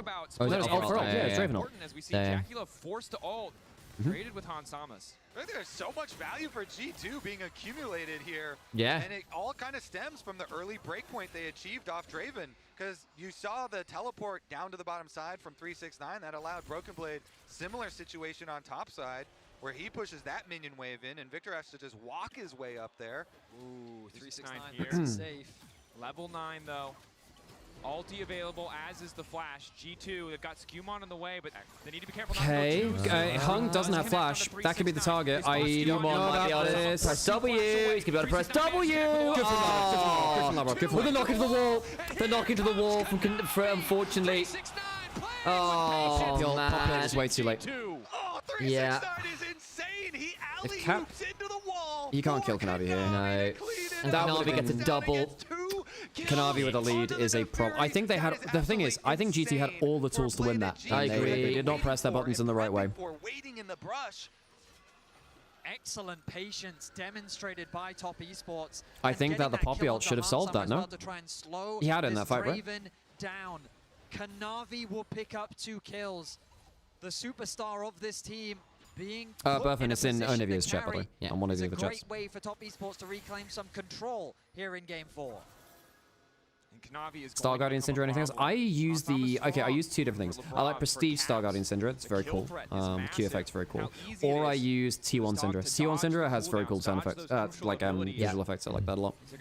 Syndra's got some cool... Basically, because again, like, she's a champion with cool VFX on. Caps taking too many shots. Looking for first. He was looking for Scumon's here. Can he defend, though? Kanavi can W through the stun. Yeah. Okay, he just needs to be patient. He needs to be patient. You can behind. You can actually... Oh, the 7th split! Come on, Caps! 7th split! Oh, yes! Nice! Okay, damn, that was the rookie 7-10 split where you get the 2-directional stun. You get the spare. Awesome. His team get the first tower of the game as well. Cream will be left isolated top to pick up farm where he can. I need like G2 bowling alley animations. Looking for a pick What a throw. bot lane. Turns as Broken Blade arrives with a good TP. Yeah, the good TP. Ornn ultimate, they get the kill, they get the first tower. Oh, we got an email, by the way, about potential doing final stuff for G2 as well. Oh, very cool. But it'll be a different venue and there might be some noise bleed over, but I think I'm okay with some noise bleed over, bluntly. Well, you're not going to be there for that, so it'll have to be me. Yes. I'll have to figure that out. But just letting you know there has been some conversations about figure that out. You guys in the league. I'm going to keep doing some more work. For TES. And I mean, the gold is so close. First item starting to be completed across. Will you ever get a laptop and try League? I've been strongly advised against trying League. League is great fun with friends. And hell, it's fun by yourself. You just got to understand that losing is... If you can't deal with losing in League, because losing in League can be a pretty miserable experience, especially if it's just a bad game, then League will be an interesting time because the lows can be quite low. If you can kind of just brush them off and go, whatever, and still be happy enough with how you played even in losses. I've got a funny meme to make very quickly. I reckon I can do this meme in like under 5 minutes. But the highs are exceptional for League. And I'm gonna let Alex do the meme. Hong should be okay. Yeah, okay, it's fine. The vision battle begins once more. The Herald is alive. It's G2 to start off this objective as 369 looks to secure another tower for his team. Gained and then lost a bit of a gold lead in the ice. Hans is en route to a very early IE. Yes, he is. Yes, he is. He's up about 700 gold, which is good news. He's got the early Yuntal, which means that's stacking earlier as well. Because he got the Yuntal early, it means it's stacking very, very fast. Yeah, no, which is a big deal. I think the meme is not quite... Okay, I gotta wait for a better Syndra stun, because I've got like a Wii Sports Strike. Yeah. I couldn't find one with like a 7-10 split. Dragons. Feat strength already taken by GT. By yourself, just play I play arenas as well. Okay, so split dragons, 3 grubs to G2. Caps has Blackfire and 60 stacks, who's at his 2nd upgrade now. I don't know. I think this is a very... if you miss position, Kanavi might just end the game, and that's really scary because I personally think Kanavi is the best jungler in the world. Point of order. Did you say that as well? No. Huh? Splinters of Wrath, not stacks. I don't care, Sam. That's the name of Sam, I would prefer Syndra just uses her max out ability and it does better stuff. On the weak side of the map. But there's like so many splinters on the ground. I think Neferi is the only real threat here. The problem is it's Kanavi playing it, and Kanavi Neferi is not fair. TP behind. Oh, another TP. That Syndra can look for the stun here. They've got TP in response. Yeah, this is a dead 369. Oh no, dude still died. You need to ult 9. Oh, yeah, he ulted that. Yeah, you can't wait until Mega comes through because Gnar gets some rage once he takes damage as well. So if you miscalculate it, you don't quite kill him, and then he gets to ult. You can see why 369 is building towards Merc Treads. He just completed Merc Treads for a reason. Yep. Problem is, I actually think Caps has an angle to go towards Void Staff 2nd. Oh yeah. I actually think this is a Void Staff 2nd game from Syndra. Honestly, I wouldn't hate Shadow Flame either. No, not into not into 4 Merc Treads. Why would it matter if they're too squishy? It doesn't give you HP. Just think the crit would be really good against low HP. Yeah, but you're damaging people from full HP. Yeah, I think it just means you get your execute threshold a lot more aggressively. The problem with Shadow Flame and Syndra is that you get the execute at 10%, right? That is like a bunch of the HP bar that Shadow Flame is not impactful on with your ult because you just execute them. You don't do the extra damage from it. I think you want to be dealing damage from people on full HP. I don't think you care actually about executing with that because realistically you can be starting with your stuns as well. And you're into like, and also the flat pen into Murktres just feels shit. True enough, but is people going to build that much more MR outside? Yeah, into double AP solo laners and a Nico, yes. I think they should. I suppose Ornn counts that way too. Yeah, fair. I see it. Hey, so he's going to go Cosmic Drive. Cosmic Drive is fine as well. That was the other item. But I think that voice staff needs to come in. Like, I mean, it is the Blackfire build, so I can see where you go this route. It's what I know. Like Nemesis would really be pushing it all year. I'm going to assume that he did. Empowered recall, and we should see the Infinity Edge now completed. So that's a big spike for the Draven. Yeah, his Yuntal is already fully stacked up, so he has the full crit from that. Plus IE, very big power spike. 369. Does slip away. Okay. Oh, he's got all. He's got all. He popped it early. Oh no, he didn't. He popped ult for ult. Yeah, I didn't see that. Yeah. Now he needs to be scared of Hansama. You know, Caps has always played Syndra Justicar pretty much. Yeah. Yeah. Funnily enough, I think it's... Wait, it wasn't his first game in the LEC. Maybe it was. Remember the... Caps' solo kill perks. I'm trying to remember if he was playing Ryze or Syndra. It might have been Syndra, actually. Because that was during the... My Ryze is bad, my Zero is worse. Oh, no, that was a year after. Because Caps started in 2017. No, I'm just trying to think whether the memes about perks is Ryze and Azir. Oh, he's playing Ryze, right? Yeah. But like things like that was, yeah, I mean that was after 2016 where I guess it would have been the tail end of that because that was I think before perks like recovered after his very oh bloody hell, that's good damage. Yeah, I think this Syndra is actually a game winner. I think the Syndra is in a really good spot. I think once you get to this point in Fearless, that's when Syndra, because all of the traditional mages are vaguely are pretty much out. Yeah, bloody hell, man. Can you get more? He's going to be forced to quickness. Yeah, I think top esports have no position on the map. I mean, 369's been shut down on a side lane. He's not. Bloody hell, Kanavi hurts. Look at bot lane though. Cream. Yeah, I think G2 I think they've cracked this game. This is smelling like a game 5. The only way that top esports win this is through just magic from Kanavi. I'm so ready to wear a grasshopper outfit, Alex. My problem is true. He holds on to the XP lead. Cap's going to be a little late to go and catch this wave as Cream is already back out on the map. And Caps has been stacking those splinters. Don't jinx them, Alex! Alex! The 80 break point. I'm in a car going the opposite direction. Alex! No, don't jinx him, Alex! No! For his ultimate ability. It's not going to be ready for the Otacon fight, though. Okay. I'm having fun. Yeah, G2 I think are in the driver's seat right now. Otacon is dangerous. Kanavi has not got 2 items yet, but Kanavi is the guy which can really threaten this. You have Poppy ult to remove someone. Hung. He doesn't have quickness. He doesn't have the quickness. Oh, he stole it! 7 HP. Oh, and Scuba's dead as well. Oh, the burgers. Where was the Poppy ult? Oh, they're going to get run down now as well. Oh, man. Hang on. Can you get the slow? You can get the slow. Bloody hell. Losing so damn much. Yeah, I can't get him with that. Okay. Look, I was just saying the ways they lose this game is that can't flip board. Like, Kanavi magic. And oh, fucking hell, man. Was that the caster curse out? No, look, Sam, it's a fucking Otacon, bro. Yeah, I know. It's an Otacon. That gets the double kill as well. Don't click raid channel, Sam. Don't raid people just after that. We're not going out. Yeah, I'm done. Goodbye. Fucking hell, man. G2 have just not. Top esports been better around objectives, man. They have. Top esports now with a huge advantage here in game 4. You take a look back at this fight, and again, as good as 2K gold thing, yeah, that's because they killed a load of people and got the Otacon, is the honest answer. Live? Yeah, that's, he's got ult. 7 HP. Fuck, 7 HP. Trying to escape with his life, but he just burns down. And they could not clutch. Well done, Nymaera. Hope you're happy. I'm not particularly happy. They funneled themselves into this narrow choke. We go back to live. He's just coming out of Mega. This is that's not bad, actually. Okay, all right. Hans gets another cash in, actually. That's pretty significant. Yuntal IE. Do we mention the Draven build? Yes, we did. And I said he got Yuntal really early, so it stacked really fast. Then, I mean, there's a Randuin's on 369. He's the only person who shrugs off actual damage.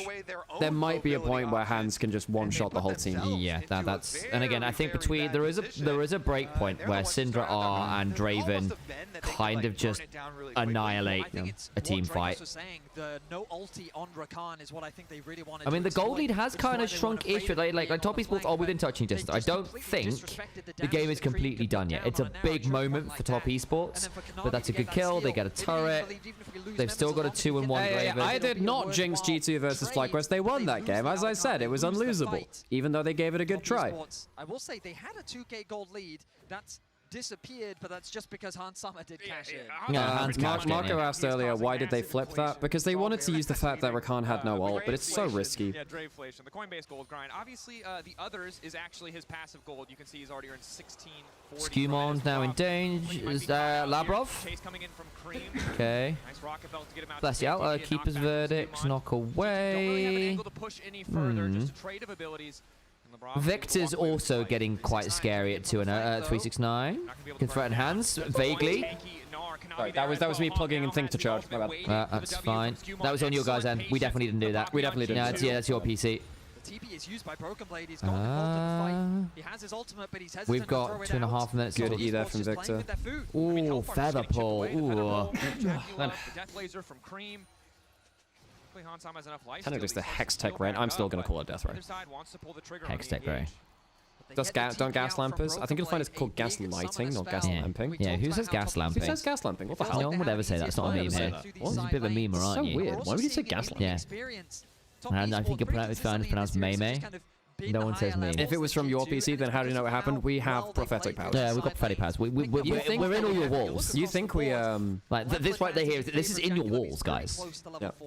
I can see out of your sync right now. He's in the sync. Okay, so Dragon up in 2 minutes. Oh my god, yeah, 2-level advantage in jungle to Kanavi. Black Cleaver's done. Black Cleaver is very scary on the Fury because your Q basically instant stacks I'm on my phone now. Well, it's a mod that we put on your phone to make it sound at that point. You know, we're down. Like, there's an app for that, I hear. If you can't see the walls, then I hate to tell you, there are walls that you can't see. There's 3 home and military walls. Yeah, it's a very spacious wall. It's a very spacious wall. Okay, things which can change the game. Random Syndra stun, random position on either side, Rakan quickness. Draven goes. Draven got a third item. I mean, Draven can pop everyone now. Yeah. The Randuin helps, as long as he's not starting the fight at half HP, because he doesn't have a Bloodthirster. Is a big thing. Because he doesn't have a Bloodthirster. If you land poke onto him from Victor or Xayah, there is a chance that he flashes forwards, Xayah comes through, and he can't survive. And in fairness, he hasn't really been the target this game. I think Hans has actually played a pretty solid game from that perspective. And partly that's because you've got people that take the brunt of the aggro for you early on. Is Appa in my walls? No, but Neferi is. Yep. Yeah. This is do or die. Top esports. Yeah, Appa is not just a flying bison, but also a very fluffy dog as well. Kanavi's going. Wait, is that going towards? It'll be Edge of Night, probably. Actually, I think Edge of Night really helps Kanavi. I don't know, man. Kanavi's so threatening. He is quite. Oh my days! At the very least, Hans hasn't been hit by too much there. There was a world there where he took another Dark and Daggers, another Hex Tech Ray, and just like lost half his HP as well. That could be a problem because if you just push the grab field and Chaos Storm down. Stand aside. This is the problem about playing around top easels. They are the best team at slow bleeding you out from the LPM. Now again, it's an LCK specialty, but top easels are very good at this stuff. Yeah. It's a nice to steal for a bit. That's not bad. Scoop that one up for a few moments. They don't have damage though, so. No, it's It stops the steal. Which stops the steal, which is no bad thing, I think. 369 has flash, has ult, has mega. Poke from Cream. Jesus. Okay. Here we go. Dragon's up.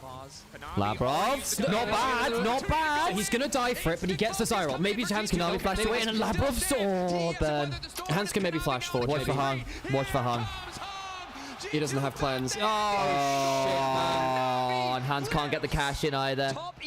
I actually think, guys, Labrov made the right play there. Yeah. I actually think he made the right play. You got Kanavi W and Jackie Love ult, but then I just don't think that Caps and BB had the right follow-up at that point. Yeah. One more Hyperproc giving him the extra movement speed. One more auto, the boomerang to get it done. That'll be it, folks. That'll be it. We're here today to celebrate the life and death of G2's world run. We look back at this fight. as G2 forced I think it's done now, folks. That's a shame because actually I think the last 2 games G2 had good drafts. I think they just got outplayed around objectives. Like right here, you get the Zyra ult, which is huge. No? The follow-up's just not there. We turn back to live. Another fight breaking out. This time Labrov in trouble. What? 369 there. Kanavi on a rampage. I mean, guys, real credit. Kanavi put on a fucking clinic. He's put on a clinic, folks. I think Cream's been very solid. I mean, Jackie Love and Kanavi, all they had to do was I mean, Hung's been the weakest member for top esports. Yeah. Even then, he's played fine. I think Kanavi's just been a monster, hasn't he? Yeah. He has, and then Cream and Jackie have been very consistent carries. And you have to feel like that was the final fight of the series. A 6.5k goal lead for top esports, a Baron buff as well, another pick onto Labrov. Things are falling apart for G2. Ulti coming in from Kanavi. Okay, Caps is dead. Oh, it's just falling apart now. Okay, all right. Okay, cash in. Hang on, Kanavi's down. Kanavi's down. So that means that the Baron push is going to be blunted a bit. That's an upgraded Infinity as well. There is the all-item angle. Hang on. The all-item Cream doesn't have flash. Cream doesn't have flash. Gravity field slow. Oh, Labrov gets Cream. That's good. Golden. Hans has to DPS Hung and Jackie's around the corner. Oh, Jackie's here. That was really good from Hung. Completely denied the Draven autos. Just Hung came in and knocked him. Oh. TES Jayo! TES Jayo! TES Jayo! Okay. Look, we're in the G2 office, we're in the G2 shirts, we came in as G2 fans today, but it is worth saying we have seen top esports be so damn good for a lot of this year, and fumble on an international stage. They're going to semi-finals, they're doing the LPL proud, they have stabilized, they have looked dangerous. Kanavi is still, for my money, the best damn jungler in the world. That's cool. Good for top esports. Goodbye, G2. We fought well. First quarterfinals for them in like 5 years, but bluntly, folks, top esports are a far better team. They were way better around objectives. I think that Kanavi was on just on a tear. He was. And that's even with actually some really cool drafts from G2. That game 3 in draft in particular, we both quite liked. I know there was some criticism from Reddit and stuff I didn't curse them. It's not my fault. Yeah, no. If you would like to send your complaints to twitter.com/Nymaera. If you'd like to put a complaint in, you can subscribe to Twitch. Yeah, that's it. And then we'll hear your complaints. Yeah, that's it. You subscribe on Twitch, and that's the way it is. Impressive work. But, you know, top esports in the home crowd, get that big win. That's huge, I think, especially with LPL fans struggling to like and love their teams right now. This is a big one. Getting some victory, especially top esports who've disappointed so many times before. Huge moment for them. They go to semi-finals. They get a matchup against T1 or AL, both of whom I think will be juicy-looking opponents. Oh, Mecca! 200 gift subs! Jesus fucking Christ. So, for those of you in YouTube who may miss this, Mecha Fanboy has basically funded our stream the entire 200 subscriptions. Yes. There's my complaint. That is a very vocal complaint. Okay. In fairness, folks, if you do sub like 200 people to the channel, okay, sorry, it's my fault, guys. I'm so sorry. Yeah, with 200 subs, it is my fault. It is Alex's fault. There we go. It's now my fault. Okay, you know what? You got me. Fair play. Fuck. Do we leave Godcore alone? Maybe we do it. Look, I think we save it for another time. That's fine. I think we save it for another time.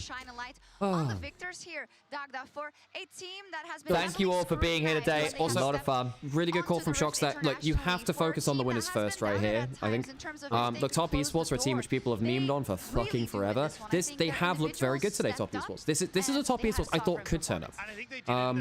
I made a tier list. Before the tournament. I did say, look, top esports, they could just completely bomb out, but there's a real chance that they could go wild, you know. This is a very good team domestically. It's just that they've never shown it internationally before, really. So I'm covering them over Azel's face there. Well, Sam, do you want to go walk about and commiserate people? Let's do it. I'm just going to make a quick tweet and then get to it. Yeah. Oh, posture check and hydrate. Well, we'll do a posture check by actually standing up and walking. Hydrate, I can definitely hydrate as well. They seem to be the team that was always making the better choices. They're the ones that are putting the pressure on the objectives. They're the ones that are going to autocon at the correct moments, setting up dragons at the correct moments. Holy moly. I just felt like they played a really and yeah, no, top esports didn't crack after a single loss. Confidence series, I want to to say as well, because you're right, Maurits? You see that from a team, they kind of exuded as they were walking on the rift, knowing that, no, we have the right reads, so technically we should always win in these positions, and they did. I will say, G2 did drop the ball a few times at some of these objectives as well. Well, it was a big talking point for us where we collectively just felt like the confidence that TES was showing, and that was something coming into the series we were worried about, but I think pretty early on we did see that they were playing the way we had expected. We've seen in tournaments so far. It's also the lack of confidence and some hesitation on G2's side. I think a lot of the let's go walk it out, shall we? We really didn't feel like it was up to par. Yeah, I mean, I just really felt like the Otacon in that final game exemplified that, because you Tobias was far better round objectives, and Kanavi is just ridiculous. Honestly, folks, Kanavi would be another very, very worthy winner. Yeah, to me, that speaks about a lack of confidence from G2 and their position in the game, because we largely felt like they were doing fine in that final game. I agree. They right, were let's doing go do fine, that run. I've made my tweet. To their highest performance this year, for me, which was the finals. Cool, we got this. In Madrid, it was a cohesive unit. Do you want to get the video up at some point? I'm doing that right now. About other things in the game. I need to get this I agree. I think it's the fact that it's the first time we've seen Skumon at an international event whatsoever. The first time we've seen LeBron hit it to the quarterfinals, and it's about trying to find those moments where you can have the experience on an international stage. And unfortunately today, there was parts where they just couldn't quite stand up. And G2 will go and look back and say, okay, could we have done more? And I think the answer is going to be yes. But it is going to be that growth. And I think that's the thing about G2 is that they are willing to invest in a roster and run it for a long time to make sure they can actually and also just gotta do this. I mean, they wanted to get out of Swiss, and they did. We have to give them credit for that, for putting up a good fight here. But a matchup we were talking about so much coming in. There we go. Do you want a microphone, or should I just keep the bird for now? And Kanavi, he came out on top despite good moments Hello. out of Skumon. He is your upper player of the series. Azale, you set this up beautifully before the match, and it panned out. Yeah, I mean, I just think he is the best. We're gonna go. You happy to be on camera at this point? Even when he's playing scaling junglers, he's gonna put How are you feeling? He's gonna make you worry about where it feels like sometimes our players don't read patch notes. Yeah, let's go out of G2 trolls as fans. And you could see in this like I don't find the Nico engage bad, but I feel like LeBron forgot that they swapped Nefari's R around. Like I think at the beginning of the year or last year, and then he forgot that she can just reset even though she doesn't have. I can tell you it was this year because I put on a hot dog costume at the LEC for that, and that was this year. Yeah, no, it's just. I feel like even after Atacon, it was salvageable, but then after that, forced engage, honestly, like, yeah, it was just downhill. Also, Caps just delayed his stacks so long. He was on 110 for like 10 minutes. He didn't even get to 125 before the game ended. Why even pick Syndra at that point if you're just gonna stall waves? Yeah. For me, honestly, just the Atacon was just a heartbreaker. I actually thought they were in a really good burner control before the Atacon. The Atacon, I really hate when teams start up Atacon without like a very decisive angle, and I didn't think they could get it. You had it off. We're losing a friend. So 1 second. Yeah, as always, it's like, I feel like teams just underestimate the resistance threat, because Gnar came in through one boomerang, and oh my god, it felt like it just did like Lord Dom's levels of damage. Because everyone was just resistant. Completely agree. Completely agree. I mean, like Atacon thread is like half of Elder. It's pretty ridiculous. You can't delay it like Baron. Like Baron, you can hang around, stay there for like 2 minutes. You can't do it at Atacon. You end up with just like nothing. All right, one last question from me then. We'll go Quiver Wanda. We're kind of doing our best to commiserate because there was such a great turnout here at the G2 watch party. I'll have a quick look around. So many people turn up, and obviously the disappointment is palpable. You can understand why. Now that G2 are gone, who's winning the tournament? Do you have anyone you want to see win? Even if you don't, who do you think is going to win it? I think it's going to be Genji. Who's the dark horse? Because Genji's the obvious choice. Who else might threaten them? It would be really funny if KT not only got the finals, but then also won against T1. Yeah, the telecom wars of all time. Of all time. Thank you so much for talking to us. Thank you for the interview. Let's go for it. Anyone else want to chat to what we're here? You don't have to put it that close to the mic. It's just habit, honest. You don't have to, yeah, these ones I've been yet to hear it through the headphones. So I was checking that out. Oh. So facing off against G2. Commiserations, Yannick. What's the mood like? I mean, obviously disappointed. I feel like on one hand, top did look very good, but I do feel like there were multiple instances where I feel like we lost the game instead of top winning the game. That outcome hurt. That outcome really hurt. Watching us dog therapy kind of tried to burst it down while Caps is recalling, so we lose a bunch of that damage. You know, and I feel like there were multiple times where we just were trying to do something, and then I look at the minimap and someone's recalling to TP reset, and I'm like, okay, well, maybe you could have done that like 30 seconds ago. Or we can do this play a little bit, I don't know. So disappointing. I feel like we had a lot more to show, but that also, you know, Lebrov's first international, Skumon's rookie season. I'm excited for next year. I think next year we're gonna. I can see it. I can see it. Can I have here? So, this was a different year for G2, right? Yeah. Where Yike went, Nikki went. The goal was, okay, we didn't make it out of Swiss for the last 2 years. We want to see what we can do internationally. Obviously, someone who's more closely involved with G2. It's our first playoffs in 5 years. It's our first playoffs. This is the thing, right? Wait, obviously, this is obviously a disappointing loss. Yeah. As people are connected with G2, how do you personally view this year in terms of, okay, would you call this year a success? Yes. Yeah. Yeah, but it's also like a growing year. It's a new roster. There's rookies. We've done more this year than we've been able to, but it's still that really frustrating thing of like, oh, if they had done things slightly different, then we would have won this series. Yeah. And I suppose that, I mean, you could have argued that for the last few years as well. It's like, oh, just the draw from last year as well. I mean, it is always very hard to lose. Yeah, I was so cursed. Yeah. What about you? Also, interestingly, by the way, the first time that G2 has ever made quarters at Worlds without perks. Without perks? I think it's without Wonder as well. Is it without Wonder? No. Oh no, did they make it once in? Maybe you're right. Anyway, did they like? I think basically. Oh, no, because obviously earlier before we got Wonder, but obviously perks has been there. No, did they? But did they make it in 2017? I don't think they got it in 2016. It's a good point. 2016 was pretty cursed, Sam. Yeah. Yeah, God. Anyway, it's interesting to get your thoughts, because obviously, like, this is in the wake of a loss. Obviously, it's very frustrating. I still think, I mean, as someone who's kind of connected with both LPL and LEC, I've seen G2 over years, I'm actually still a little undecided as to how this whole year pans out, because obviously it took a while to get things running. It's not the regionally dominant year, but getting out of Swiss means a fucking lot. I think getting out of Swiss means a lot, and I think that the fact that our regional win came at the end of the year is the important thing. If we'd have won winter and then lost spring and summer, that would have been a kind of concerning thing for me, but I feel like if you look at us throughout the year, directly compare it with Carmine Corp, can't you? And of course, sadly, exactly. And Carmine Corp, I mean, all you have, I mean, the Carmine Corp fans have been very vocal and says like, well, you know, we expected more after that start, and you can understand that, right? And obviously, commiserations to Carmine Corp too. I really enjoyed watching them, but you can understand like the difference in mentality. Hey, I gotta play the diplomat. I ain't buying into this shit. You count as a GC employee or whatever. I am. Oh, she said that. She said that. And that was off mic, luckily. Jesus. But yeah, I don't know. I feel bad for the GC boys. I do, because I actually saw winning angles in game 3 and 4. It sucks to see that. Sadly, top esports turned up in a way which they just don't tend to in elimination best of 5s. Yeah. Sometimes that's the way of it. Hey, Sam, how about you have your opinion? What do you think about the G2's year? Do you think it's a success or not? I think of course it is for my money, because there was conversations last year about, okay, we stuck with this roster for a while now. We think this is the ceiling. What can we do to make changes? Who can we look to? And I think the choices that were made, I remember having conversations with Yannick about this at the end of last year, saying, look, it feels like if we're going to make changes, the support jungle is probably the most like obvious duo you can switch out and try and find some new life into G2.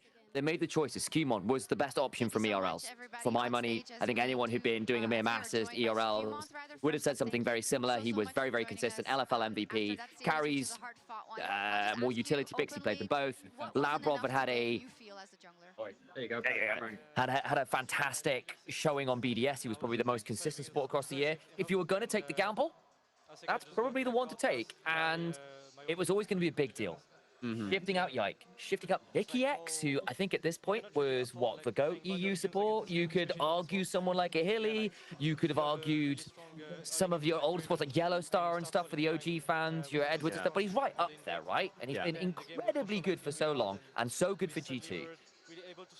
They come in, it's a rough start, but they make worlds, they make quarters, and they do it in the way that they do. you can be happy. Yes, you can be disappointed today wasn't good enough, and there are things that they will be disappointed in, and there'll be the what ifs. But I think in the broader perspective of where we're at, you can't take it as anything but a success. I'm interested to see where things go for next year. I have a lot of faith in this team. I have a lot of faith in the staff behind the team as well. There's a good ceiling on this squad. Whatever comes from it, let's be real. I'm just gonna check OBS real quick, just because I need to check how audio is like. That's fine. We'll hold it there. Hold on. We're gonna go for the selfie cam. I'm hoping that's fine. It's gonna be all right. I'm sure we're in shot. There you go. Oh, we've got fantastic. Thank you, Mr. Cameraman. Thank you, Trevor. Yes. Yeah. He was actually doing work in the I was involved for a little bit, and then it became like. She had great opinions. It was really cool to hear. Yeah. Yeah, especially the KC one. Yeah. I enjoyed that. Anything more? I can lean down again now. So, Yannick, at this point, they've reversed it, haven't they? I know what they've done. There you go. Yeah, I knew it. Obviously, you do a lot of work with G2. You're in charge of a lot of the memes. What goes into the art of managing G2's slightly unhinged socials? Because it is pretty much the most, like, distinctive socials. That's certainly a word. I think it's probably the way to put it. I've seen some of those memes. Well, I mean, first of all, obviously, like, I have an amazing team at my back that kind of help sort of push the narrative, help create angles. We're very tight-knit, so we spend a lot of time in calls just kind of chatting and just bouncing, not even just like necessarily ideas around each other, but then sometimes someone will just say something and it'll be like, ooh, or like we'll share, nice. Or we'll share just like a random meme that then someone will adapt. And I think that's probably the biggest contributor, is just how good my team is at being a team. I have a pitch for you. Did you watch the Asia invitation? I do know exactly who Alex is. So for those who weren't watching the kind of mini Worlds before Worlds, we had like DK playing off against like JDG, like the teams from the LCK and LPL who didn't make Worlds. They kind of had like this fake mini Worlds, where they had a prediction done by a grasshopper, because grasshopper in Chinese basically means you're bad. There's a little bit of a meme around it, like it's a whole thing about them joking about players and that whole thing. So ironically, sort of predicting who would lose. And that grasshopper was named Godguo. And I'm pleased to say we've managed to get Godguo all the way over from China to come and do some work for us here today. Godguo is never wrong. He's either correct or lying. So Godguo, I will free you from the pain of the T-pose. Carry on. I'm quite intimidated. What is your predictions for T1AL tomorrow? That's okay. We can acknowledge it. That's our trap card. I think by the grace of our god Doran, a free series shall be given to anyone's legend. Of course, in the professional opinion of the god Guo.